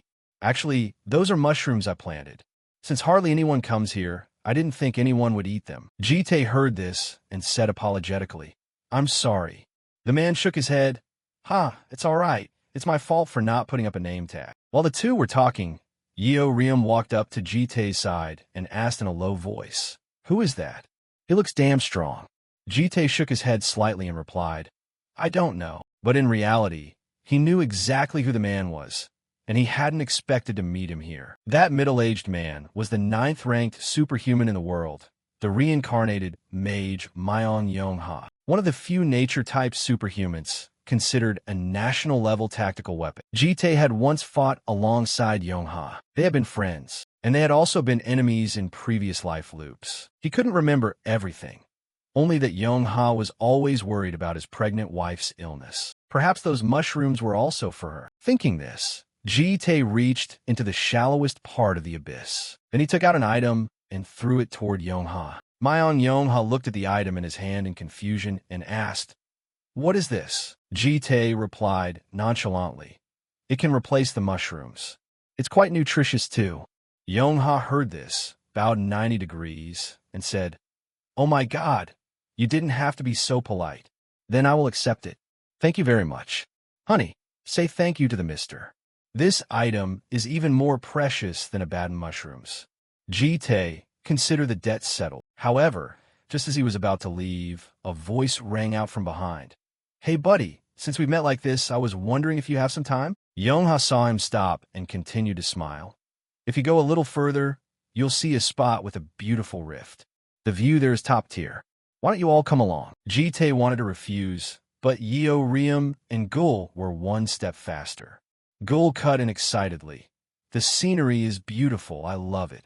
Yeo Riem, on the other hand, aggressively suggested, What scenery? You look pretty capable. How about a fight with me? Yongha laughed out loud. These girls are really straightforward, but I don't really like fighting. Jite sighed helplessly. These two were really something. Just then, a vine suddenly appeared from the ground. In a flash, they wrapped around Yeo Riem and Gul's waists, leaving them stunned. Before they could do anything, they were lifted high into the air by Yongha. He laughed happily. Now, buckle your seatbelts. Let's go enjoy the view. Yongha's wife saw this and spoke up apologetically. Oh my, I'm so sorry. My husband is a bit childish. Jite shook his head and replied, It's fine. We'll follow after cleaning up here. You guys go ahead. Hearing this, Yongha's wife nodded and walked toward where Yongha had just run off. At this moment, Ubom walked over and laughed. It's so lively, it looks like two families hanging out together. But do you know the difference between us and that family, mister? Jite answered without hesitation. Because we aren't a real family. Yet after hearing that, Ubom laughed and shook her head. Not necessarily. Listen to me.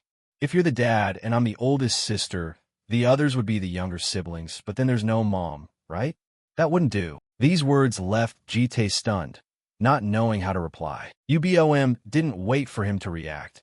She took off her hair tie and let her long curly hair fly in the wind. Immediately after, she stepped in front of Jite and stood face to face with him. She raised an eyebrow and said, I think I'll have to become the mom. She tiptoed to lean close to him and whispered, Maybe I should be the mom, right? Jite was stunned upon hearing this, not knowing how to react. Seeing his reaction, Ubom couldn't help but burst into laughter. Immediately after, she patted his shoulder and laughed. Just joking. I'm just joking.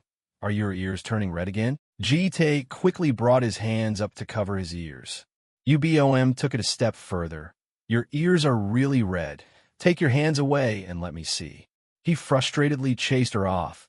That's enough joking. Hurry up and catch up to them. Right then, the voice of the Duke's shadow reached his ears. Master, I have found a clue regarding Prototype X. Jite frowned, thoughts flickering in his eyes. After a long while, he spoke. You go ahead. Ubom stood still, not knowing what Jite meant. He said coldly, I'm going to take care of some business, and I'll be back. Ubom hurried to call him back. Mister, but Jite had already walked straight into the spatial portal. Ubom watched his retreating back, muttering in confusion. Where is he going at a time like this? The guard couldn't help but speculate. If he said that, he probably went to use the restroom, right? So it must be urgent. Ubom was speechless after hearing that. She glared at him and raised an eyebrow. You're done cleaning. So you have time to joke around, huh? The guard nodded. Oh yes, I'm all done. Elsewhere in Moscow, Russia, a figure stood silently on the roof of a high-rise building. It was the Duke's shadow, currently disguised as a woman from the demon organization. Before long, Jite appeared from the spatial warp. The Duke's shadow immediately bowed. You've arrived, Master. Jite spoke nonchalantly. I'm just stopping by briefly. I have to return immediately. The Duke's shadow hesitantly suggested. If you're busy, you could have just called. Jite looked up at the dark night and sighed. I just wanted to take a breather. This statement stunned it. But Jite didn't care. He asked seriously, what is X's whereabouts? The Duke's shadow didn't think anymore, handed him a file, and said, Please have a look at this. Jite accepted it and frowned while muttering. The Duke's shadow slowly replied, This is the demon's plan to move X to the front lines, a project to attack the Superhuman Alliance. Jite opened the document to take a look. The Duke's shadow explained from the side. Recently, Master, you destroyed the demons hiding in Reyes, causing their organization to become chaotic. They have started to realize something is standing in their way. Jite nodded in understanding. So they decided to strike first, huh? The Duke's shadow nodded. The target is a 70-person strike team. X will conceal their identity, infiltrate the team, and kill them all. Jite frowned slightly and asked, What about X's personal information? The Duke's shadow replied apologetically. I'm sorry, Master. I still haven't tracked that down. Jite was silent for a long time, then burned the document in his hands and said seriously, I will go myself. You stay here and continue to monitor the situation. Understood. Please be careful. The Duke's shadow nodded in acknowledgement. On this side, Yongha's group had climbed to a mountain peak and laid out a mat to wait. After a bit of conversation, Yongha learned Joel's name and couldn't help but laugh out loud. Does the baby's name mean winter? And are these girls spring, summer, and autumn? You cute girls cover all 4 seasons, don't you? Yeo Riem heard this laugh and grumbled with dissatisfaction. I keep thinking our names were just picked at random. Gul replied indifferently. What's wrong with that? I think it's cute. Ubom did not join the conversation. At this moment, she realized something, glanced behind her, and saw that Jite had returned. She called out happily. Why are you back so late? You said you were only going for a moment. Jite replied coldly. I met an acquaintance. Ubom asked suspiciously. Who did you meet? Yeo Riem poked her head out to tease. At this hour, who else could it be? Probably a secret lover. Ubom was angered by this remark and glared at her. Yeo Riem could only change the subject. She looked at Young Ha and shouted, So, when is the beautiful scenery going to appear? It's almost dawn already. Young Ha replied hurriedly, Oh, it's about to start. Everyone look up at the sky. Hearing his suggestion, everyone complied and saw a crack in the dark night. Gul cried out in surprise, Oh, there's a crack in the sky. Right after that, her eyes widened in delight, because inside the crack was another sky, full of colors and small, incredibly eye-pleasing stars. Young-ha saw everyone was enjoying it and laughed excitedly. Haha, what do you think, girls? It's absolutely top tier, right? Yeo Riem stared blankly at the scene in the sky, unable to believe it, and muttered, Oh my god, I have goosebumps. Gul quickly recorded it, saying excitedly, This is amazing. This isn't an illusion, right? Ubom glanced at Jite and asked, Mister, have you ever seen a sight this beautiful? Jite shook his head slightly and replied, I'm not sure actually. Saying that, he remained silent, his eyes fixed on the starry sky. Right then, a vague image suddenly flashed through Ubom's eyes. She pursed her lips and muttered, Mister, could it be that you? But before she could finish her sentence, she was interrupted by Gul's sudden shout. Wow, it's a shooting star. Just as she said, a meteor really did appear in the sky. Ubom, on the other hand, didn't pay attention to it and instead stared fixedly at Jite. Gul and Yeo Riem were observing it with great interest. Youngha's family was no exception. Such a beautiful scene was perfect to watch with family. At the same time, Youngha's son suddenly glanced at Jewel in Jite's arms. His cheeks flushed red in an instant, but Jewel didn't notice. She was busy observing the shooting star, her large, round eyes glistening like water, clearly very happy. This breathtaking scene was enjoyed by them in its entirety today, a chance meeting that was also very romantic. After an impressive night, a new day began, and everyone was up, preparing to part ways. Youngha shook Jite's hand and laughed. Ha! Although it was a short time, I really had a great time. Jite also nodded and replied, Thanks to you, we were able to broaden our horizons. Youngha suddenly winked and whispered, That place is beautiful, right? I proposed to my wife there. His wife behind him muttered uncomfortably, I heard everything. Honey, why are you talking about that here? Jite hesitated for a long time before saying, That's romantic. These words left Youngha stunned. Seeing his reaction, Jite asked with a bit of confusion, What's wrong? Youngha scratched his head shyly. Oh, it's just that I didn't expect you to say something like that. Do you have someone in your heart too? This made Jite fall into silence. He suddenly glanced toward the riverbank, where Ubom and Jewel were standing. Jite suddenly remembered that in the past, there was a girl in a white dress with hair reaching her waist, also playing on that same riverbank. Her smile was beautiful enough to make one's heart flutter. Jite's face showed a hint of heartache, and he muttered in a low voice, Not anymore. Youngha was about to say something more, but his wife suddenly coughed and spat out a mouthful of blood. Youngha called out in worry, Honey, are you okay?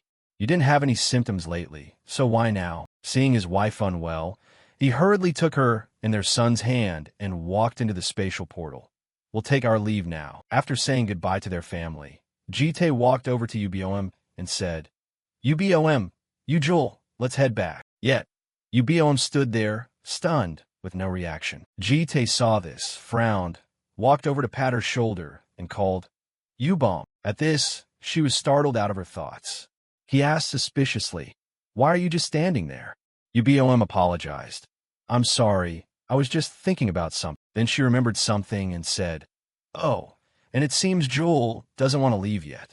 She's been staring at that lake for a while now. Jite heard this and looked at the girl in silence for a long time. Jewel sat there with her eyes wide open, looking down at the water, her eyes filled with sorrow. Jite hesitated for a moment before taking a bottle to collect some water. This action left Jewel stunned. Jite smiled and said, Let's come back here next time. Jewel accepted the bottle of water from him. After a long while, she smiled, looking very satisfied. Right at that moment, Yeo Riem poked her head out of the car and shouted impatiently, "Damn it! Hurry up already." Elsewhere at the hospital, Yongha's wife was on a 4-drip after returning. Yongha sat by the hospital bed, his back looking incredibly lonely. His wife was now so weak that she had to use a ventilator for support. He pursed his lips and muttered, "My wife." Just then, a hand suddenly appeared and rested on Yongha's shoulder, making him look over in surprise. He saw a youth standing there. The youth raised an eyebrow and said with a smile, "Hey Weed, long time no see." This youth was the second-ranked superhuman in the world, the first regressor. Outside the hospital, patients and many others were passing back and forth. The youth BM sat on a bench, tilting his head back to chug a carton of orange juice. Yongha sat opposite, drinking water, and laughed. "Haha, it's been a few months, right? I heard you've been busy lately. I haven't even seen you at the grand banquet." BM pouted and said, "I just went out to gather some things and stopped by to see how you were doing. Now I have to get back to the lab." At this point, his gaze suddenly lingered on Yongha for a long time. BM spoke slowly. "I heard your wife was doing better lately, and now it's happening again?" Yongha sighed helplessly. "Yeah, we just went camping not long ago, and she had a relapse." Saying this, he pursed his lips, his face filled with sorrow. It had been 10 years. What did it matter how much medicine and magic had developed? No one still knew what Ha1's illness was. If only he had protected her better during that great war, it would have been so much better. If it weren't for that damn ancient virus, Ha1 wouldn't have ended up like this. Yongha deeply regretted that time. Hearing this, BM couldn't help but console him. "You did your best." Yongha indignantly crushed the can in his hand, gritting his teeth as he muttered, "I will never accept this." His action startled BM, but Yongha still clenched his fist and said, "So what if I'm a top superhuman? So what if I'm the world's strongest mage? I don't need those things. I just need Ha1 to be healthy." Saying this, he couldn't help but burst into tears. BM leaned in to take a look, which made Yongha choke back his tears. He asked in confusion, "What are you doing?" BM laughed nonchalantly. "You rarely cry, so I had to take the chance to look." Usually Yongha laughed loudly like an orc, but now he was sobbing. This was a rare sight indeed. Come to think of it, the first time he saw him cry was when his son was born. BM finished speaking and raised an eyebrow, teasing, "Your face back then was truly unforgettable." Yongha replied with dissatisfaction, "At least pretend to console me. You psychopath." BM shrugged indifferently, then tossed him something and said blandly, "I don't know how to console people. Take this." Yongha looked at the item in his hand and asked in doubt, "What is this?" BM explained slowly, "Try letting Ha1 use it. But don't get your hopes up too high. It's a very good item. It was hard to find, too. I'm leaving. Give my regards to Ha1 when she wakes up." Yongha smiled. "If it was hard for you to find, it must be valuable. Thank you." But just then, he suddenly remembered the ginseng he had received from Jite. He hurriedly called him back. "Hey BM, can you check this for me? I was given it as a gift. You probably haven't seen it before either." BM paused his step due to that remark. He turned his head and raised an eyebrow to ask, "Something even I haven't seen?" Elsewhere, at a blue stream, a monkey was frantically chasing a bird, causing the small bird to cry out for help constantly. Jewel sat on a rock not far away, observing the scene. Just then, a sudden cry rang out, "Jewel!" making her turn her head to look. Seeing the scene, her eyes widened because Jite was standing in the distance, his shirt unbuttoned to reveal his toned abs. He was waving at Jewel. "Come here, let's go play in the water." The overly pleasing sight made Jewel stare in a daze. Immediately after, she jumped off the rock, gliding across the water. As she approached Jite, Jewel jumped. Just like that, her body floated in midair. But before long, she landed in Jite's arms. He laughed happily. "Haha, caught you. You're a great jumper, Jewel, and so cool too." Jewel was stunned. "Cool." Jite spun her in the air a few times, laughing, "Of course. Jewel is the prettiest, the coolest." So it turned out those beautiful scenes were just Jewel's dream. Jite poked his head in from outside. Seeing that Jewel had fallen asleep, he closed the door and left. It was very late. The moon had risen to its peak, and the caretaker was already fast asleep. Yeo Riem was the same. She had long since been sleeping soundly in the large bed. Jite quietly went outside, but suddenly he froze. Without him noticing when, Ubom had appeared behind Jite. He frowned and asked, "What are you doing? Why aren't you asleep at this hour?" U-Bomb slowly opened her mouth. "Let me come with you," Ji-tae coldly replied. "I'm only going for a moment and we'll be right back. Go to sleep." Yet, U-Bomb still stood there, speaking seriously. "The urgent matter you need to head out for, it has something to do with your departure yesterday, doesn't it?" Hearing this, Ji-tae was startled, but he quickly asked with a stern voice, "You saw something through the law, didn't you?" U-Bomb slowly spoke. "You know it, those things seen through the law cannot be spoken aloud. The only thing I can say right now is that you need me." Ji-tae did not change his mind and said coldly, "This is none of your business, so—" But before he could even finish, Ji-tae suddenly stopped, because U-Bomb had lunged forward and hugged him tightly. She whispered softly, "Do you think I'm just a child who needs protection? Covering up ugly things, staying away from dirty business. Do you think we'll be happy just by stuffing things with goodness?" As she spoke, she tightened her grip, clutching the hem of Ji-tae's shirt. U-Bomb muttered in a low voice, "If I were like other children, only seeing the good things, I wouldn't even care. But I am of the Sixth Dragon clan." Hearing that, Ji-tae frowned and remained silent. After a long moment, he pulled away from U-Bomb's embrace, and Ji-tae coldly stated, "I'm leaving." U-Bomb could not sway him. A look of disappointment flickered in her eyes. She lowered her head and muttered, "Sorry, but if it's a very painful and difficult task that must be done, what should one do?" Ji-tae paused his steps, but without turning around, he indifferently replied, "Then it still has to be done." U-Bomb lightly bit her lip and said, "Even when there are people who will hate you, even when there are people who will suffer." Ji-tae just gave a casual nod, then continued walking toward the door. But he spotted a large sword placed in front of the door. U-Bomb slowly explained, "I borrowed it from the caretaker. A time will come when you need to use it, but I hope you don't have to." Ji-tae couldn't help but look at her in surprise, muttering under his breath, "U-Bomb." But before he could finish, U-Bomb smiled and interrupted, "Travel safely." Meanwhile, another development was occurring at the International Superhuman Association headquarters in Tokyo. To prepare for today's large-scale subjugation, prominent powerhouses in the Superhuman Alliance had gathered. The 70-man strike team of the International Hunter Alliance had assembled, and naturally, there was someone else. The leader of the Superhuman Alliance sat in the room, looking slightly displeased. Ji-tae stood before him, raising an eyebrow as he suggested, "Are you the leader here? Make an extra spot in the team for me." It was a suggestion that made the captain's face go as dark as a pot bottom.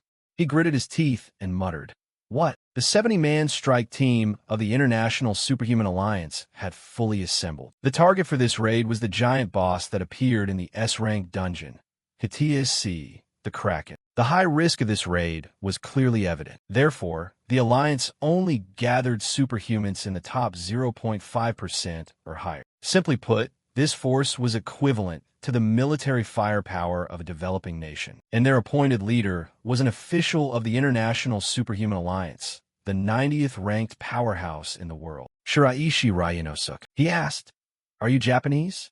He replied, "I just live nearby." He continued, "In other words, you want a spot in this 70-man strike team? And you want to check the entire files of the members, too?" He replied coldly, "You're a quick thinker." The corner of his mouth twitched with amusement. "Ha ha." Then he covered his face with his hand and laughed out loud. "Right. Knowing classified information about our operation and getting past the monitoring network to stand right in front of me proves you're no ordinary person. In such a dangerous operation, having a strong strategist like you join would be something I'd welcome." Then he shifted his tone.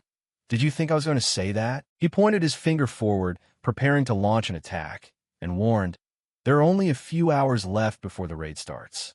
In this situation, with no prior coordination, no connections, and not even being a member of the Alliance, why on earth would I trust you enough to let you in?"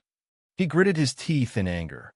"What the hell do you think this Alliance is?" He still calmly replied, "I thought we could talk." He pointed toward the door and shouted, "Get lost to the detention room right now. If you resist, I will consider you an enemy of the Alliance and kill you without mercy." Facing these threats, his eyes showed no sign of fear. This made Shiraishi somewhat angry. He immediately fired a beam of energy toward him, but this attack was easily avoided as he tilted his body. Seeing this, he slumped into his chair and kicked the table in front of him, sending it flying toward him. Without a moment's hesitation, he thrust both hands forward, unleashing countless magic bullets that riddled the table with holes. In an instant, the table disintegrated into tiny pieces. But this still did not satisfy him. Standard attacks aren't working, because all these attacks were neutralized by him in an incredibly simple way. His expression darkened. I didn't intend to use this. He reached out and touched the armrest of the chair, and instantly his body flew straight up into the air. Once airborne, he drew a bow and aimed it straight at his head. His voice became cold. Please don't dodge. I don't want to drill a hole through the basement of this building. When he was ready, he used the judgment skill. An arrow whistled through the air from behind. He remained calm, reached out, and caught the arrow with ease. This caused Shiraishi's lips to twitch in fear. He caught the heavenly judgment bow, and that easily, while he was still dazed, the arrow was thrown back at him. The powerful impact sent his body slamming into the wall behind him, shattering. He slumped to the ground, letting out a painful groan. He stepped toward him. At this moment, his face still looked composed. He approached and asked, "Have you changed your mind yet?" He replied, "Who knows? If I keep refusing, what are you going to do to me?" He continued, "I'd probably skin you and wear it." His body emitted a green magical aura, and he laughed through the pain. "Haha, I look young, but I'm old. Old people's skin is tough.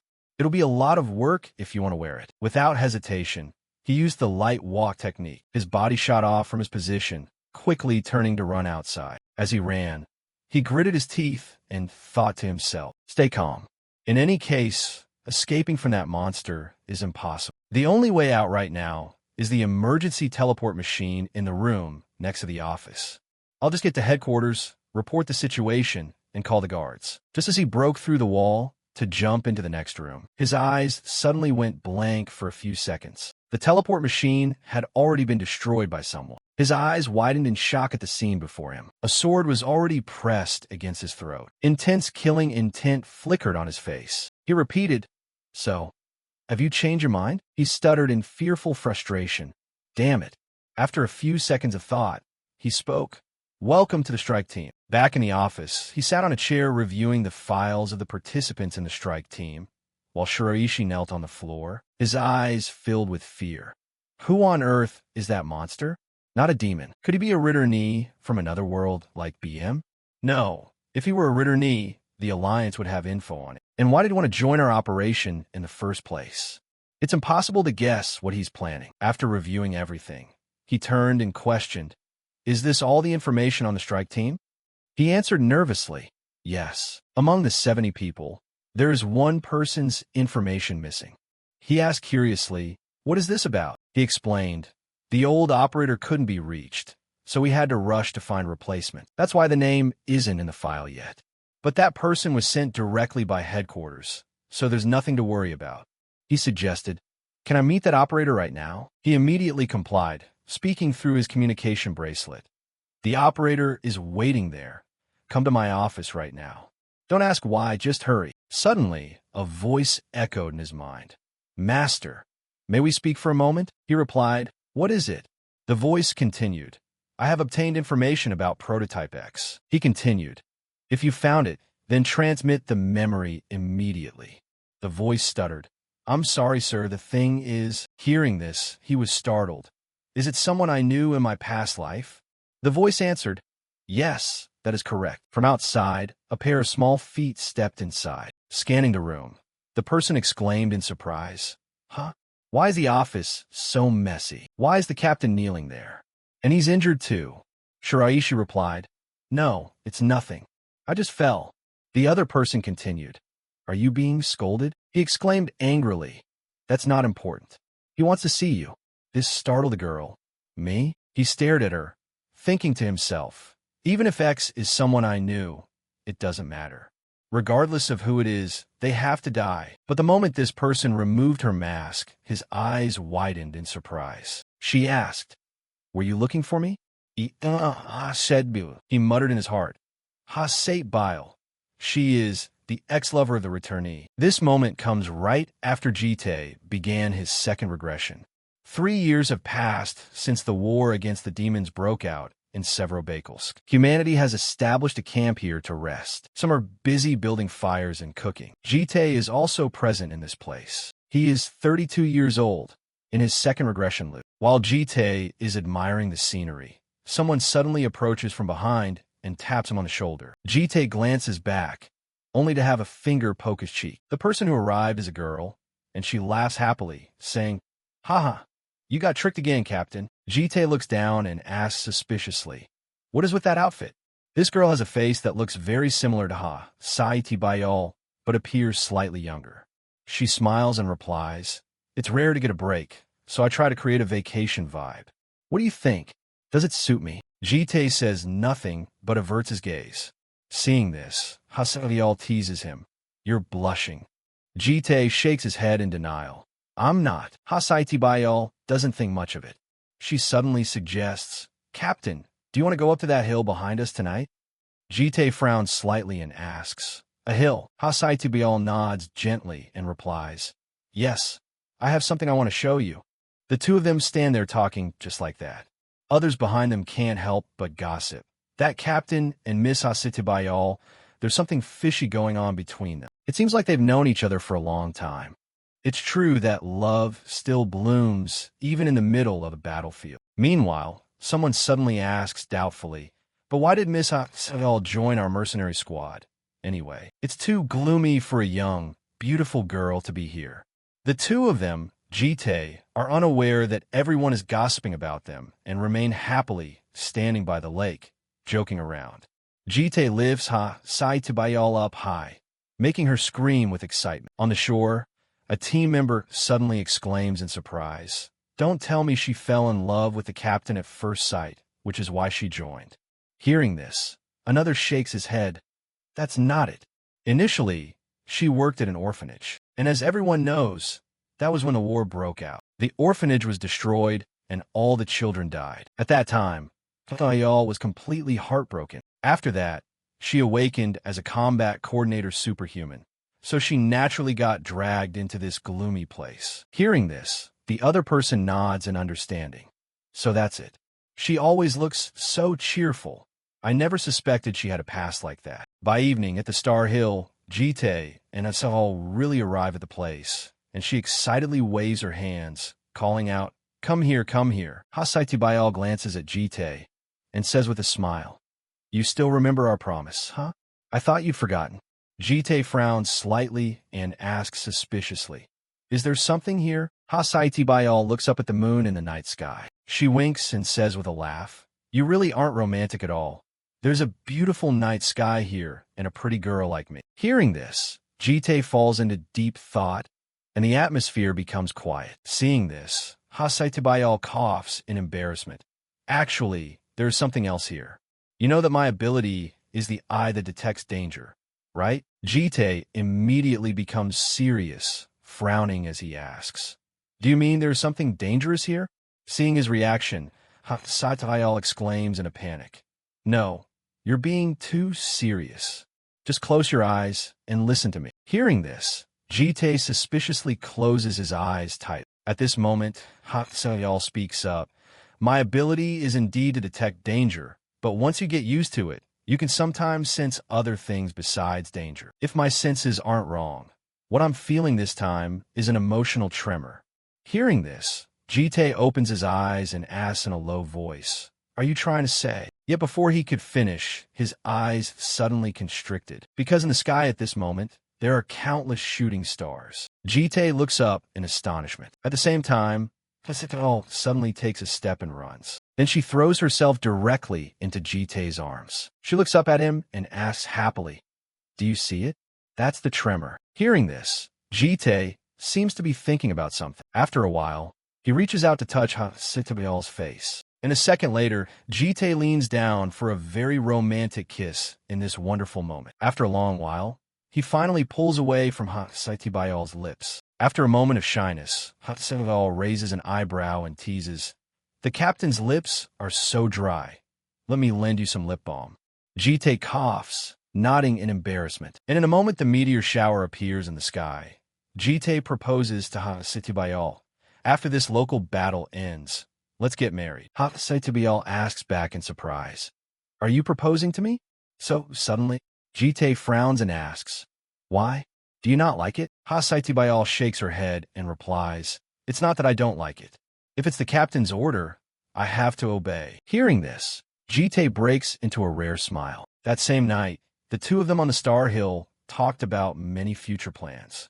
But then, a tragedy occurred. In a battle, Hasaytibayal was severely injured. Someone had used a knife to attack the whole squad. Many people fell, and blood flowed like a river. The only thing was that the one who dealt the blow was Jite himself. At that time, he seemed to have gone mad. His hands wouldn't stop stabbing into Hasaytibayal's body. But Jite kept screaming, stop it, please, please stop it. It turned out that someone behind him was controlling him. That person was the collapse-level superhuman, Hasegawa. He laughed, saying, the sound is truly exquisite. There is no melody more stimulating than killing the one you love with your own hands. Having said that, Hasegawa's tone suddenly became sharp. He gritted his teeth and questioned, why do you go around doing things that are an eyesore? Do you know how much damage our side suffered because of you? He said that he had promised Hasaytibayal that he would let him live, so he should live and remember this forever. Just as he finished speaking, Hasegawa retracted the strings controlling his puppet. He turned around and left the place, leaving Jite standing there with an extremely ugly expression. He laughed triumphantly. Remember well the consequences of daring to defy us demons. In that regression, Hasaytibayal died at the hands of Jite, and that moment of the second regression became his trauma. The moment he began killing, and the entire mercenary squad fell, Jite's mission to save the Earth failed. He once again returned to the next regression loop, returning to reality, seeing Jite staring blankly. Hasaytibayal couldn't help but ask in confusion, hey, are you okay? Only then does Jite snap out of the past. He looks at the finger Hasaytibayal pointed at him. Realizing this, Hasaytibayal hurriedly explains, I just saw you blanking out for a while without saying anything, so I just poked you. This situation makes Shiraishi panic. He hurriedly reminds her, what are you doing? Don't provoke him. Hasaytibayal asks back suspiciously, why? Is he someone with high status? At the same time, Jite uses his pendulum clock ability. The person he needs to check for malice is Hasaytibayal. Very quickly, Jite learns that due to some reasons, Hasaytibayal's life cycle in this regression has changed, and she has become a cursed one, a superhuman who made a contract with an entity from the abyss to become a demon. The entity that contracted with Hasaytibayal is the seventh lord of the abyss, Rakshata. Jite receives all the information and immediately turns off the ability. Without needing to think much, who Rakshata is doesn't matter. What he has to do is already very clear. His mission is only one, which is to stop Rakshata. Thinking this, Jite slowly opens his mouth. Hey, my position is the flank guard, right? Shiraishi, who is talking, is startled and answers, yes, that's right. Jite coldly requests, switch to combat coordinator. I will act with this woman. A few hours later, at the dungeon area in Hitiya Sea, the waves are surging violently. A moment later, a spatial gate appears, and people begin to step out from within. Behind them are many others. This is the 70-person assault team of the Superhuman Alliance, led by Shiraishi. Hasaytibayal walks behind Shiraishi, squinting her eyes as she looks at Jite. He walks in front, his silhouette looking extremely imposing.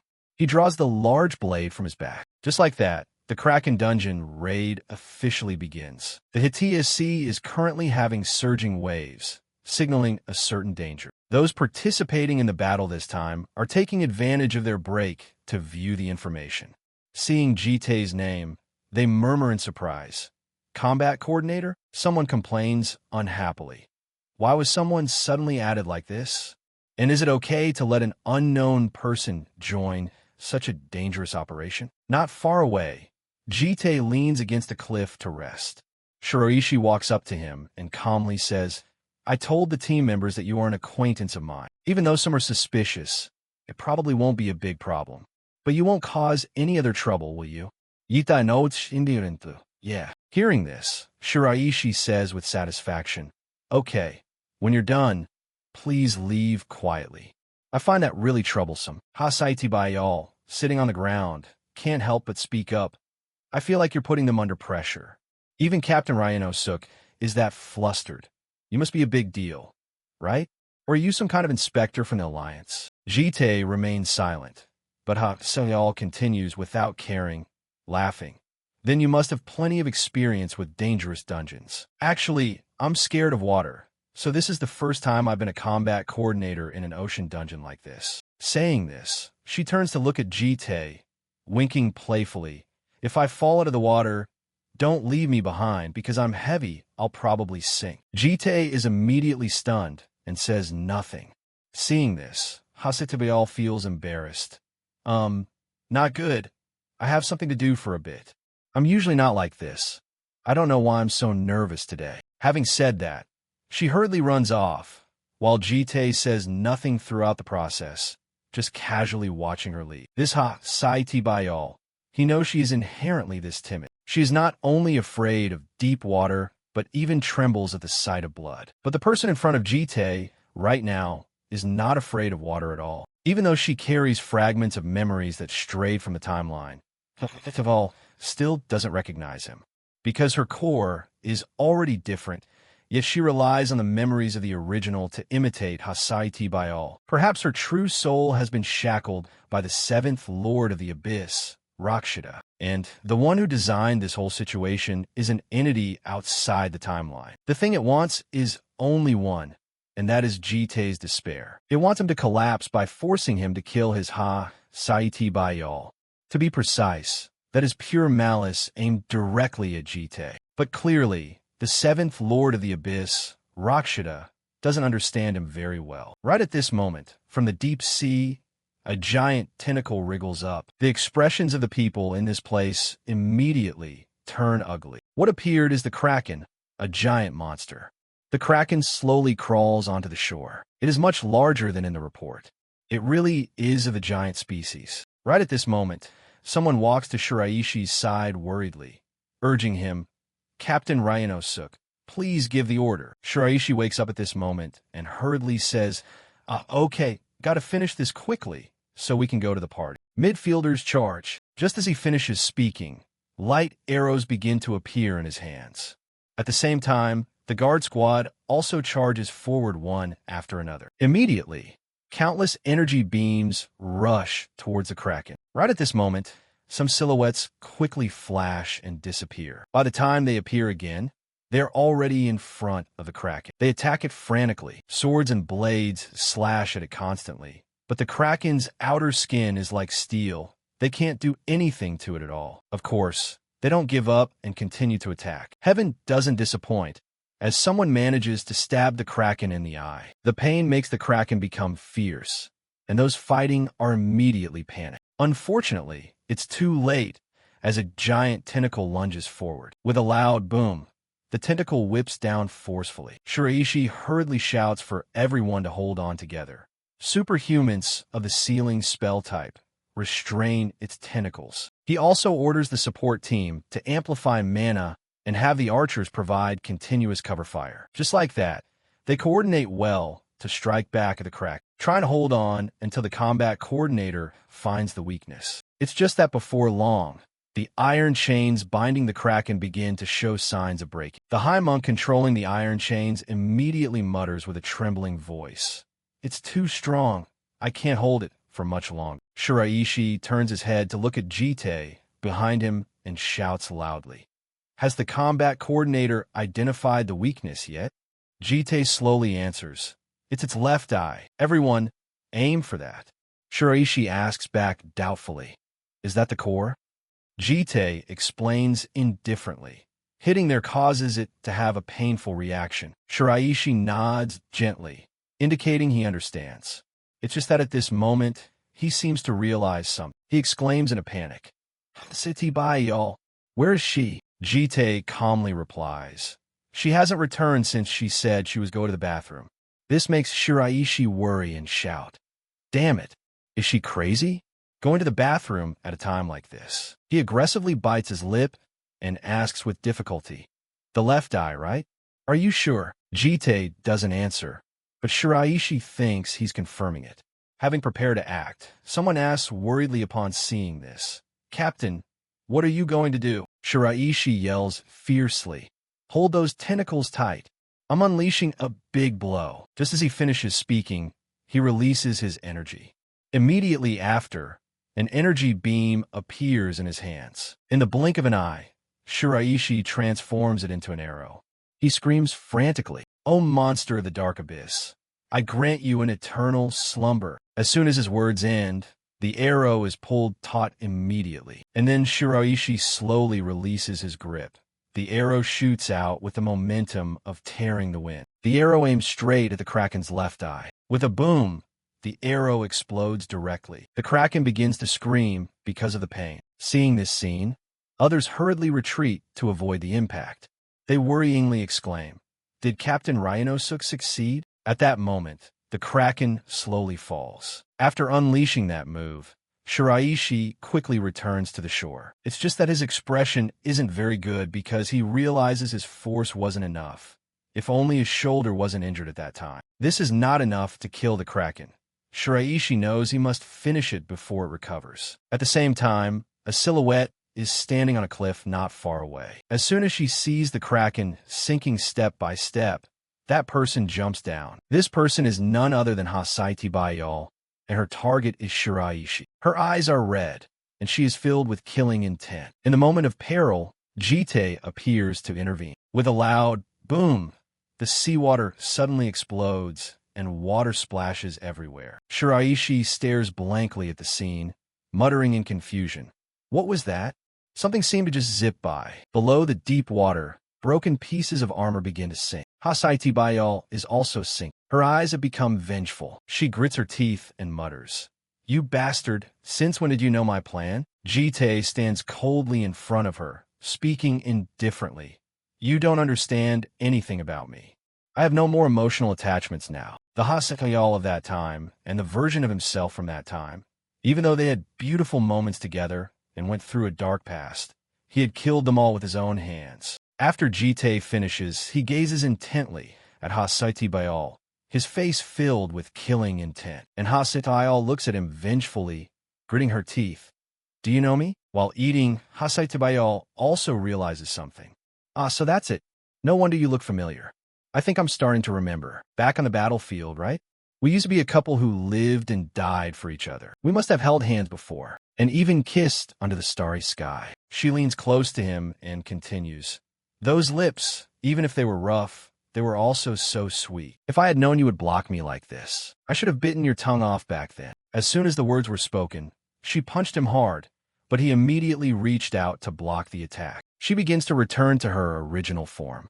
Countless legs grow out from behind her back. "You just said that, didn't you? That you kill me back then." She is now completely transformed. "Then now it's my turn to kill you." This is the complete form of Prototype X. She smiles with interest. "Is that right?" Without a moment's hesitation, she aims her legs directly at him. Following the water current, the tentacles are heading toward him. He doesn't hesitate to swing his sword, easily cutting off the incoming tentacles. Just as he finishes slashing, other tentacles appear and rush toward him. He continues to deal with them very neatly. This makes Hasaiti Bayal a bit angry. She screams happily, "Ha!" Then she attacks him repeatedly, but all attacks are easily countered by him. This makes her wonder, is this really the Jite I used to know? Compared to then, you become overwhelmingly stronger. If you had been this strong back then, you could have protected both me and our teammates." She rushes to grab his hand. "But I've been curious for a while now. Why are you only blocking and refusing to attack? Could it be out of guilt? Can't bear to kill the woman you once loved one more time? Back then, you tore me apart and stabbed me to pieces. You even gouged out my eyes very neatly. You don't know how painful that was for me, do you?" But the old images begin to flood back into his head. Hasaiti continues, "That morning I was truly, truly cold." While saying that, she smiles, but that smile contains an indescribable pain. Jite's image now exists in her remaining eye. After that, his image begins to shrink and disappear. At this moment, the system sends a notification. The EX Pendulum Clock ability has found an item that has deviated from the world's timeline. Target: Arma's longsword. Countless slashes now begin to appear, and the creator of it is none other than Jite. By now, he has mastered his emotions, so he does not fall into the illusion again. Bearing the full brunt of the successful barrage caused Bayal to let out cries of extreme pain. The system continued to send a notification. The pendulum clock EX power will protect you from the approach of malice. He thought to himself, can it actually sense the power of the pendulum clock on the Guardian's inner sword? Could it be that when the malice was drawn out of the Guardian's body, it left its power on the sword? The image of the sword radiating power appeared in his mind. Along with it, U-Bomb's voice echoed. I borrowed it from the janitor just now. Sooner or later, there will be a time you need to use it. He thought to himself, did she predict this situation and that's why she gave me the sword? If it's this, it can blow away both the malice and the demon's power without needing to kill Bayal. Feeling the pain running through her body, Bayal gritted her teeth in anger. You bastard! What have you done to my body? Then her eyes suddenly widened, a bit startled, because at this moment, he had rushed her face, his voice decisive. Stop playing around with this poor girl's body. And get out here now. As he spoke, he gave her another slash. Feeling every part of her body wanting to fall apart, she cursed under her breath. Damn it. Every time I touch that sword, the shedding layer gets destroyed. At this rate, the demon state will disappear. Is there any better way? Then she cast her gaze down toward the giant squid lying on the seabed. A smile bloomed on her lips. That's it. As long as my body doesn't touch it, that's fine. As soon as she finished the sentence, she lunged straight toward the squid below and landed gently. After that, countless tentacles on her body began to sprout, piercing straight into every part of the giant squid's body. A source of power burst forth from her eyes. Immediately, she was able to completely control the squid. Looking down, he exclaimed, in this loop, it's not just the demon. It seems you can even link your spirit with monsters too. She did not answer, her mouth only shouting loud. She did not answer, her mouth only shouting loudly, then controlled the squid tentacles to strike straight at him. The sword in his hand glowed. He used the skill, Invisible Sword, second form. Energy began to rotate around the sword tip. Without a moment's hesitation, he slashed decisively. Chain link form, easily cutting off the incoming tentacles. Looking at the attack, she was somewhat surprised. This black power, in this woman's memories, it doesn't exist at all. Feeling it from the Kraken's skin. This isn't mana or a blessing. It's pure killing intent honed from countless higher beings and curses. What the hell did you do to get that kind of power? Looking at the incoming slash, she could only helplessly smile. Huh, what a crazy monster. A slash immediately flew straight toward the top of her head. Right after the impact, the coast where they were fighting experienced an extremely violent tremor. This caused the other warriors to startle and shout. AAA? What is this? Why is it suddenly? Get out of here, quickly. Shiraishi also felt this power. He thought to himself, this ominous power is definitely his. He sighed, well, there's nothing left to say. What kind of private matter causes such a commotion? After the battle, the sky returned to its original blue. Jite's feet walked slowly. In his arms, he was carrying Bayal in a state of nakedness. The system called to notify, starting to collect traces of the malice contained within Bayal, notifying that Bayal needs to be observed periodically to search for malice. Looking at the notification board, he sighed in relief. Is it over for now? Suddenly, the communication bracelet on his arm vibrated. Gul's voice echoed. Uncle, where are you? He replied, I have a private matter to handle. On the other side, her voice became urgent. Hurry back. There's no place here. Sister Yuriam is mixing your wine to drink, AAA. He was helpless against the mischief of these girls. Thus, the 71-person raid team of the International Superhuman Alliance completed the subjugation of the Kraken at Hatia's C, an S-rank dungeon. And one more thing, right after that, he brought Bayal home before returning. Seeing her stark naked form made the kids in the house gawk in surprise. Jinte had just stepped into the house when he was called out with a guilty face. The whole group of sisters was waiting at the door. Yuriam folded her arms and immediately demanded an explanation. On the sofa, Myong Hui lay unconscious, only temporarily draped in a black shirt. Yuriam stepped forward to tease, provoking Jinte by asking if this was his girlfriend. She even laughed slyly. while Gul was shocked to the core hearing the suspicion that Jin-tae had stripped someone. Jin-tae broke into a cold sweat, only able to explain that she was an old acquaintance. Urium refused to let go, continuing the dramatic performance about this ambiguous relationship. A chop to the neck made Urium fall silent. Jin-tae firmly asserted that this girl was not acquainted with him at all. BOM also joined in, asking if Jin-tae went out yesterday because of her. Hearing Jin-tae say he needed to keep the girl to get information, Urium, despite her swelling head, temporarily accepted it. Gul suddenly shouted in protest, making Urium jump. She firmly asserted that this house was the group's own nest.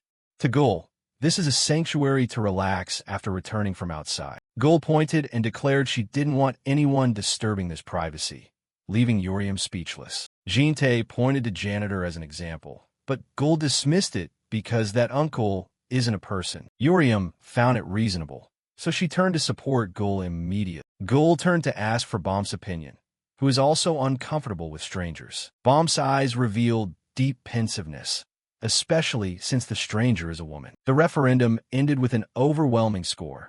The strange girl was officially banned. After settling it, Gul invited everyone to go to bed early to go to school tomorrow. The group pulled each other into the rooms, leaving Jin-tae with the girl who was still sleeping sound. Urium stayed behind to ask Jin-tae what he intended to do with this burden on the sofa. Jin-tae sighed, thinking that after she wakes up, he'll have to find somewhere else for her to stay.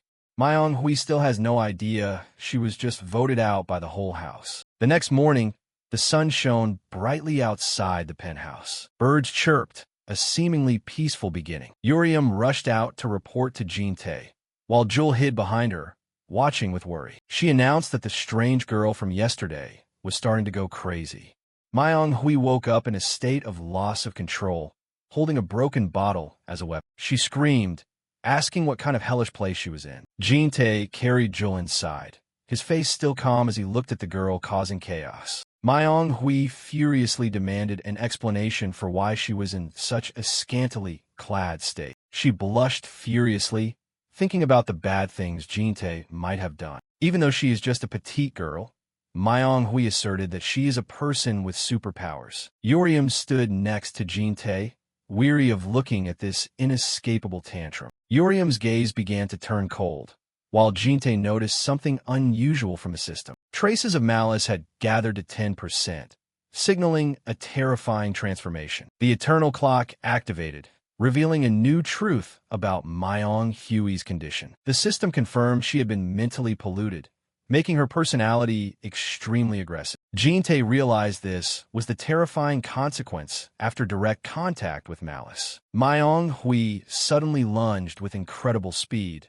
surrounded by a stream of golden energy. She swung the bottle fragment, attacking wildly, demanding that everyone get out of the way immediately. Urium suggested dealing with the crazed girl first and worrying about the rest later, but Jin-tae lightly warned her not to kill anyone. Myung-hui lunged like an arrow with a glass shard in hand, screaming because she was being ignored. In the blink of an eye, Urium caught the aggressive girl's wrist. A very skilled takedown. Myung-hui was knocked down to the floor without mercy. Urium smugly boasted about her precise strike, but Jin-tae was paying attention to something else. The jacket slipped off again, leaving Myung-hui completely exposed. Urium panicked, and the girl fainted from shock. The red-haired girl hurriedly used the shirt to cover the poor girl, her mouth muttering constant reproaches. Being annoyed, Urium turned to shout at janitor, demanding he clean up the pile of broken glass. But responding to that anger was only a cold refusal from the iron armor. Urium, Jin-tae, and little Jul were all stunned by this unexpected resistance. Janitor declared his duty was to protect Bone, not to mop the floor. Purple smoke began to spread with darkness. The mental pollution erupted. Janitor roared, demanding Jin-tae return the sword immediately. Urium began to feel chills. Little Jul also trembled because of the killing intent radiating from the armor. Jinty's gaze hardened when he realized Janitor was falling into the exact same state as Ha Sepile earlier. The iron armor's eyes glowed brightly, appearing to have completely lost all reason. Jin-tae realized that during the battle, Janitor himself had been infected with the stream of malice. Thick, black energy enveloped Janitor, turning him into a dangerous enemy in his madness. Jin-tae quickly set Jul aside to prepare to deal with the one who was losing control. Janitor prepared a stance with a mop, treating it as a true weapon to attack. The tension was evident in every crevice of the iron armor radiating purple smoke. Jin-tae struck with lightning speed, a precise chop to Janitor's neck to end chaos. A loud sound rang out.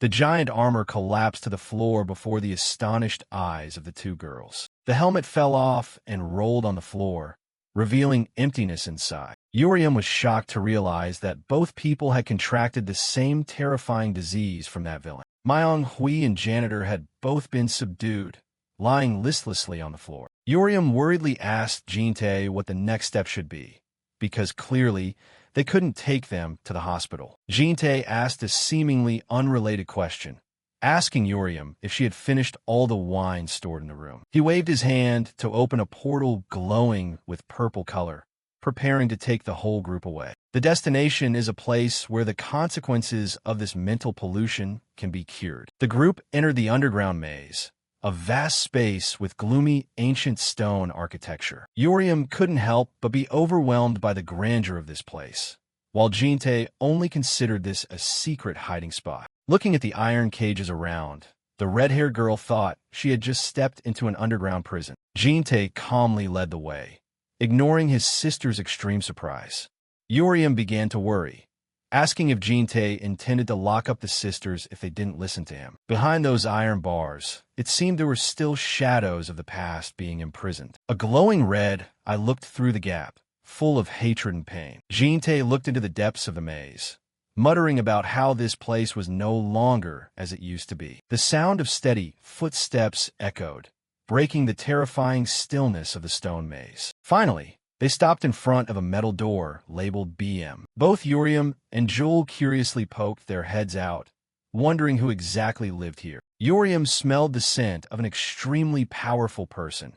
Jin-tae confirmed it was the world's second-ranked hunter. The news about the second strongest person in the world made Urium shocked to the point of gaping in astonishment. Jin-tae requested Urium and Jul wait outside, despite the red-haired girl constantly shouting to get inside. Despite Urium's desperate promise to just watch, Jin-tae coldly closed the door to face the person inside alone. Upon entering the dark chamber, Jin-tae felt a terrifying stream of pressure aiming straight at him from the darkness. A giant, hairy beast arm lunged to attack, but Jin-tae quickly drew his sword to block the dangerous strike in the nick of time. Amidst the sparks flying from the collision, Jin-tae calmly remarked that this was truly a rude greeting for a guest. Behind the darkness of the laboratory, a man in a white lab coat was casually sitting and drinking wine as if nothing had happened. He finished a bottle of wine while wearing a knowing smile, completely unsurprised by Jinty's intrusion. That is BM, the second-ranked hunter in the world and one of the first returnees, the cold person who declared he had never invited a guest like him. In a normal classroom, the teacher was still busy lecturing on the podium. But below, a boy wasn't listening, just busy doodling dragons and snakes in his notebook. Arendot sat with his chin propped up, his gaze distant, as if his soul were hanging from a tree branch. He was still diligent with his scribbles, ignoring the space around him. Those eyes suddenly flashed with a strange light, as if looking through his thick glasses. The incident happened about 40 years ago, when a terrifying disaster suddenly swept across the globe. It was called the Great Babylon Disappearance. At that time, thousands of children with superhuman abilities suddenly vanished in mass disappearances. Before the sudden crisis, militaries around the world frantically searched but yielded no results. Then 15 years passed. Those children remained missing, leaving only white flowers on empty desks. But then, a man suddenly returned to Earth amidst intense electrical currents. That was Arendot, the first to return from another world, with the alias BM. Currently, he holds the second position in the global superhuman ranking. BM drank his wine and sighed, his face looking not very happy. He muttered in regret about his pet chimera that Jin-tae slashed the head off right in the lab. Jin-tae was indifferent, saying if it cuts that cleanly, Just put it back together. What's the big deal? BM asked straight about Ginny's purpose for coming here. He answered concisely that he wanted to borrow the inner chamber of the underground maze. The scientist was suspicious, not knowing if Jinte was a superhuman or from the demonic faction. Jinte didn't care what he thought. He needed a place to treat his people for about half a year. BM heard this and immediately named a price: 30 days. He asserted he would only allow exactly 1 month. Longer was beyond his tolerance. Jinte frowned. Clearly, 30 days was not enough for a full cure. He wanted to negotiate more because he didn't come empty-handed, but BM lowered it to 25 days. Then he continued to squeeze the price down to exactly 20 days, his attitude extremely arrogant. BM proudly claimed there was nothing in this world that he needed. He pushed up his glasses, thinking that Jinte's trespassing into his house and being allowed to stay for 30 days was already a big favor. Seeing the other side's bumpy attitude, Jinte didn't hold back anymore.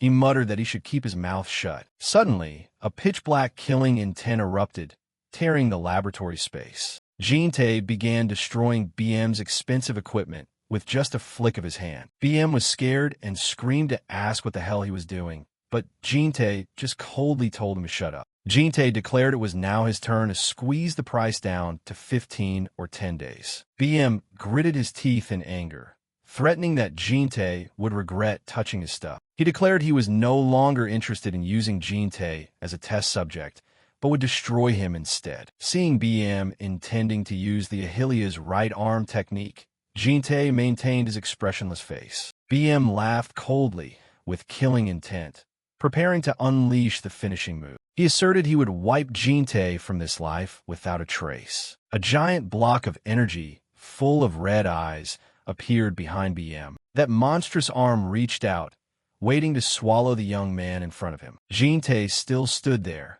the darkness obscuring half his face, full of mystery. Immediately, he released the Ahilia's curse, creating a terrifying pressure covering the room. BM's arm suddenly halted in midair, unable to move forward even a little bit. BM panicked, seeing his body completely frozen, suspecting this was some kind of high-level illusion. BM broke out in cold sweat.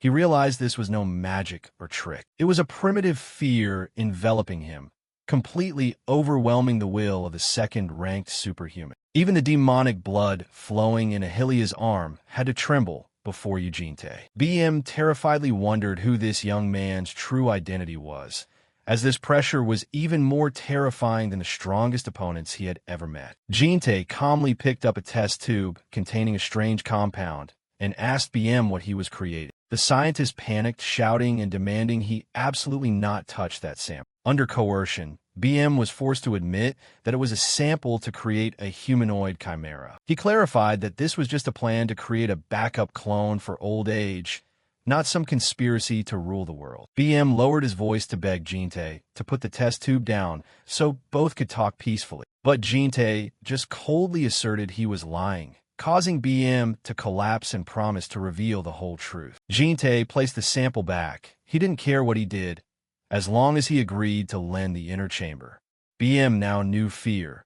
He hurriedly agreed to let Jinte use the maze at will. He planned to rent the room for about a year and would visit frequently. Jinte said he would bring here 2 people who were severely mentally polluted for treatment. BM nodded repeatedly, promising to help watch over them carefully. To show gratitude, Jinte left a bottle of precious wine and said it was the room rent. Just by opening the cap, a top-tier scent spread, making the scientist stunned. He stared at the wine bottle, surprised to realize this was a premium type of wine that money could barely buy. Jinte casually turned his back and walked away, leaving BM still bewildered behind. He cherished the wine bottle, wondering where this young man got it from. Meanwhile, in the hallway, Yoram was trying to get Jewel to move aside for her to go in. But little Jewel still stood tall, coldly letting out a decisive no. Yoram began to get annoyed, her voice gruff as she ordered her sister to move aside immediately. Responding was only Jewel's fierce shout of protest.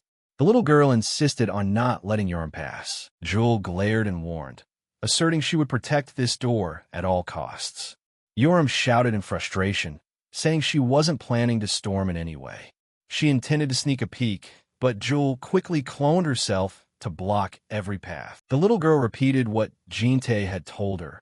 Absolutely not open the door for anyone. Yoram was furious to the point of madness, but couldn't do anything to this stubborn little kid.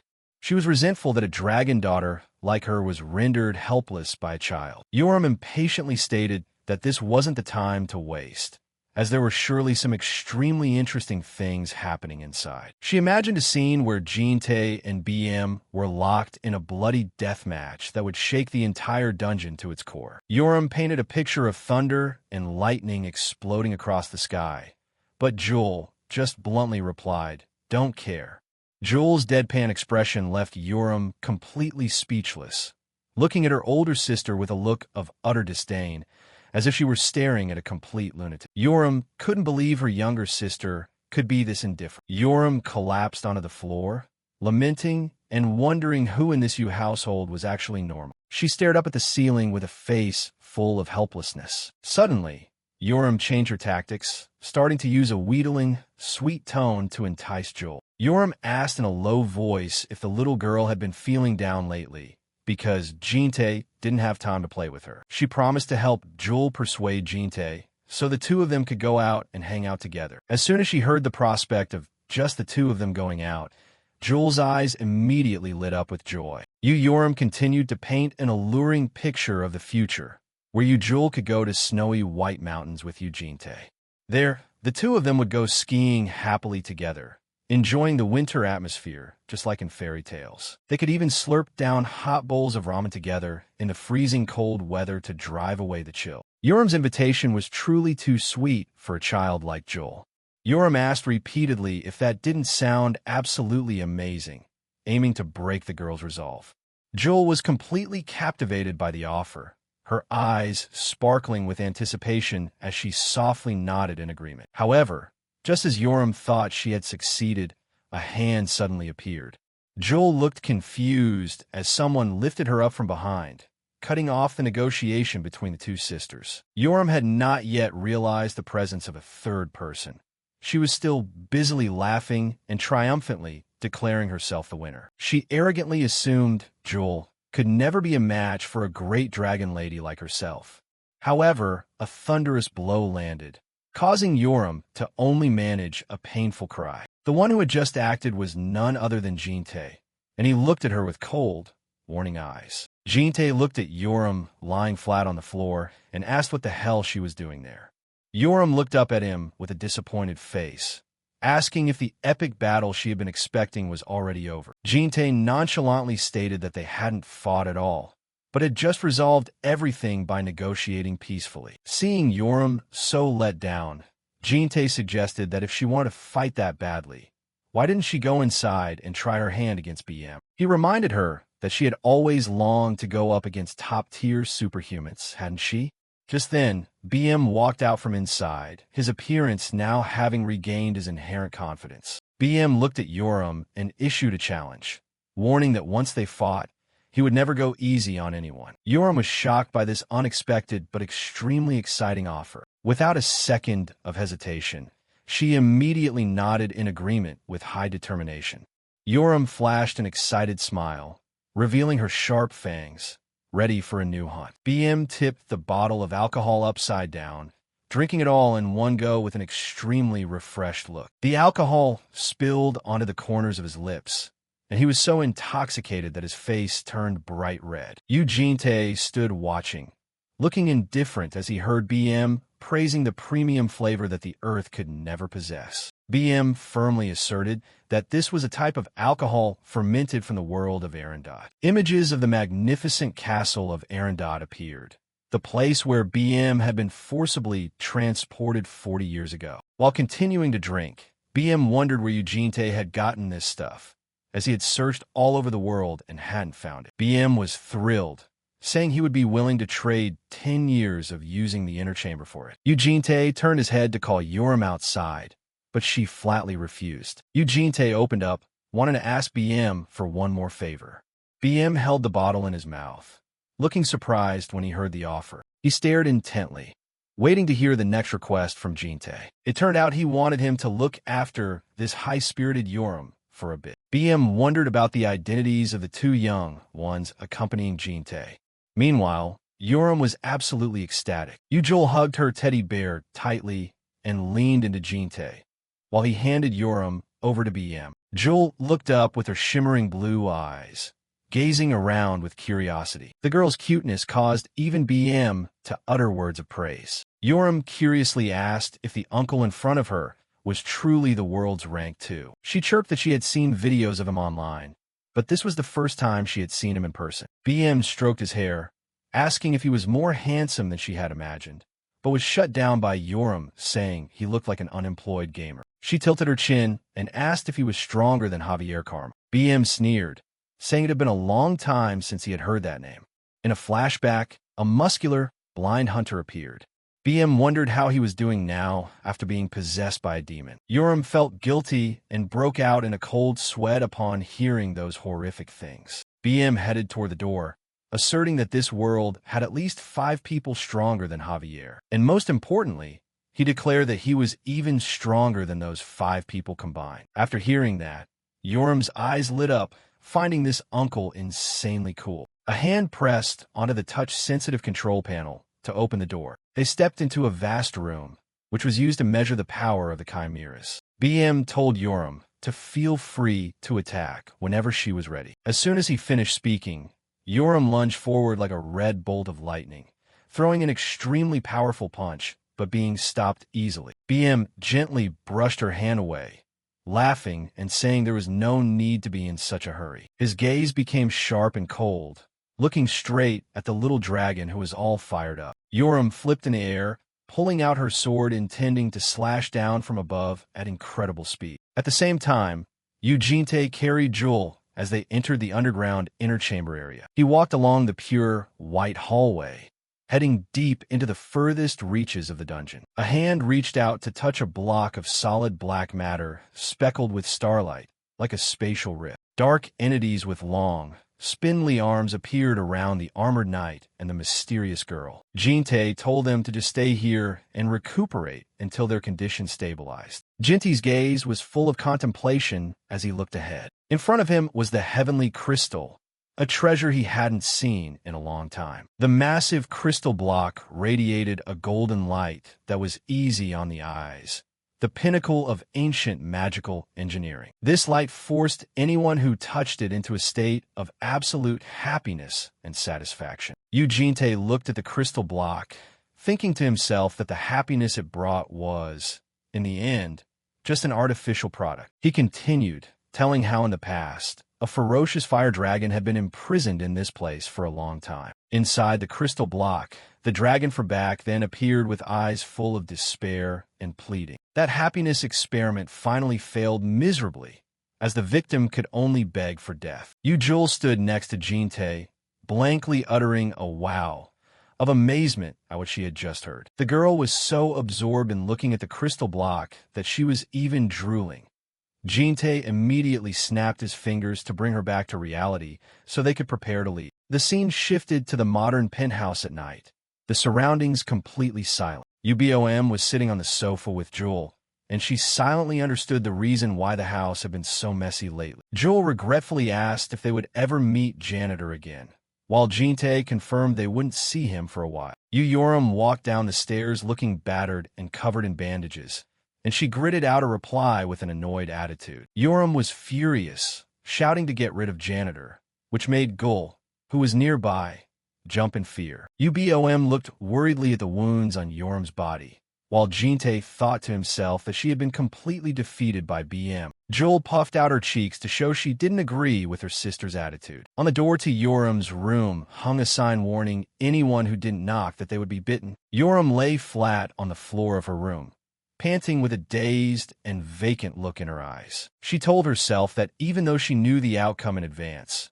she hadn't expected to be defeated so miserably without even being able to manage a single counterattack. Looking at Jul standing there, Yoram bitterly realized that the world was truly vast, and she was just a rookie. The little dragon jumped up in surprise, shouting loudly because Jul had suddenly appeared in her room. Yoram irritably reminded her younger sister about not knocking on her door before entering. Jul was silent for a moment, then reminded her of the promise about opening the door while they were still in the dungeon. Jul asserted that Yoram had promised to go talk to Jin-tae if she opened the door in exchange for ramen and a skiing trip. Yoram sat up, asking again if she was referring to what had happened in the dungeon earlier. She tried to clarify that she only promised to go convince him if the girl agreed to step aside. Yoram flopped back onto the floor, declaring firmly that there would be no talking about any. She told Jul to hurry up and get out, and to remember to turn off the light, because her mood right now was terrible. Hearing that,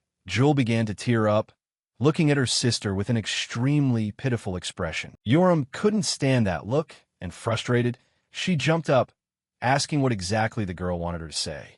Finally, she had to give in, taking Jul by the hand to go find Jin-tae. Jin-tae was sitting and working alone in the dark room. He turned his head when he heard a noise at the door. Yoram stood at the door with an indifferent expression, asking what exactly Jin-tae wanted to talk to her about. Standing behind her sister, Jul gathered all her courage and hesitantly asked Jin-tae if he had any free time tomorrow. The sound of a mop creaking on the tile floor. A giant chimera was busily cleaning up. In the distance, the mysterious researcher leisurely sipped wine in his white lab coat. He looked at the wine bag, which had gone down by half, then sighed, telling himself to drink in moderation next time. The amber eyes behind his glasses began to calculate the true identity of the person he had just encountered. He stared fixedly at the test tube. The fact that Jin-tae possessed precious wine from the world of Arendot still lingering in his mind. He placed the wine bag on the table, certain that Jin-tae was also a regressor like himself. An image of Jin-tae sitting coldly on a pile of monster corpses appeared.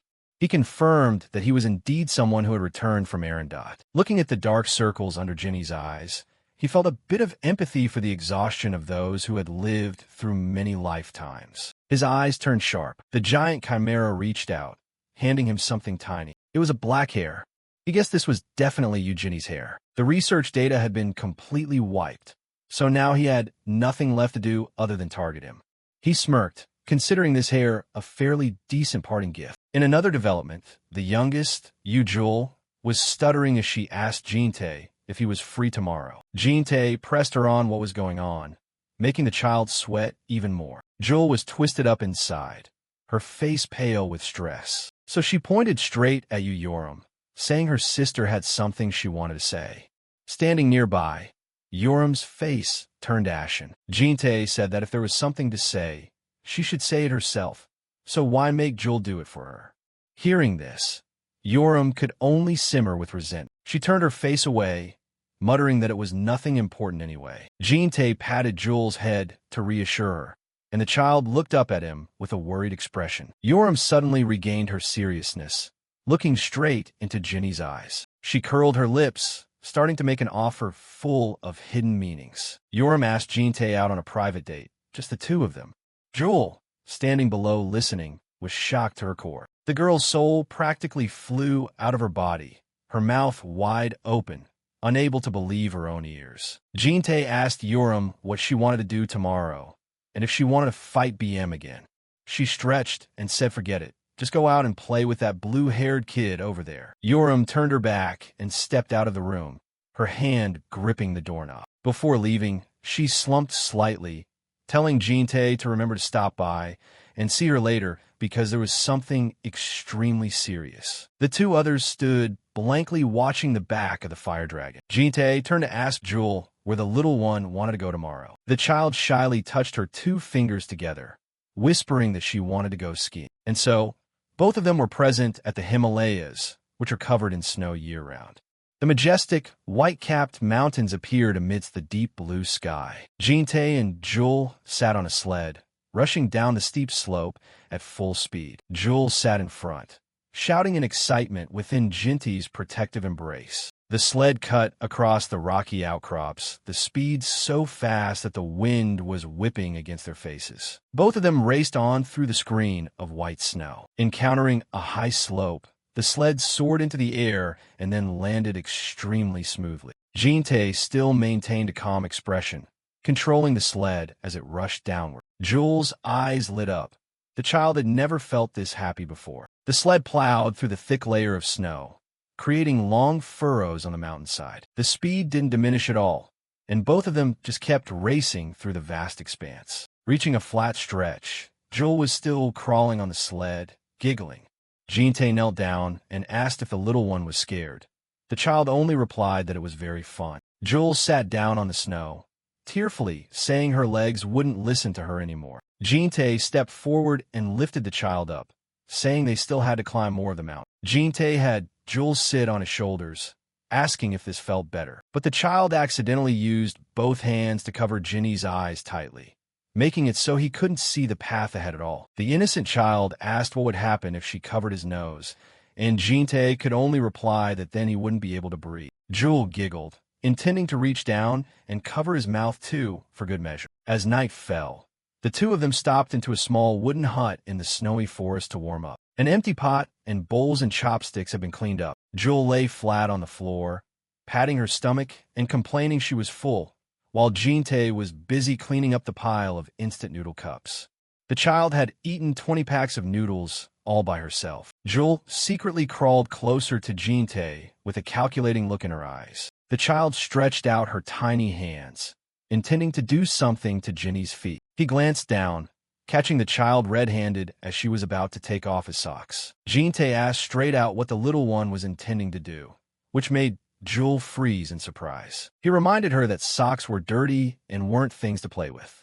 Hearing that, Joel could only hang her head, dejected. Jin-tae asked if she was planning to take his hair, since he had already given her one strand last time. The child whispered her confirmation, her face looking extremely apologetic. Joel whispered an apology, her two hands tightly clasped and placed on her knees.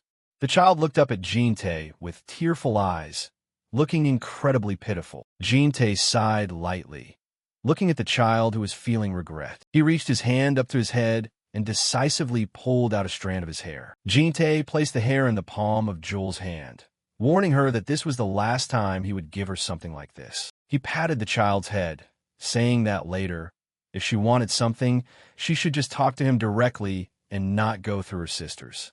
No matter how busy he was, he would make time for her. Joel's happiness was written all over her face, and she smiled brightly, agreeing. The fire crackled in the fireplace, bringing a cozy atmosphere to the small hut. As night fell, Joel hugged her teddy bear tightly and went to sleep, still smiling contentedly. In her dream, it seemed an ancient memory was returning to the little blue dragon. Jin-tae watched the child sleeping soundly, silently calculating the time. He wondered if today was that very day. It was the day a blue clan dragon hatchling would receive the apocalypse from its ancestors. Every dragon clan has its own natural tendencies to find its purpose in life. For instance, the green dragon clan, those who are passionate about the arts and often become talented artisans. Or the gold dragon clan, those who always long to travel across the continent and become guardian deities for all creatures. And even the red dragon clan, the passionate warriors who are always searching for glory in battles. The bright red warriors dive in a battle with destructive power and iron will. However, the blue dragon clan doesn't have a specific direction that is predetermined from start. Exactly 80 days after being born, they receive direct instructions from the ancestor dragon. It is an ancestral will bound by blood, entrusting a mission to each individual little soul. Tiny Jewel stood in the middle of a spiritual space, her deep blue eyes reflecting determination in the face of an unavoidable destiny. A giant blue dragon with the ultimate majesty appeared right in front of the child. Its brilliantly glowing eyes stared deep into Jewel's mind.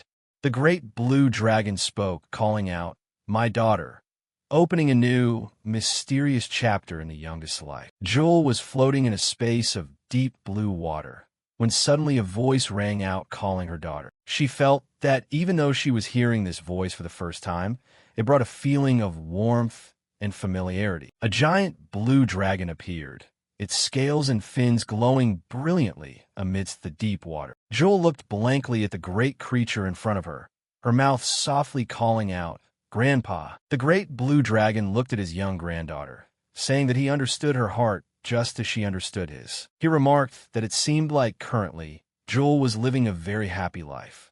The girl smiled and nodded in acknowledgement, It was true that at this moment, she was feeling very happy. The great blue dragon smiled kindly, saying that it was all thanks to someone who was sincerely praying for her happiness. Then he asked, did she also want to dedicate the same thing to that person? To be able to do that, he told Jewel there would be an important task she would need to carry out.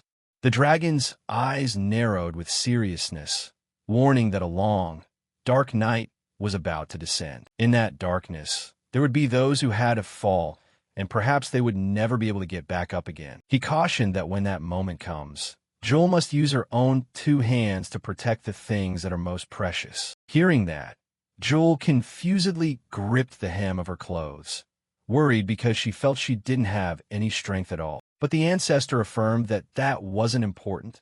What determined everything was the will in her heart.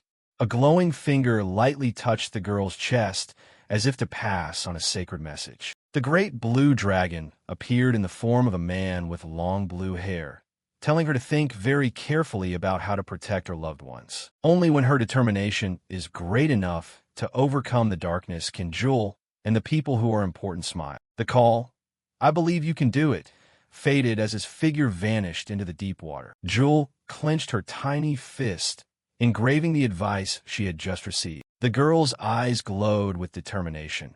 She promised herself that she would certainly be able to protect what was important to her. The scene changed, returning to the modern city under the clear blue sky. At the Inn Coffee Cafe, Jinte was having a meeting to exchange information regarding work. Wei Yunju sat opposite Jinte, speaking up to apologize for not being more proactive in the incident related to Prototype X. Jinte nonchalantly took a sip of coffee, asking if she had found any more information about the Invisibility Organization. Yunju asked him if he remembered anything about the Malaysia Ball, and Jinte confirmed that he did know about it. It is an extremely rare, large-scale S+ ranked dungeon, and very difficult to discover the location of. Each room in this dungeon hides dangers that cannot be predicted. Its danger level is ranked among the worst, to the point that even top hunters have to bet their lives when entering. Yunju announced that the location for Lair's year-end event had been decided, and it was indeed at this Malaysia Ball. The Invisibility Organization is plotting to take advantage of the students there to create 100 new demons. Their goal is also to get Wyan into the supreme leadership position. Jinte fell into thought. He realized this was a method of operation that he had never seen in any of his previous regressions. Yunju handed over a stack of documents, mentioning that there was a lot of talk within the organization about the person who had wiped out Prototype X. A wanted poster appeared with a silhouette of Jinte, offering a massive bounty for the name X. At the price of 15 high-level magic stones, Jinte remarked that they were certainly willing to spend, but since they didn't know his true identity, he wasn't worried. He told Yunju to handle things in Russia properly and to keep observing Wyan. Yunju nodded to accept the order, but then she glanced behind her with a slightly confused expression. Jinte also noticed something strange, so he turned around to ask why Jewel was acting that way. It turned out the tiny bodyguard Jewel was slurping down water, glaring at Yunju with intense eyes because she deemed her a suspicious woman. While they were in the middle of their conversation, the watch on Jinti's wrist suddenly buzzed, signaling a new notification. It was a message sent from Lair's academic office. After receiving the important notification, Jinte glanced at his watch to begin their periodic work session. He announced the Guardian consultation session, which left the three ladies sitting on the sofa very surprised. An official notice from Lair had been sent down, and Jinte planned to conduct separate private sessions with each of them. Dragon Girl Jewel, in an extremely cool suit, also wanted to participate, but Yuriam quickly dismissed it, telling the little kid not to interfere. To win the first spot, Yuriam quickly stepped forward and grabbed Ginny's arm to hold her place. She winked playfully, begging him to prioritize her consultation first. While Yuriam started, Bom and Gul sat waiting outside with rather resigned expressions, while little Jewel remained very serious. Jinte sat down, opened the file, and asked if anything had been bothering Yuriam lately. He focused on listening so he could take notes on the important psychological developments of the Red Dragon Girl. Yuriam lowered her face, quietly confessing that she currently felt she was truly very weak. Jinte thought she was sad because of her loss against BM, But he advised her not to be discouraged because that old guy was unreasonably strong. But the problem was that Yuriam had just won a practice match against senior students.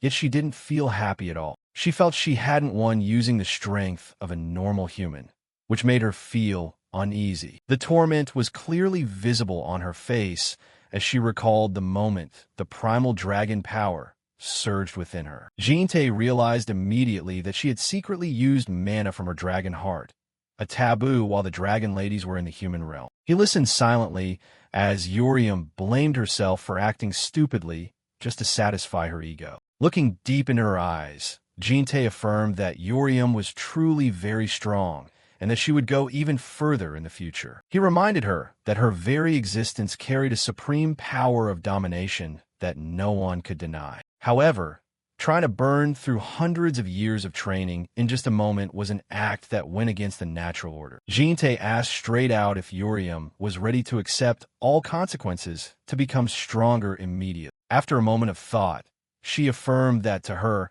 living happily in the present was the most important thing. Casting aside her melancholy, Yuriam looked at Jin-tae with determined, trusting eyes. Jin-tae nodded in understanding, then put pen to paper to record the most key points of this conversation. He stood up and promised that as soon as the break started, the two of them would train together to improve their strength. Not just giving lip service, Jin-tae decided he would directly tutor and train this stubborn girl himself. He would show her how to become truly strong without having to violate any rules. Jinny's unexpected offer left Yuriam stunned for a few seconds because she was so surprised. To hide her confusion, she pouted and said that she had never asked for him to teach her anything. Yuriam burst into loud laughter, teasing Jin-tae about whether he wanted to take her on as his direct disciple. Jin-tae just silently noted in the file that Yuriam was the type of person who always acted tough to hide her lack of self-confidence. The next person to enter was Gul, who excitedly asked if she needed to prepare anything special. She affirmed that she was still studying very well and had made many new friends. Life at school was completely fine. Seeing Jin-tae preparing to call the next person, Gul hurriedly said she had something important she wanted to ask. The Gold Dragon girl expressed her desire to participate in business trips to military bases like other students. Jin-tae asked for the reason, and Gul said she wanted to do volunteer work to meet new people and broaden her horizons. In her mind, she was envisioning herself shining brilliantly on a performance stage before the cheers of the soldiers. Seeing Jin-tae lost in thought, Gul smiled awkwardly and asked if she had just made an unreasonable request. Jin-tae took notes and said he would consider it carefully once her plan became more specific and clear. He thought to himself that her nature of loving attention and excitement was truly an unmistakable characteristic of the Gold Dragon clan. Looking at the file, Jin-tae realized there was only one consultation session left to complete his mission. UBOM entered the room with a calm demeanor and a gentle smile always on her lips, ready for the conversation. Jin-tae started by asking about Bomb's life situation. She shared about her studies and taking care of the other dragon sisters. Bomb smiled and suggested creative activities like painting or writing, then asked Jin-tae if he felt he was lacking anything himself. Jin-tae maintained a calm attitude and said he was fine, while BOM persistently pressed him about how things had been for him lately. Seeing Jin-tae had no special reaction, BOM continued to dig deep into the issue by repeating the question about his hidden desires. Jinny's eyes flashed with contemplation when faced with the somewhat excessive concern from the Blue Dragon girl. The word love suddenly appeared like a suggestive hint about what Jin-tae might truly be lacking. BOM suddenly leaned down close to Jinny's face, using a yellow piece of paper to cover her lips and looking at him with a teasing gaze. She tilted her head, her emerald eyes sparkling with the anticipation of a sincere answer from her guardian. The afternoon sun shone through the penthouse window. It looked peaceful, but a storm was coming. Bomb smiled mysteriously, while Jin-tae started to smell trouble and told her she should stop. He kept his expression cold as ice, but inside he was likely screaming because he was being pestered by this girl. The beautiful sister didn't listen, just hopped onto Jinny's lap, ignoring his reminder that this was a psychological consultation session. Young Jin-tae complained about a sore knee, while BOM sat there scratching notes in the file, like a true expert. She pouted, saying she just liked being close to him like this, yet she was still being shooed away. In the vast, spacious room, the two of them kept struggling back and forth, one pushing forward, the other dodging. Baum even boldly said that the two of them should have been this intimate a long time ago. Jin-tae could only turn his face elsewhere, trying to keep a cool head against the opponent's aggressive attacks. Seeing him flustered, she leaned in even closer, bringing her face right up to his, making him jump back in surprise. But because he leaned back too far, the swivel chair suddenly lost balance and began to tumble backward. A dry thud rang out, signaling a less than pleasant ending to this teasing session. Both of them tumbled onto the floor, BOM landing right on top of Jin-tae in an extremely awkward position. Jin-tae lay still, staring at the ceiling, while BOM took the opportunity to ask him directly if he viewed her as a burden or as a woman. But then she suddenly froze.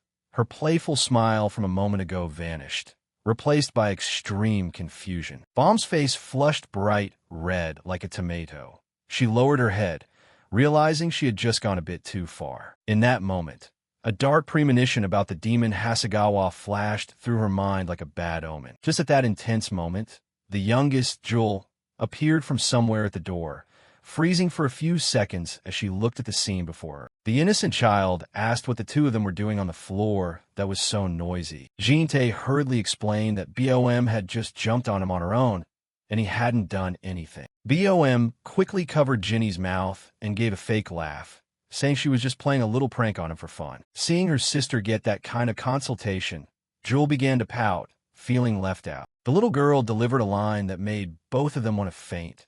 She wanted to do that too.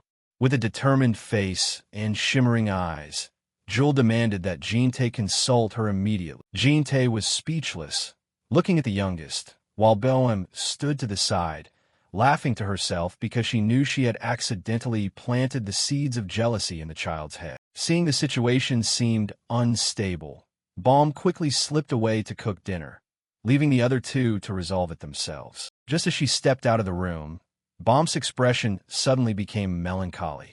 It seemed she was worried about what she had just seen in her premonition. In the room, Jin-tae had no choice but to sit down on the floor to begin the unavoidable consultation for the youngest. Meanwhile, the media was exploding with information about the S-plus ranked dungeon raid event called Malaysia's Ball. Professor Wyan appeared powerfully on television to announce the plans for this large-scale campaign. A question was raised.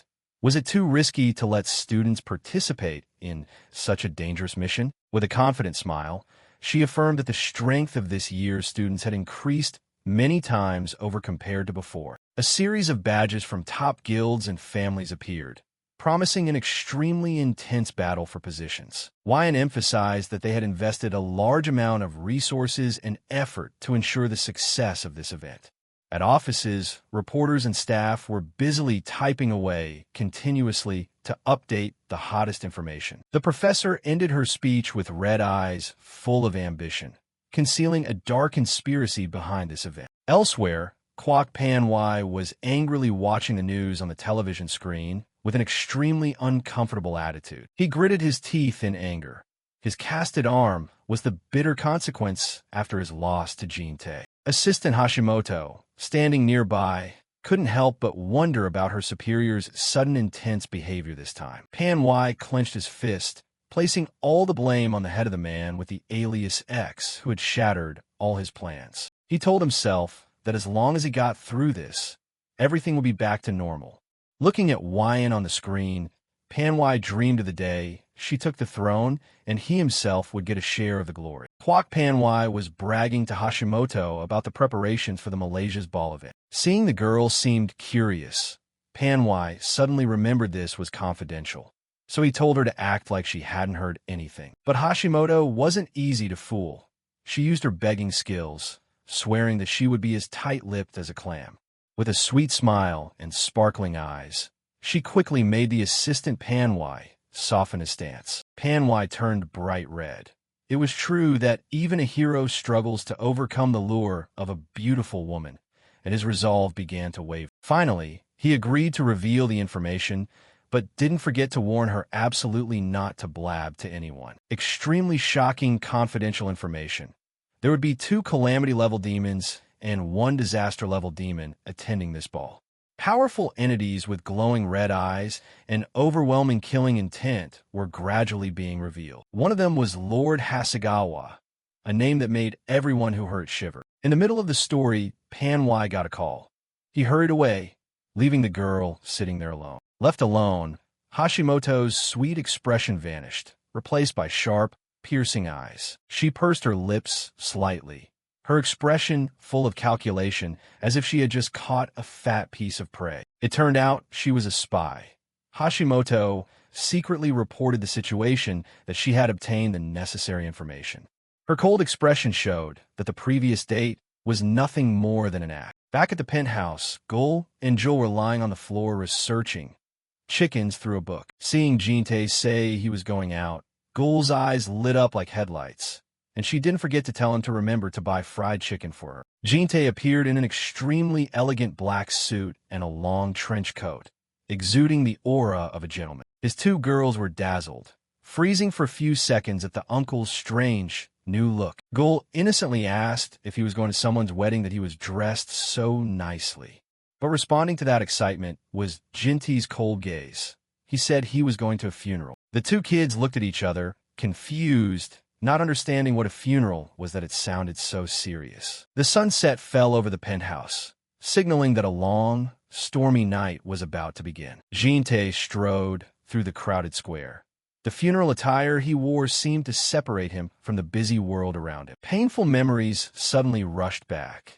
The image of a girl with bleeding wounds made his heart tight. He remembered the scene of himself screaming in despair in a pool of blood, a past he never wanted to repeat, and the disgusting smile of the old man Hasegawa, the one behind every tragedy he had to endure. Jinte gritted his teeth, his killing intent radiating coldly as the name Hasegawa was etched deep into his mind. The crowd around them began to buzz, discussing a beautiful girl standing and waiting for someone in the middle of the square. They were curious to know which wealthy person that top-tier girl named UBOM was waiting for, given how she was dressed so luxuriously.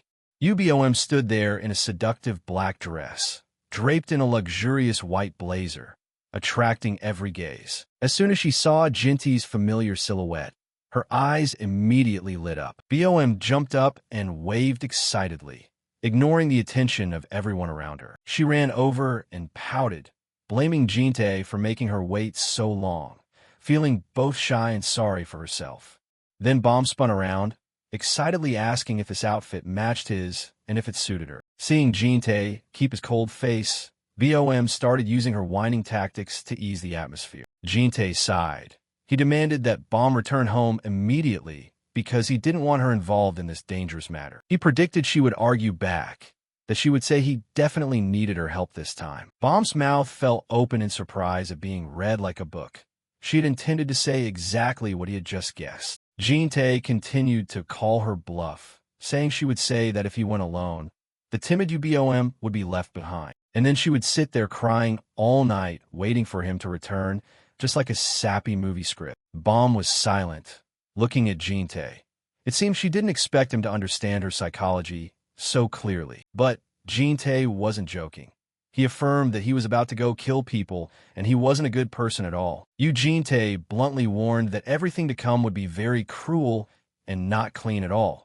He didn't want her to have to witness those things with her own eyes. He demanded she return quickly, but UBOM asked him back if he understood the feeling of living in a clan like hers. BOM explained that living in that clan meant having to see destiny, and the feeling of helplessness when you couldn't do anything to change it was truly terrible. She recounted a heartbreaking destiny she had seen just yesterday, an autistic child who had murdered the mother who had cared for him for 20 years. That was a cruel tragedy she could only stand and watch in despair, unable to intervene or save anything at all. BOM gently placed her hand on Ginny's arm, affirming that no matter what, she still wanted to be by his side and help him. She earnestly wanted to support Jinte, just like the way he had once saved that woman before. Jinte sighed in frustration.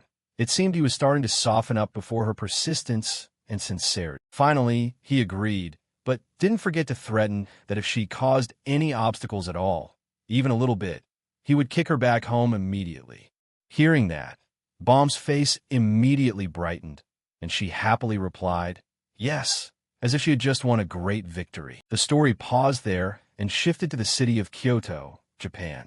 Kyoto at night appeared with high-rise buildings crowded together, harboring dark secrets that were gradually being revealed. In a luxurious room, the minion bowed to report to Lord Hasegawa that all preparations for the plan had been completed. A powerful hand reached out to receive a black fedora, exuding a sense of mystery and danger. That was Hasegawa, a calamity-level demon with glowing red eyes and a chilling smile, eager to await the fun about to come. Kyoto at dusk. The ancient city appeared under a brilliant sunset, but carried a sense of mystery. In the center, a modern high-rise building was shining brightly. It was the place where the major event for the upper class was taking place. Inside the banquet hall, the atmosphere was extremely lively with luxurious guests raising their glasses.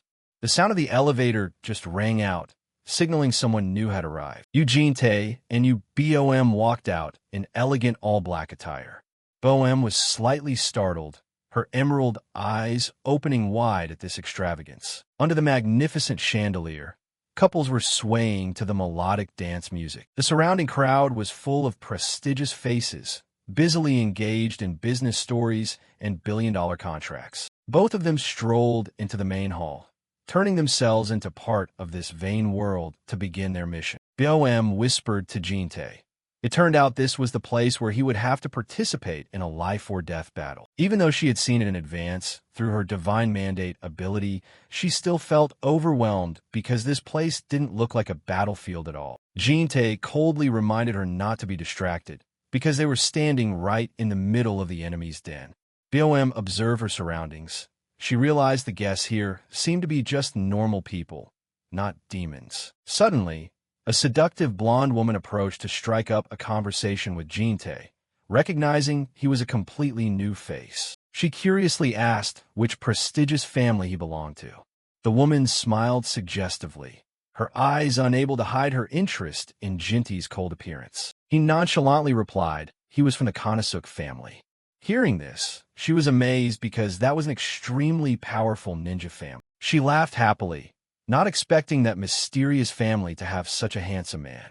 Meanwhile, another man started approaching BOM. This woman immediately invited Jinte to dance, but he flatly refused with the simple reason that he didn't know how to dance. However, she was still very persistent, confidently asserting that she could lead him in this dance. Right at that moment, BOM reached out and held on to Jinte, firmly cutting off the woman's pestering. Jinte turned to look at his partner who had just rescued him, slightly surprised. BOM flashed a bright but meaningful smile, declaring that Jinte had already agreed to be her dance partner beforehand. Having been intercepted unexpectedly, the blonde woman froze, her face showing obvious annoyance and jealousy. She turned and stomped off, not forgetting to mutter about the rudeness of the two of them. When only the two of them were left, BOM asked Jinte quietly if they really had to dance. She also hinted about them having participated in a dance class together in the past.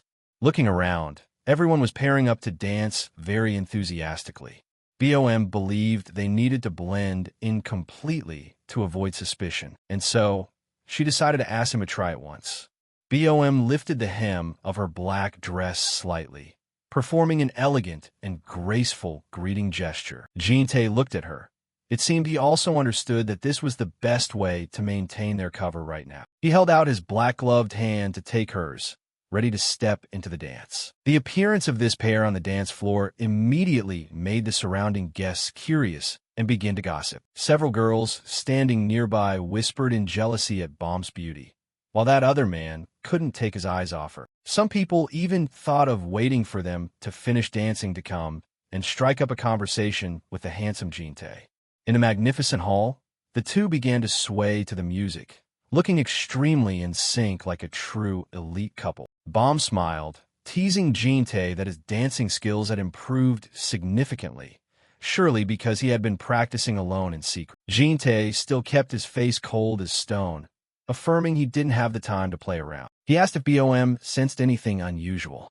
She replied that everyone here didn't seem like demons or brainwashed, but the atmosphere was still very strange. BOM asked about the person they were hunting. Jin-tae revealed the target was someone who always hid behind the persona of an artist and loved playing music. Right then, a low voice rang out right behind them, calling out the fake identity Jin-tae had just made up. An old man with a mysterious smile appeared, introducing himself as Hasegawa, the host of this banquet. He nonchalantly shook Jin-tae's hand, apologizing for disturbing their private moment, then curiously asked about the identity of the beautiful girl standing next to him.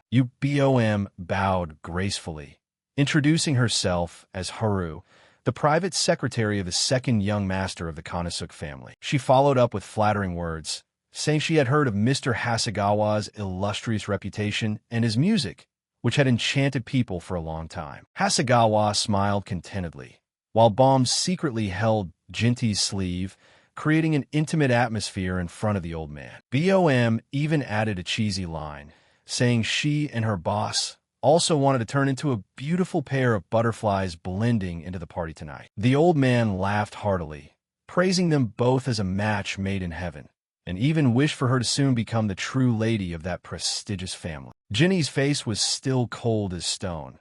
He asked her quietly if she wasn't overacting a bit. A minion suddenly approached to report that all preparations for Mr. Hasegawa's performance were complete. BOM looked excited, saying she couldn't wait any longer to enjoy his talent. Hasegawa replied modestly before starting. As soon as the old man turned away, BOM's eyes immediately became sharp and cold.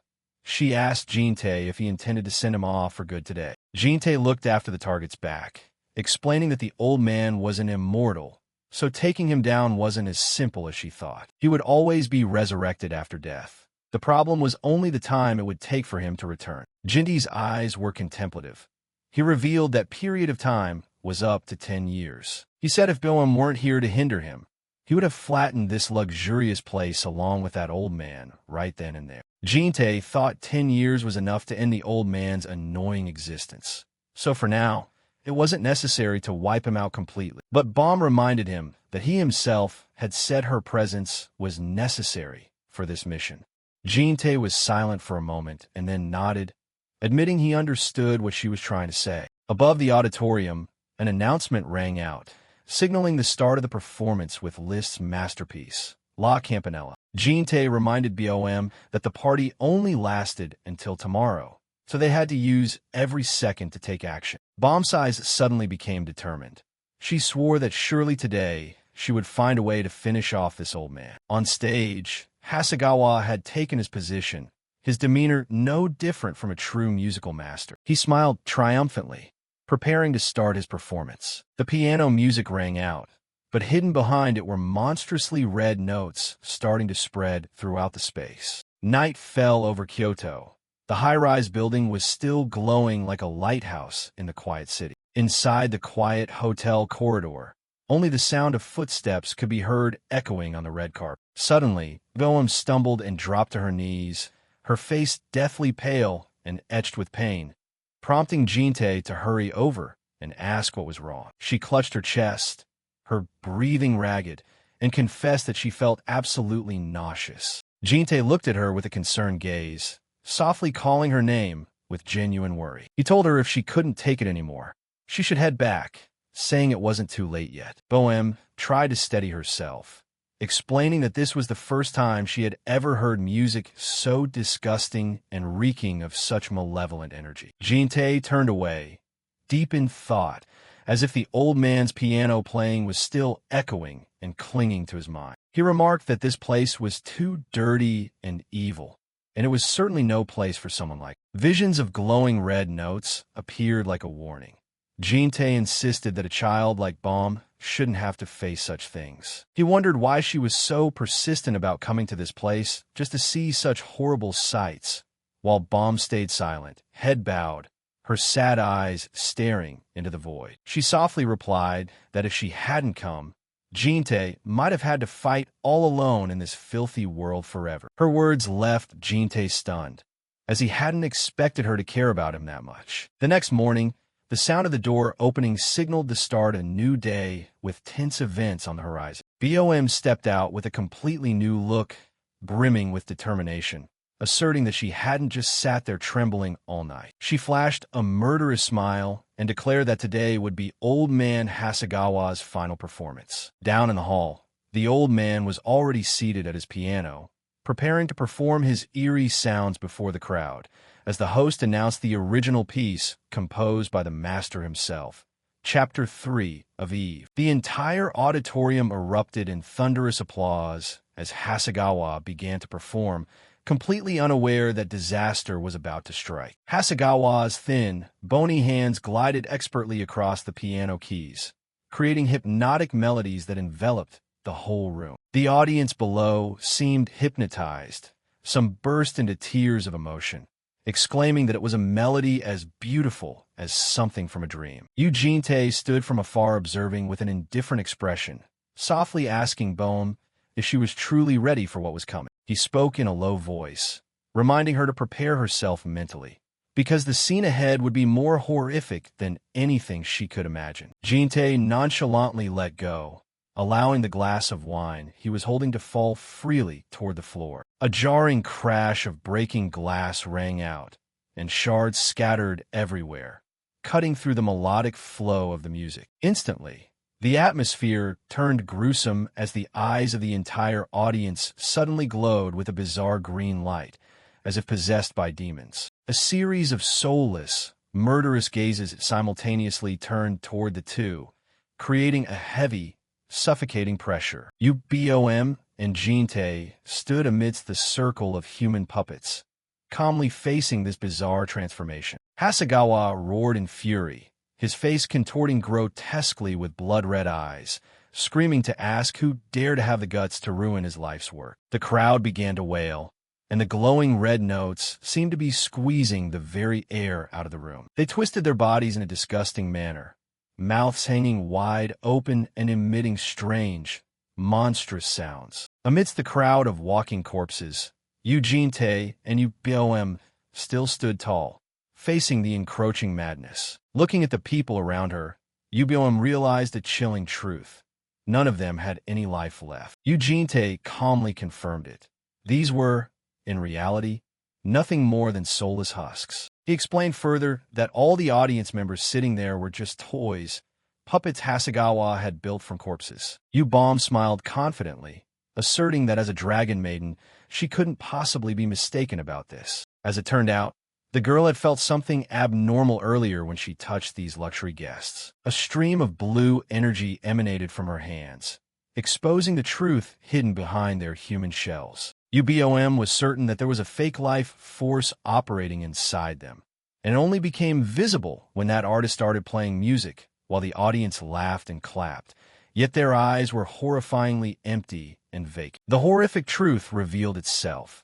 The only thing truly alive on these corpses were the ears attached to them. Eugene Tae sneered with contempt, exposing Hasegawa's perverted hobby of collecting real human ears. That insane artist meticulously stitched every pair of ears onto the corpses, creating an ideal audience that only knew how to worship his music. Eugene Tae thought to himself that he had been too impatient in his previous lives, killing him before he had the chance to discover this secret. Returning to the discussion, UBOM asked about his immortality and mentioned the catalyst for those who make contracts with demons. The girl drew a picture of a demon on paper to illustrate the law of causality when selling one's soul. According to her, if a demon fails to complete its objective after transforming, they must undergo a molting process. UBOM enthusiastically offered a suggestion, her eyes sparkling as if she had found a way to resolve the situation. Eugene Tae agreed,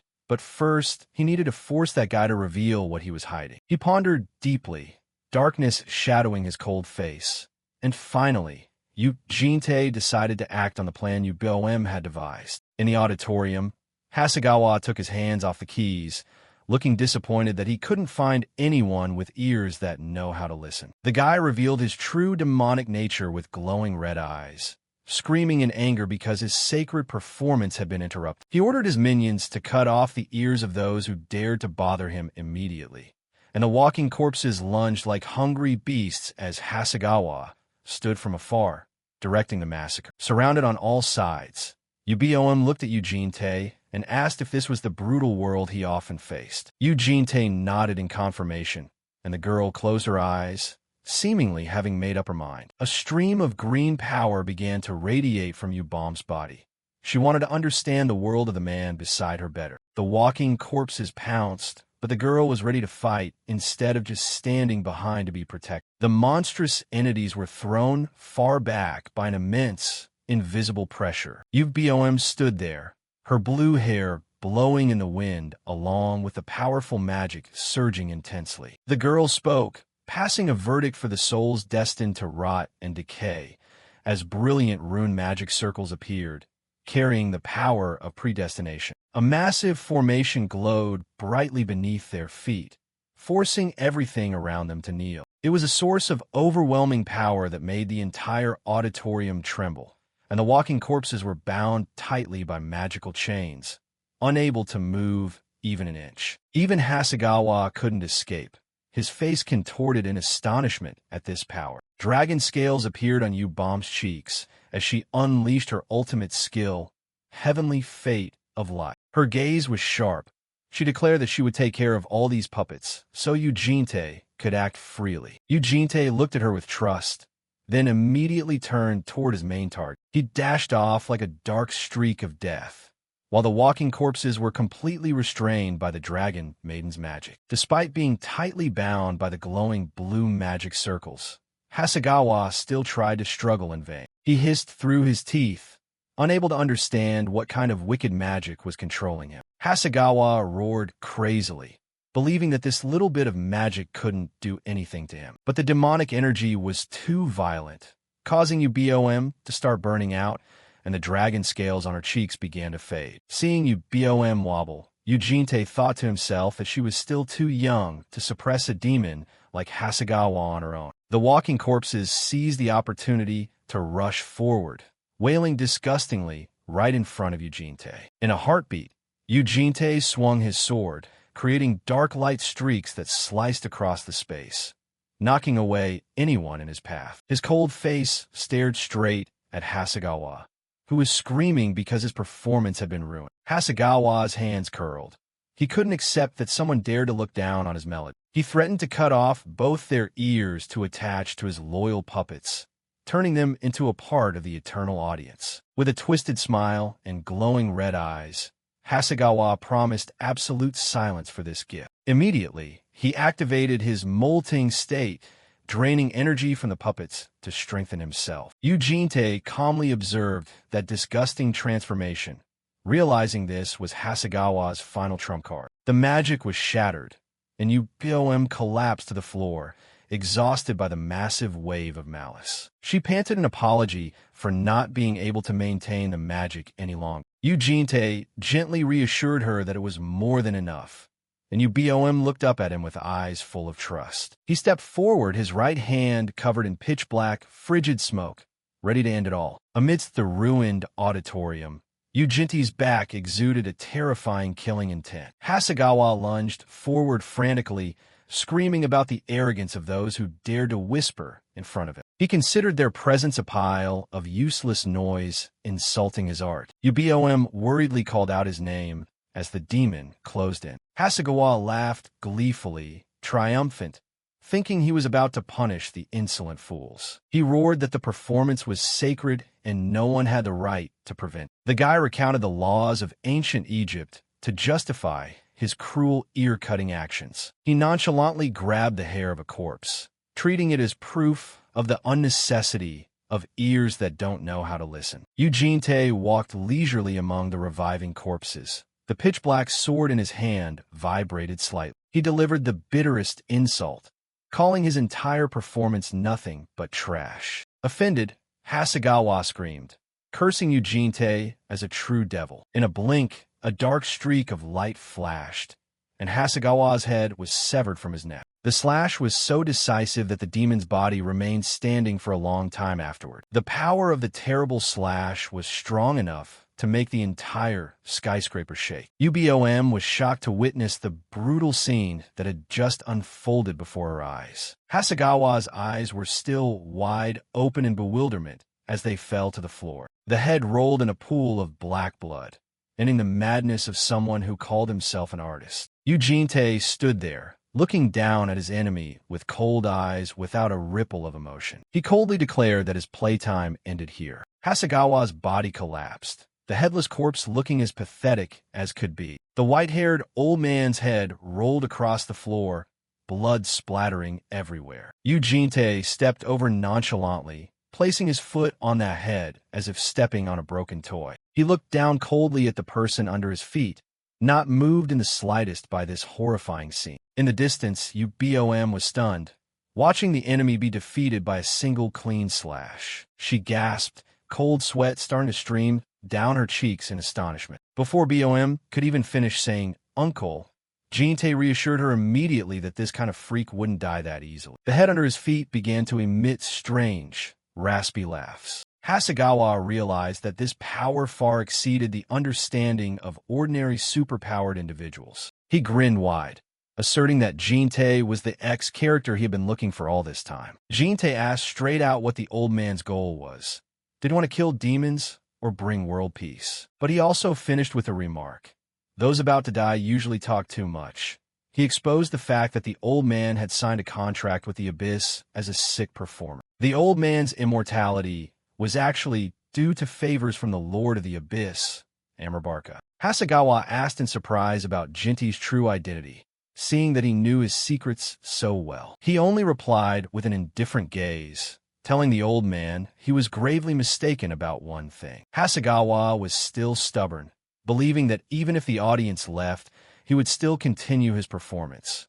His corpse knelt again, stubbornly clinging to what he called performing art. He laughed insanely, declaring he would personally create an entirely new audience right there. As soon as he finished speaking, countless bizarre red threads shot out, surrounding the room. Bohem was suddenly bound tightly by those threads, hanging suspended in the air. She realized in horror that her body was completely unable to move according to her own will anymore. Hasegawa admitted Jinte was strong, but the girl with him was too weak. The old man forced Bomb to take a sharp glass shard, turning her into a murder puppet in his hands. Jinte stood still watching, the thick red threads blocking their path. The old man believed that no matter how strong one is, humans are always bound by human nature. Hasegawa sarcastically called that bond love. He sneered, threatening that if he touched him, BOM would die, and if he stood still, she would kill him. He offered a cruel choice, pushing Jinte into a corner, and BOM was controlled to rush toward Jinte, the glass shard in her hand ready to strike down. Hasegawa waited gleefully for the scene of lovers killing each other with their own hands. Jinte only smirked, mocking that the old man's terrible aesthetic sense hadn't changed at all. His expression remained terrifyingly calm in the face of Bomb's attack. But suddenly, the red threads were shredded into pieces by strange green light beams. Hasegawa's eyes widened in surprise, not understanding what kind of wicked light was appearing. The banquet hall space suddenly vanished, replaced by a vast, star-filled universe. The old man was extremely confused, thinking he had fallen into some kind of hallucination. But BOM appeared right after, coldly declaring that he had stepped into her inner world. Brilliant blue mana threads wrapped around her hands, radiating a divine pressure that made everything bow down. The old man shuddered, realizing this girl was never human to begin with. Hasegawa was bound tightly by chains of light in mid-air, completely helpless. BOM looked at him with the eyes of a god, asserting that her power came from the great azure dragon. Hasegawa screamed, saying that although his current power was weakened, his origin would never lose to him. The shadow of the great azure dragon was present behind her, a mythological entity carrying the power to create life and magic. Bomb's hand controlled the blue threads, softly reminding him that he had been wrong about one extremely important thing. Hasegawa was tied up.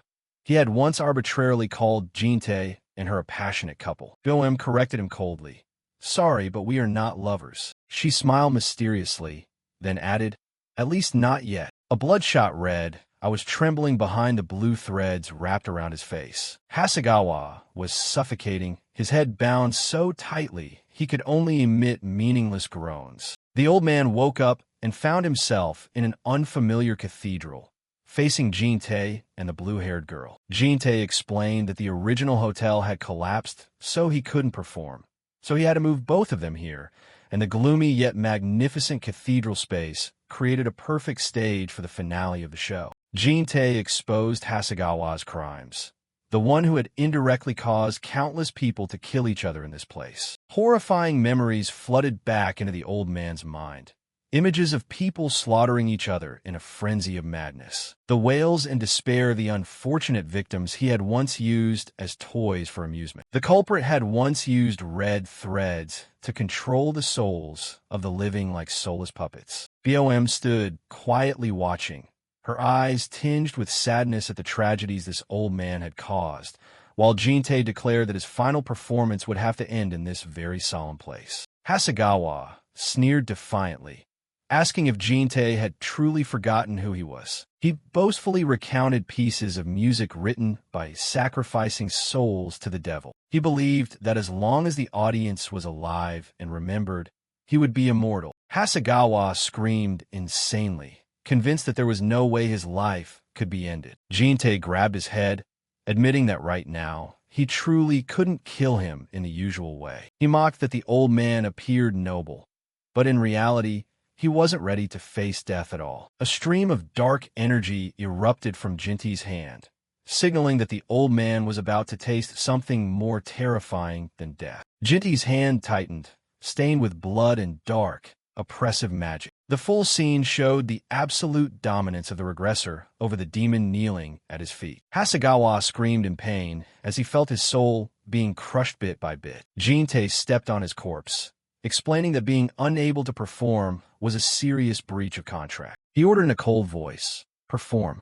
Right now for me." Hasegawa roared, still believing that the body of a disaster-class demon would soon recover. But his eyes suddenly narrowed when he realized his arm showed no signs of regenerating as before. BOM stood there, her magic directly interfering with and stifling the old man's recovery process. Hasegawa's body began to disintegrate into bizarre green sparks. Bom's gaze coldly looked down at the defeated enemy, who was gradually vanishing into nothingness. He still screamed in extreme despair, "I can still perform." A blast of black energy erupted as his existence was erased from reality. He crazily thought that losing an arm was nothing. He would still continue his performance. Hasegawa screamed the name Amarbarka, begging the Lord of the Abyss to listen to the first piece of music he had sacrificed his soul for. He pleaded in tears and blood, hoping for a final salvation from the devil, but receiving only silence. Meanwhile, Jin-tae and Bum just stood there looking at him with emotionless faces, like they were watching a cheap play come to an end. The headless corpse on the piano bench began to turn into heaps of ash and drifted away into the air. The final fragments scattered onto Jin-tae's gloves, the permanent end for an insane man. Jin-tae stood silently in the quiet cathedral space, watching the last specks of light from Hasegawa's remains vanish into the void. His eyes were strangely calm. The burden of the life-and-death battle just now seemed to have been truly lifted. BOM looked around with a bewildered expression. She softly asked him about the terrible things that had actually taken place here. Jin-tae suddenly reached his hand toward her, causing BOM to startle slightly and her cheeks to suddenly blush in embarrassment. Instead of patting her head, he pinched her cheek quite hard to scold her for daring to carry out such a dangerous plan. BOM rubbed her flushed cheek, while arguing that if she hadn't used that method, they would never have been able to destroy Hasegawa. His anger faded, and Jin-tae gently placed his hand on her head, a rare gesture of concern from this cold man. He looked deep in her eyes and gave the most sincere compliment for her efforts. "Well done." Bom's eyes sparkled with happiness when she heard his acknowledgement, while Jin-tae suggested that both of them go back. She flashed the brightest and happiest smile ever, softly responding with a sweet yes. The invitation to go home rang out, marking a peaceful end to a long night filled with instability and death. Jin-tae and Bohm walked together, heading toward the bright light at the end of the road, closing the finale of The Music Dictator. The penthouse on a beautiful sunny day, the atmosphere looking extremely peaceful. Sunlight shone through the window, striking directly on the lush green plants in the living room. Gul was sitting on the floor, busily writing something into a thick notebook on the tea table. She hummed along to a melody while writing, her expression looking extremely pleased with her work. It turned out to be the Uncle Observation Diary she had compiled herself. The first page was a drawing of Uncle Jin-tae standing on top of the world, accompanied by a statement that he was the strongest person on the planet. Gul also remarked that perhaps he had been lonely and alone for a very long time, which was why he didn't care about anything around him. She drew a picture of Uncle Jin-tae when he was serious, guessing that he was hiding many stories that couldn't be told. Below was a page drawing a suit, with the note, "Uncle looks extremely dapper in a suit." Gul rested her chin on her hand and smiled to herself, completely head over heels. She was imagining herself wearing a glamorous dress, dancing with him in an elegant black suit. The more she thought, the more she loved it. Gul's face turned red. She stuck out her tongue and laughed, looking a bit clueless. Right at this moment, Jin-tae appeared right behind her, asking what she was laughing at that looked so scary, and Gul jumped in fright, letting out a loud shout. She hurriedly covered the notebook with her hands, insisting there was nothing, but her attitude was full of confusion. Jin-tae glanced at the Uncle Observation Diary title, which was plastered in a cheesy font on the notebook cover. Gul hastily made up an excuse, saying she intended to draw more stars for him once they got closer. Jin-tae just let out a cold, "Oh," his expression completely devoid of any emotion. He turned his back and walked away, not forgetting to tell her to hurry up and finish writing so she could get to other tasks. Gul breathed a sigh of relief, telling herself that next time she had to hide in her room to write for safety. But then, she suddenly realized something strange. Normally, he never paid any attention to what she was doing, yet today, he was the one who initiated the conversation. She crossed out the line, "doesn't care about anything around him," secretly thinking that perhaps he was gradually changing. Gul started daydreaming again, assuming that she was the one who had made him warmer. Just as she was drifting off, Yujul appeared out of nowhere, picked up the diary, and read the title out loud, causing Gul to startle for the second time. Jul even ruthlessly insulted her sister's drawing skills, saying they were terrible and even worse than her own. Gul suddenly noticed Uncle Jinty's civil servant ID card in Jul's hand, which the kid casually admitted she had just stolen. Gul hurriedly told her to return it to him immediately, but the kid just pouted and refused. Gul curiously picked up the card to take a look. The card featured a portrait of Jin-tae with his familiar stoic expression. Gul's eyes suddenly lit up when she saw his date of birth, December 12th. At the same time, at the International Superhero Association headquarters, the atmosphere was far from cheerful. The news on TV was reporting a horrific explosion that had just occurred in downtown Kyoto, Japan. The explosion took place on a high floor of a hotel, causing a massive shockwave that collapsed part of the building. The perpetrator's identity and the number of victims could not yet be determined, and fire and police forces were struggling to investigate, with many suspecting it was the act of some superhero. The explosion site looked devastated, with smoke and dust clouding the area. A hand pressed the remote control, turning off the TV, reporting the news. Jefferson Antonio covered his face with his hand, sighing with weariness and frustration. Jefferson, a high-ranking official of the association, began shouting at his subordinates about the incident that had just occurred. Standing before him was Minamoto AI, the 13th ranked superhero in the world and an agent of the Japanese imperial family. Jefferson slammed the table and shouted, refusing to accept that they still didn't know who was behind the explosion. He questioned what exactly the Japanese imperial side was hiding about this disaster. Jefferson was yelling so loudly that Minamoto AI felt a headache coming on, silently cursing that this old man was far too noisy. Unexpectedly, Jefferson was sharp-eared enough to yell back that he heard everything she was just muttering. He emphasized that they had to investigate quickly because the big bosses were panicking. AI promised to get it done as soon as possible and tried to slip away. But Jefferson wouldn't let her go, saying he still had many important things to discuss. AI could only sigh in frustration. Jefferson held up a report, revealing that the secretary's office had just received an anonymous tip about an upcoming gala at the Malaysia's ball dungeon. Minamoto, AI, maintained her cold expression, calmly asking what the big deal was. But the old man warned that something extremely dangerous was about to happen there. AI guessed immediately that demons were planning to stir up trouble. Jefferson nodded, his expression turning serious, as intelligence reports indicated 2 disaster and catastrophe-level demons were hiding within the association and were about to reveal themselves. Even AI's expression shifted at that news. She reached for the hilt of her sword, and the air in the room suddenly grew thick. AI asked Jefferson straight out if he dared to take full responsibility for what he had just said.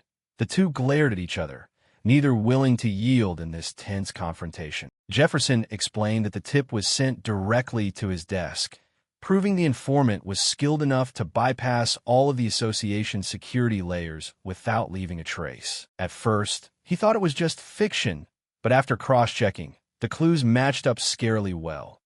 AI sarcastically remarked that now was not the time for him to criticize her family. AI wondered why he was revealing this important information to her, but Jefferson reminded her that the dungeon was located right in Japanese waters. A map appeared showing a demonic unit from the Balkans heading straight toward the Malaysia's ball dungeon. Jefferson ordered AI to lead the Japanese Imperial Secret Task Force to silently deal with the demons. Meanwhile, the association's own task force would handle cleaning out the rats hiding inside. He emphasized that all these orders were secret instructions from the top brass. Everything needed to be settled smoothly so no rumors would leak out during the year-end holiday.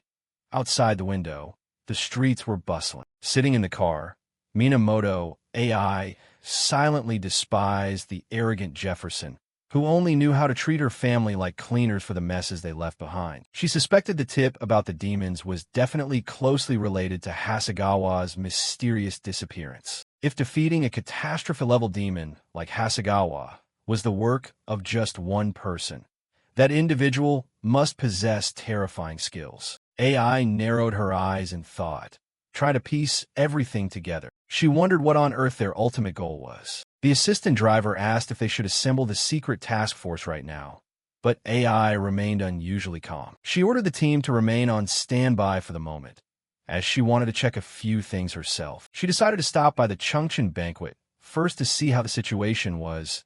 A shiny gold badge hung from the car's rearview mirror. Dusk had fallen, and the penthouse was immersed in silence under the starry sky. The door opened with a soft click.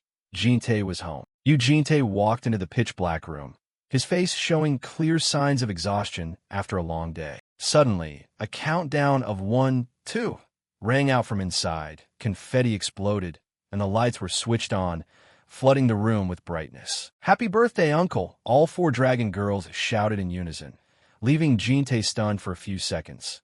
Gul beamed while holding a strawberry cake in the middle, surrounded by Yoriam, Bom, and Little Jewel, who were cheering enthusiastically. Jin-tae blankly asked whose birthday it was, as he hadn't even remembered what day it was. Bom smiled and explained that she had accidentally seen his ID card a few days ago, while Gul insisted firmly that December 12th was definitely Jinny's birthday. Jin-tae finally realized, and indeed, it was today.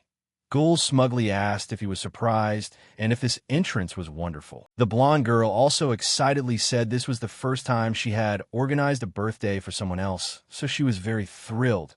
Looking at her, one might think it was her birthday instead. Jin-tae looked at Gul's gorgeous outfit and asked for an explanation.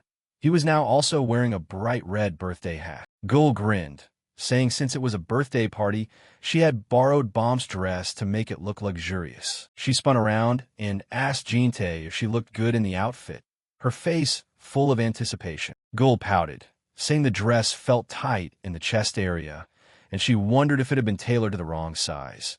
Bom, standing nearby, could only be speechless at her sister's naivety. Just then, Yoriam entered carrying another cake, with only a single candle flickering on top. Yoriam's expression was extremely awkward, and she grimaced, saying these cheesy birthday wishes were too cringe for her. Then she declared that was enough for the well wishes, moving forward with a mischievous smile that made Bom anxiously asked. Urium, suddenly, a powerful sound tore through the air, signaling an unexpected action. Eugene was still holding little Joel, wearing a red cone hat that looked extremely out of place with his vigilant expression. Before anyone could react, Urium tossed the cake aside and launched herself into the air, attacking Jinte head-on. Gul stood beside them, gasping in shock and screaming. A close-up of Urium's excited face showed her glowing red eyes and a smile revealing her fangs.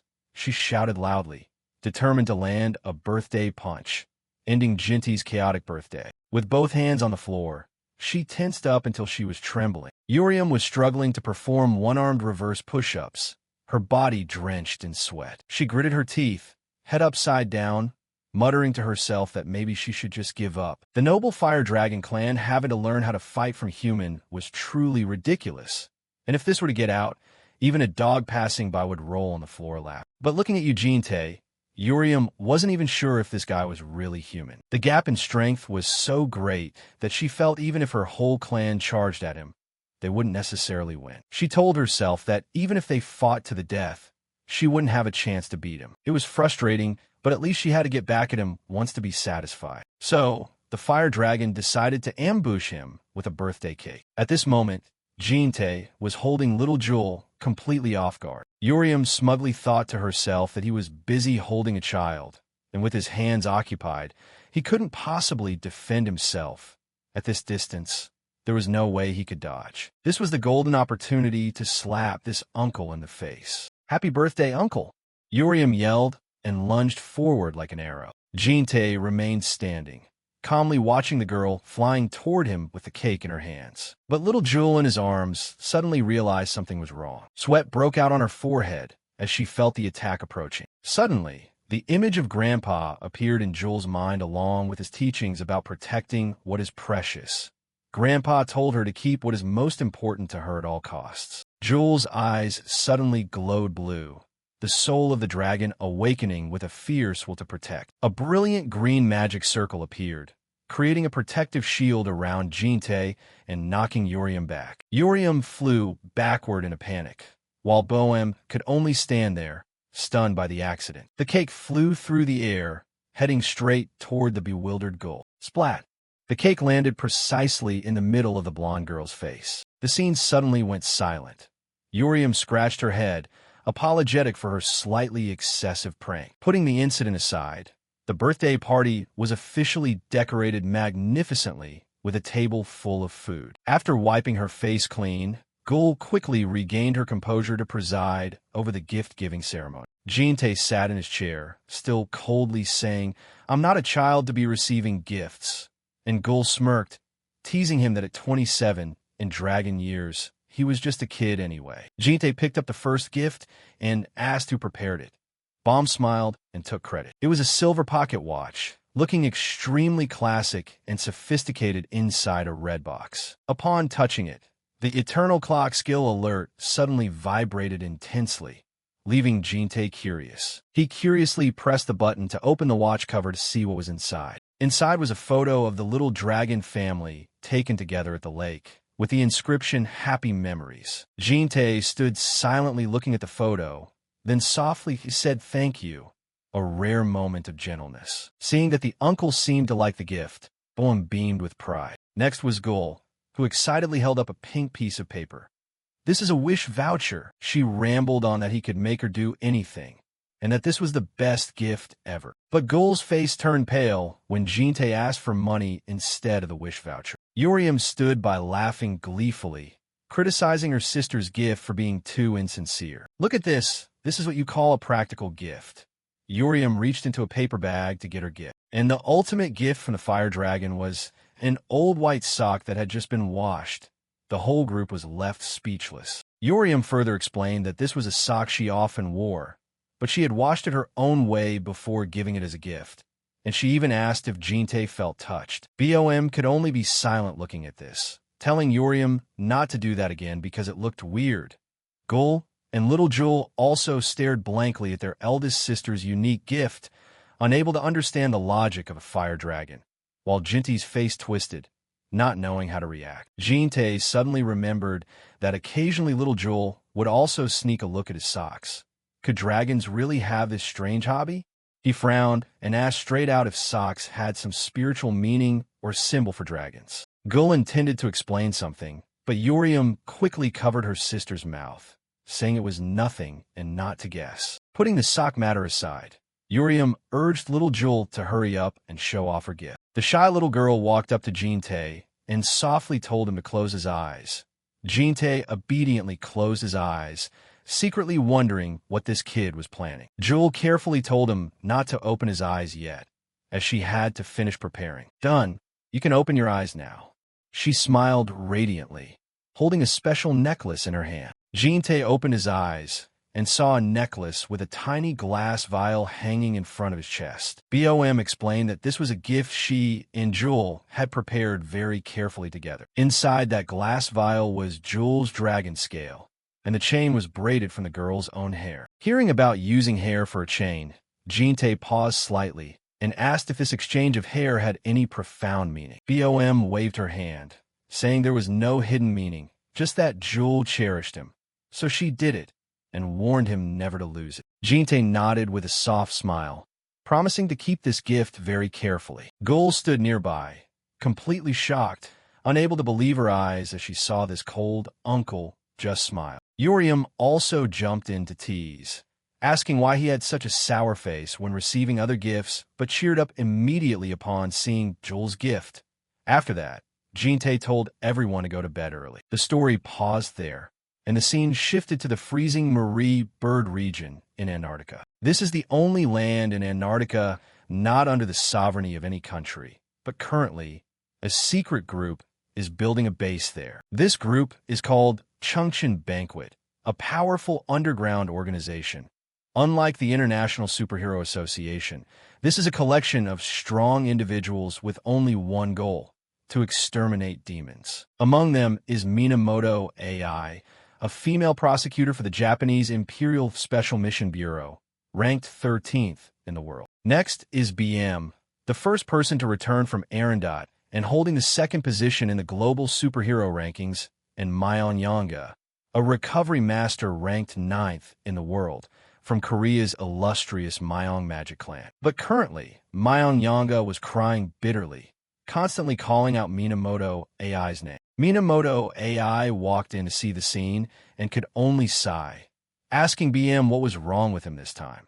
Myongyanga rushed over to hug her legs, crying that the doctor had just announced extremely important news. He sobbed while saying that his wife was showing signs of positive recovery after so many years. This good news stunned the whole group, as the disease Han suffered from was considered incurable. The concentration of ancient viruses in her body was dropping sharply, a miracle no research had been able to achieve over the past 10 years. Myongyanga held BM's hand tightly, confirming it was all thanks to the herbs that BM had brought back. BM modestly said he didn't do much, and that the herb itself acted as a very powerful antibiotic that destroyed the virus. Myongyanga curiously asked where BM had found that magical medicine, as even in Arendot it had never been seen. BM said he received it from a stranger he met on the way. BM's gaze suddenly became serious when remembering that man, asserting that it was no ordinary person, but an extremely powerful one. Just as the story was getting intense, Minamoto AI interrupted, pulling BM into a corner to discuss private matters. Myongyanga stood behind them, still mumbling, wishing the two would soon blossom into love to experience happiness. Minamoto AI coldly finished congratulating him on Han's situation and walked away, ignoring the old teammates mumbling. BM was pulled away in confusion and jokingly asked if she had suddenly developed feelings for him. Minamoto AI immediately extinguished that thought, saying he wasn't her type. Her face suddenly darkened when mentioning a name, Hasegawa. It seemed like a huge conspiracy was underway. BM also became serious upon hearing about the appearance of a catastrophe-level demon, promising a headache-inducing battle ahead. The two of them then headed out into the hallway to continue their conversation. BM spoke up. The disappearance of Hasegawa and that strange report sent to the Hero Association headquarters were both the work of one person. right? And that report mentioned that a disaster grade or calamity grade monster would appear. If that's the case, then one of the calamity grade monsters is definitely Hasegawa. Minamoto let out a sigh and interrupted. While not entirely certain, looking at the situation, that does seem to be the case. For now, the association will still proceed with the year-end event as planned. They've asked me to quietly handle the monsters gathering around the event area. In the meantime, they will search for the monsters hiding within the association themselves. Hearing this, BM laughed heartily. Huh, that's hilarious. It would be a miracle if those idiots actually found anything. From what I see, you're the only ones doing any of the heavy lifting. But do you have to keep this a secret from that grasshead guy? Minamoto replied calmly. He's part of the general heavenly banquet too. Shouldn't we be discussing this together? This could be a matter of life and death. For someone who just escaped from a hell that tortured him for 10 years, forcing him to return to that hell again would be too cruel. She recalled a familiar image, Yongha laughing and talking to his son. Yeah, does my son want to eat something delicious with mom today? Then he covered his mouth and laughed. Since when have you been this gentle? I'm moved to tears. This angered Minamoto, who clenched her fist. Do you want to die by my hands? Enough joking. He turned back to the topic. So what is it you want to ask of me? She replied. Find Hasegawa's whereabouts and the source of that report. For you, this should be easy, right? BM pouted. Seriously, even if it's me, I'm not some detective game expert. Then, an image of Jite appeared in his mind with some contemplation. Thinking this, he turned and headed up to his room. This unexpected action made Minamoto wonder. What's wrong? Did you think of something? He smiled and replied, nothing major.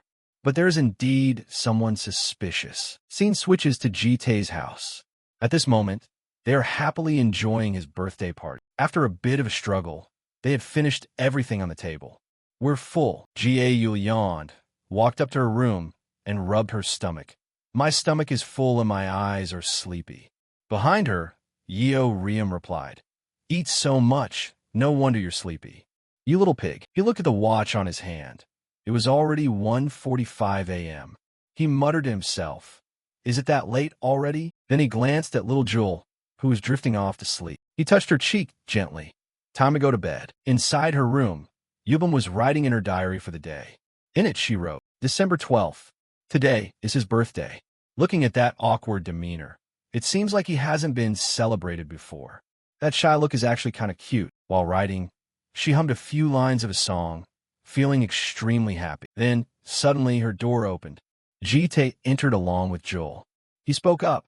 Not asleep yet? She hurriedly closed her diary and turned around, blushing.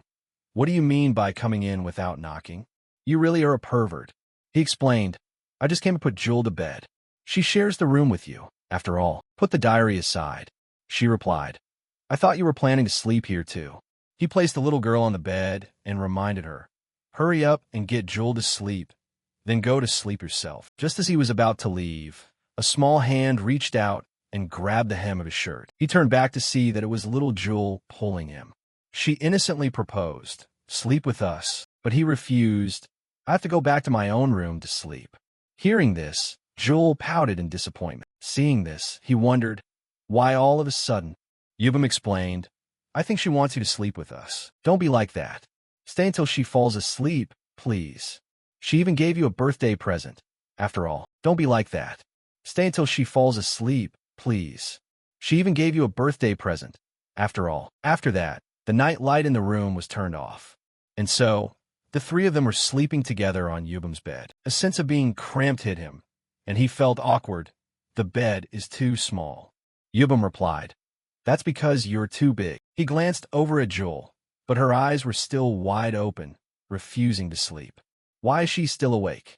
Yubam replied, Probably because she's excited to be sleeping with. Then she turned to start lullabying.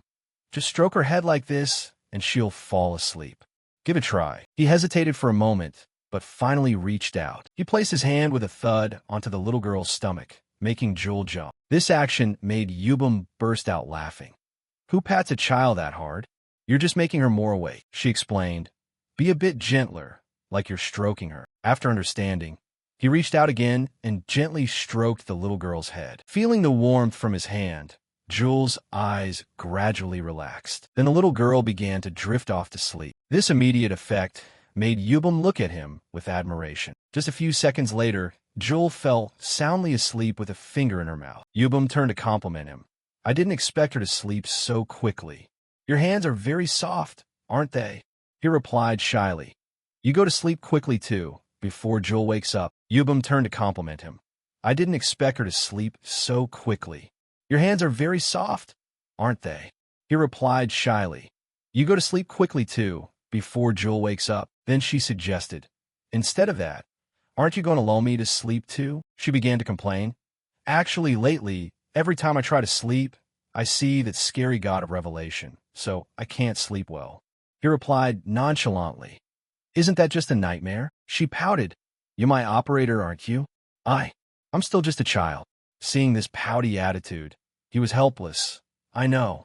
What should I do now? She placed her hand on his cheek and explained, just like you did with Joel. Do it like this, just keep stroking like this. Feeling the softness of her hands, he was a bit confused, his face turning red with embarrassment. Immediately, he turned his head in the other direction to the little girl's surprise. Then, without a moment's hesitation, he left.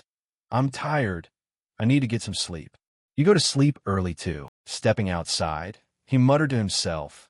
I was just lectured about that for the first time. Have I become too absorbed in daily life? How pathetic. The system sent a notification.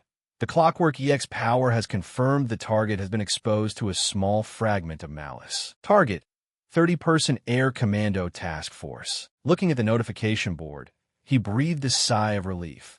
Better this way. It makes me feel more at ease. He muttered to himself. The Air Commando Task Force, huh? Scene shifts to a construction site. At this moment, a worker is being slammed hard against a wall, letting out painful cries. Seeing this, someone stepped forward to intervene. What the hell are you doing to us? Are you even allowed to do this? Being from the Hero Association. The young man with blonde hair and fiery red eyes gritted his teeth like a mad beast and replied, Hey old man, I don't even know why we're doing this myself, so you better get lost while you still can. This threat made the worker tremble with fear. The blonde guy's voice immediately turned terrifying, because I'm about to actually kill someone. This group was the International Hero Alliance Combat Division, 30-person Air Commando Task Force. A while later, he arrived at the plant construction area in Northwest Hateling. The system sent a notification.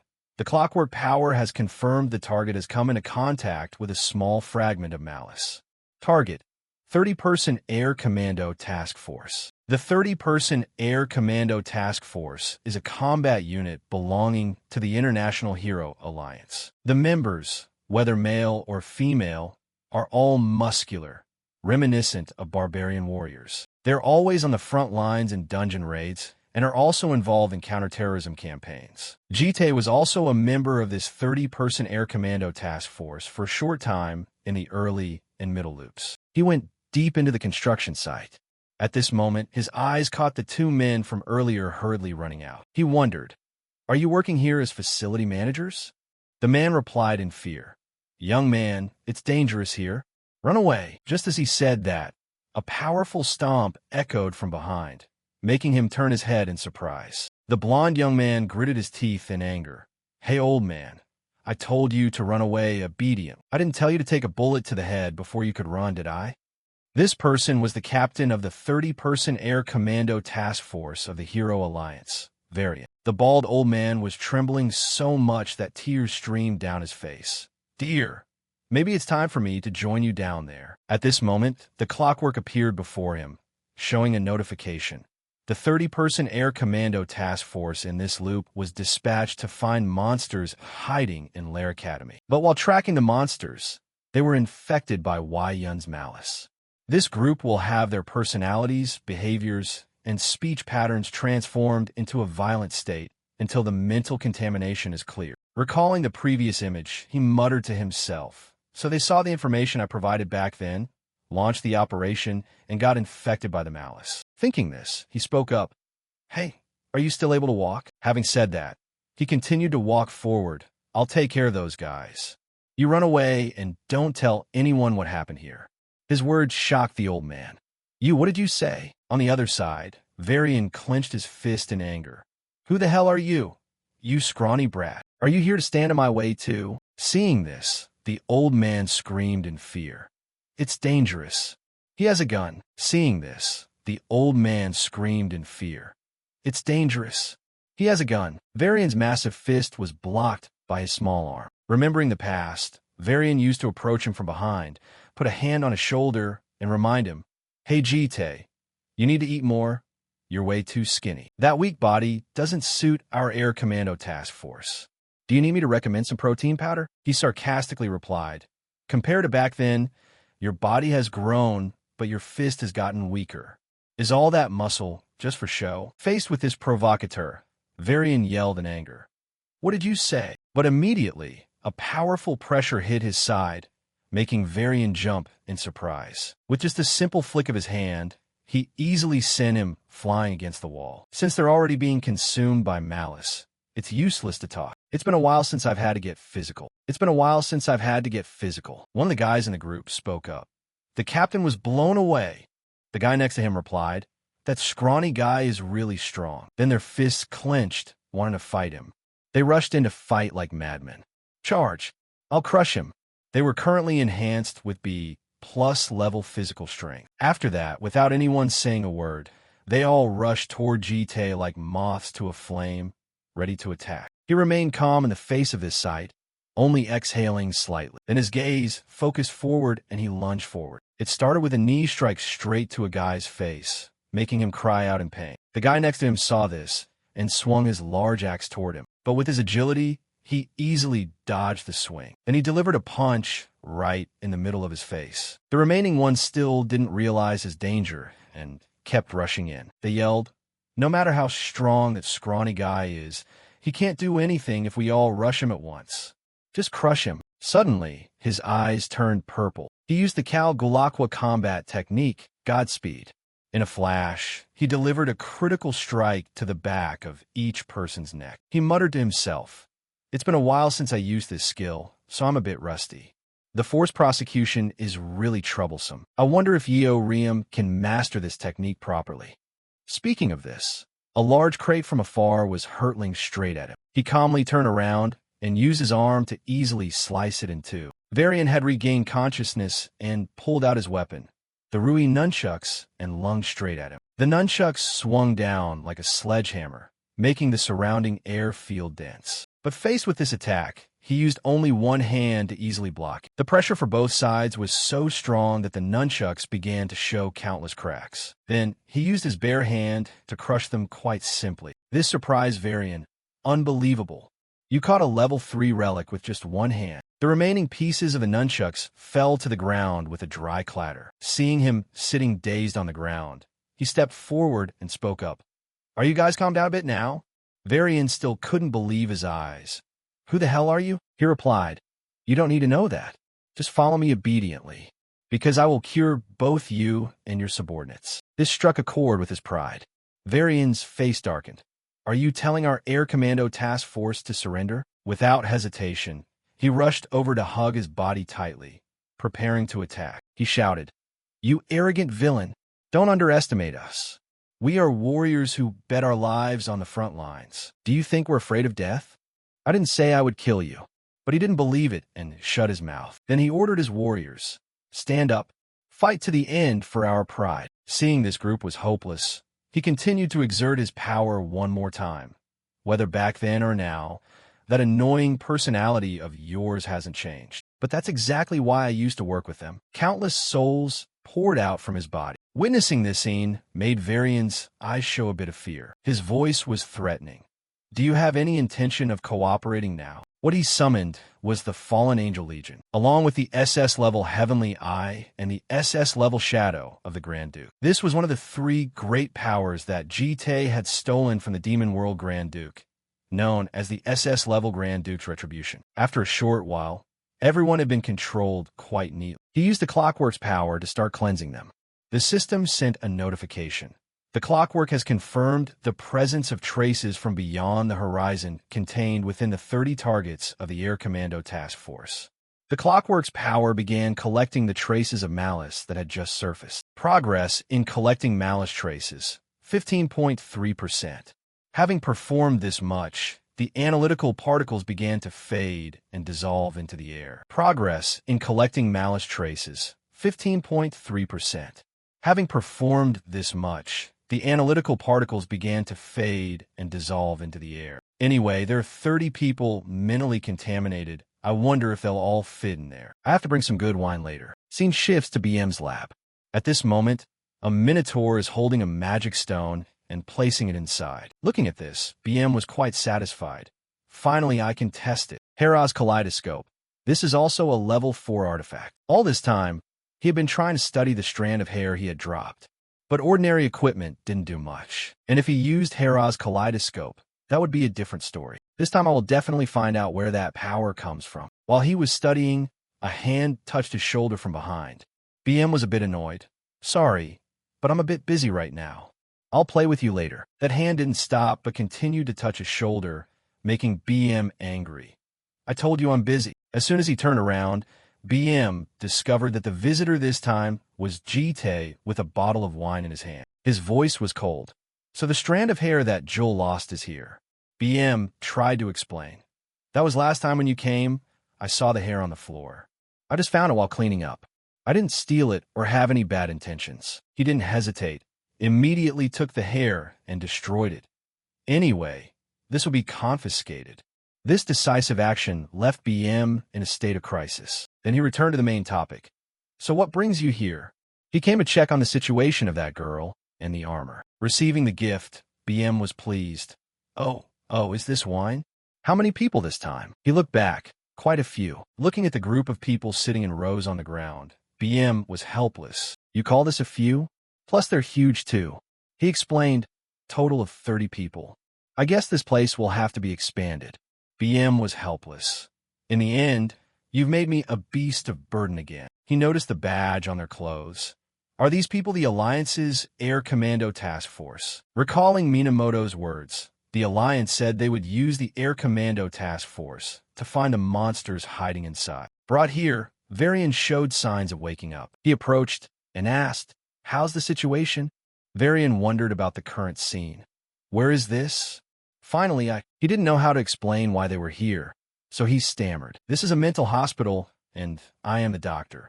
Varian wondered, a mental hospital? Then he glanced at BM nearby, and this is the nurse. Varian spoke up. That haggard face is BM. I didn't expect BM to work part-time as a nurse. He got to the main point. In short, you have to stay here from now on. For about 3 months to a year. You must also be feeling it. Right now, your thoughts and emotions are in an uncontrollable state. If you go out like this, you will lose control again and hurt many people. So just stay here and receive treatment obediently. Forced to accept this offer, Varian spoke up. In return, I have a request. We are soldiers. We can't afford to have our combat strength decline. During our time here, is there any space or equipment for us to train separately? BM was angry. Hey, do you think this is a gym? Before he could finish his sentence, he turned and put a hand on BM's shoulder to remind him. All right, the nurse here will prepare it for you. Seeing himself being bossed around again, BM was helpless. You're really too much. Then he glanced to the side, seeing 2 familiar figures working hard at cleaning. He returned to ask about their situation. How is it? BM replied honestly. Honestly, it's not very good. That armored guy is missing the person he served very much. He keeps muttering to be back by the lady's side. The real problem is that girl. She has no will to live at all. If she doesn't receive optimistic light now, her emotions will plummet even deeper. He turned to wonder. Will to live, you say? Armada quickly integrated with the commandos, lifting weights for 3 combined sets. He approached the girl and spoke up. Are you troubled? She recognized him and replied, hello. Really sorry for causing a scene back then. Perhaps I was possessed by something for a while. He sat down with her. Let it go, it's okay. She continued to open up. Actually, I heard earlier. Those people are from the Alliance, right? He confirmed. That's right. She continued. I used to work at a small orphanage in the countryside. Then one day, a huge flood appeared. Other adults had evacuated, but the children and I didn't make it out in time. The children hid inside, while I went out alone to see if any monsters were coming. Fortunately, The monsters bypassed our orphanage. This made her and the kids very happy. But then a blinding light appeared before our eyes, making them very afraid. Hasate Bile fell helplessly to the ground, looking at the scene of devastation before her. The entire orphanage had been leveled. But the International Hero Alliance made a mistake in that. Let's call it friendly fire. Artillery shells came from the opposite direction, and just like that, only I survived. No, I'm the one who killed them. From then on, I don't remember clearly anymore. It was like there was something black. It seems like I've become something. He continued. So seeing the people from the Alliance makes you feel uncomfortable? She replied, no, on the contrary. I should have felt pain, but for some reason, I felt happy. Is this strange, right? It's really weird that since I came here, I've always felt happy. Sitting still is fun. Cleaning is fun. Even watching a boring magazine is very interesting. She laid back down on the ground. This is really strange. I shouldn't be allowed to be happy. Should a person like me continue to live? Right now, there is truly no instinct for survival left. He stood up and abandoned her. If you want to die, just die. If there's nothing left in life worth expecting, then it's better to just die. Because anticipation helps people continue to live. Looking at his retreating back, she wondered, so the doctor is also living with expectations? He looked down at the crystal on his chest, lost in thought for a few seconds, then replied, I'm trying to do that too. At that moment, Varian walked over from afar and asked, Lady, is the consultation over? I've been watching a bit just now. I've heard that you lack the will to survive. By chance, I happen to know an incredibly effective remedy. Could we talk for a moment? By chance, I happen to know an incredibly effective remedy. Could we talk for a moment? They later became extremely dissatisfied with her weak physique. Hey, with that strength, can she even lift a plate? Being physically weak is why she has no will to survive. We don't have equipment for now, so let's start gently with unarmed exercises. Don't think about using magic. We'll help you drive away all distracting thoughts. Hasate Bile was utterly helpless at this and could only cry out in despair. I know I'm wrong. I know I'm wrong. Turning to him, he was speaking with his bodyguard. Armada, take good care of her. Armada replied, understood. BM approached him, curious. Doctor, I'm curious about something. May I ask? He immediately understood the guy's meaning. About supplying information to the Alliance? BM was startled. That's right, but I didn't expect you'd answer so willingly. Well, so it's true that a demon type of calamity appeared at the year-end event. He confirmed, yes. A big battle is about to break out. That's why I said, so you have to give me a hand. At the same time, switching to Gaul. She was facing something that made her a bit excited. It was yellow and looked like a little chick. She exclaimed excitedly, This is